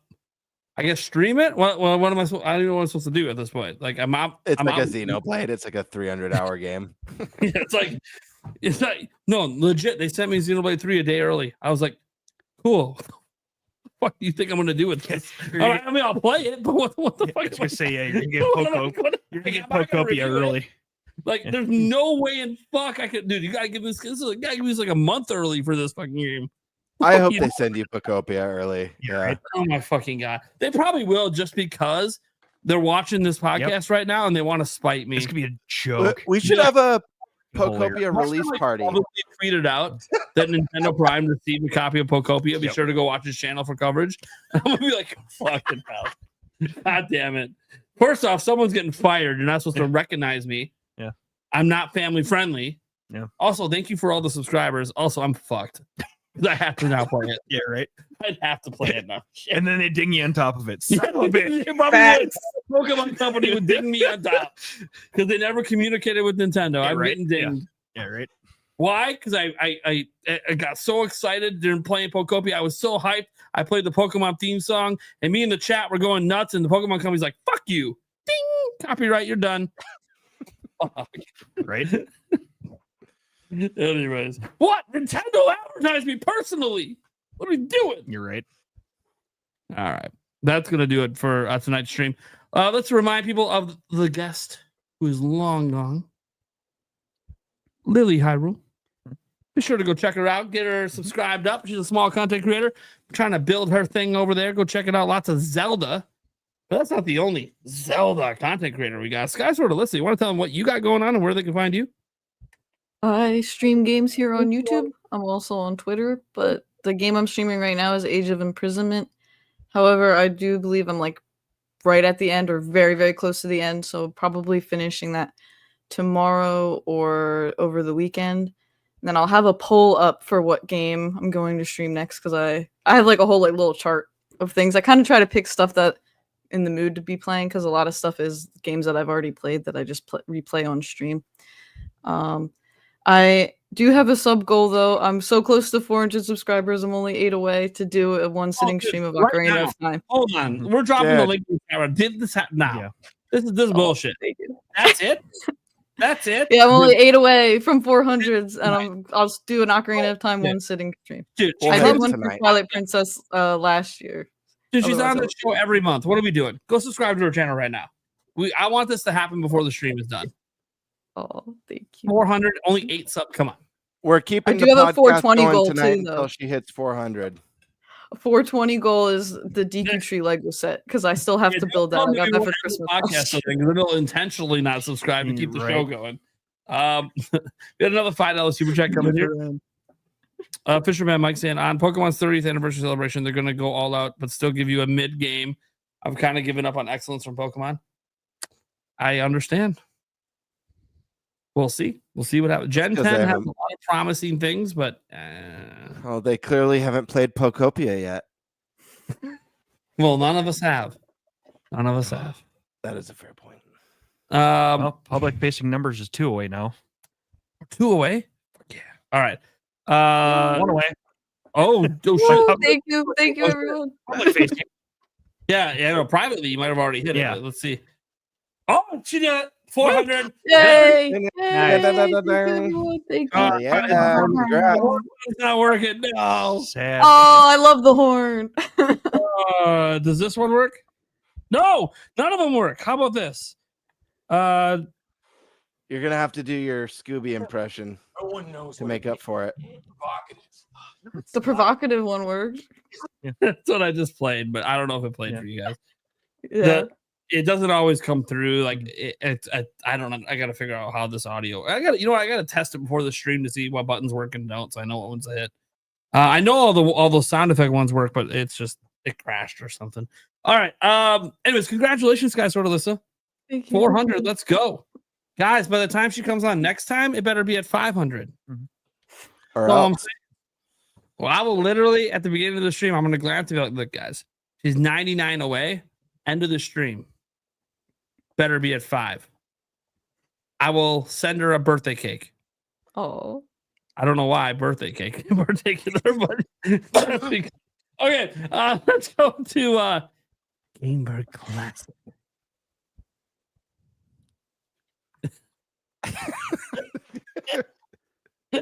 What are we doing? Am I just am I saying goodbye right now? Yes, we're saying goodbye right now. We're signing out. I wasn't sure. Okay. You were too into the cake. I get it. Let's I meant reset. I know. I was thinking about cake. I was in too much cream on that cake. Cake is why. Creamy. Cream filled. Anywho, what's up, guys? Gamebird Classic. You know where to find me here on YouTube at Gamebird Classic or on Twitter at _Birdmaster. Got some cool stuff going on in the background. I just finished this week an intro for a new show that I'm going to be doing on the channel, hopefully once a month, called Super Game and Tell, where I'll have a special guest each episode and doing kind of a back and forth video game show and tell. Each of us pulling 3 items from our collection, each taking a turn and kind of talking about them, why we love them, the memory, the nostalgia, why it's important to us. And so I know Stash is really busy, but Stash is one of the people who I plan on having on, as well as Botox Games. Skysword Alyssa, I know, is interested. And recently ATB, our friend Attack the Backlog, expressed interest on joining the show. It should be a really good time. It will feel like a nice little hangout talking about nostalgia and love for Nintendo and video games. So that should be fun. I finished writing a new sketch. So I'll begin filming that skit very soon. It's I won't say what it is yet. I'll let that be a surprise, but I will say it is. It's a little bit darker, a little bit more deranged than the last couple things I've done. So that yes. Yeah, absolutely. And then tomorrow I'll actually be I'm not sure if it's live or if it's pre-recorded, but I'll be doing I guess it's live. I'll be doing Liquored Up Live with Zoo. He's been on the show a few times. It's in the name. I wasn't sure if it was just because it was a nice sounding name. No. That could be like part of the joke. It's not even live. No. That would be awesome. He'll have a drink poured. He'll ask if you have a drink poured, and then he just talk about whatever the fuck he wants. Cool. To talk about. Yeah. So that'll be tomorrow. So that'll be fun. Nice. I haven't been on another channel in a long time. Yeah, the last one was Andres. I'll tune in. Maybe throw a little shout out to Zoo and push it a bit, just to, the Birdman's there, the special. Oh yeah, representing. Oh yeah. All right. Speaking of representing, 7 Embargo Man Thunderstash. How we doing? Yes, very good. Yeah, busy. It's gonna be really busy. So yeah, you guys can find me on YouTube at Thunderstash Gaming. And yes, I have a lot of game reviews I'm working on. Those are the embargoes that are near. There's more than that. There's a lot. Gamebird, you've seen the list. I ain't going through that. Yeah, I haven't seen it saw yet. it most recently. Yeah, it's the list was it's not my list, but it was still anxiety inducing. It's seriously like heavy duty. So obviously I'm excited to play all these and work on them. I wish I could just play games and like do my review and then it's done. And we don't have to like edit or do all the other things. There's just so much more to it. So it's gonna be a lot. But that's what I'll be doing. I'm gonna get as much sleep as I can tonight. But I'll be up early getting after these ones that are coming up very close. So yeah, stay tuned to my channel. A lot of new reviews coming. Okay. Well, I'm Nintendo Prime. I do daily Nintendo news content, and should have a pretty good news video. I already have a few stories for tomorrow, so we'll see what happens. I need to start getting my news videos out a bit earlier. They've been landing late. I've just had a lot going on. That said, I'm really excited for tomorrow's video and obviously the live stream and everything else that we do on this channel, and obviously future episodes of the Nintenbyte Podcast, which you can go subscribe to our Clips channel. The Clips channel, Eric's been kicking ass over there. Just hit 2,000 subscribers. Hey, Uh, nice. And none of us have really been promoting the Clips channel much, and yet we're getting clips getting 300, 400, 500 views. That's awesome. So it's naturally growing. That's what we want. We want a natural growth over there because it's a different way to digest this super long podcast. It's segmented out 4, 5, 6, 17 different ways. Kind of depends because sometimes extra topics come up because we talk about something for like a half hour that wasn't one of our topics. Happens. Call it a spinoff. I don't know. But you guys should check out the Clips channel if you want a smaller bite-sized version of the show. Otherwise, you can also check out the podcast on everywhere that audio podcasts are. We have the full version up. I've debated at times putting some of the clip versions up as well in between, but I haven't really decided if that's a good way to grow yet. I'm trying to talk to some experts on it to see if putting up like, episode 25.1. That's like topic 1 from the episode, like on its own. We could do another channel. Well, we'll see. Yeah. All right. Anyways, guys, thank you so much for tuning in. Thanks to Joycie too for joining us. Yeah, Joycie J, Sky Sort of Alyssa, join me. Thank you for noticing, Eric. Yeah, the you're welcome. whole stream, baby. Now you guys can be super fucking tired tomorrow. Have a good night. And catch you later. I do this shit every night. I don't even go to bed till like fucking 2:30 every day. So I'm still gonna be up for like an hour. Peace out, everyone. Good night. Bye.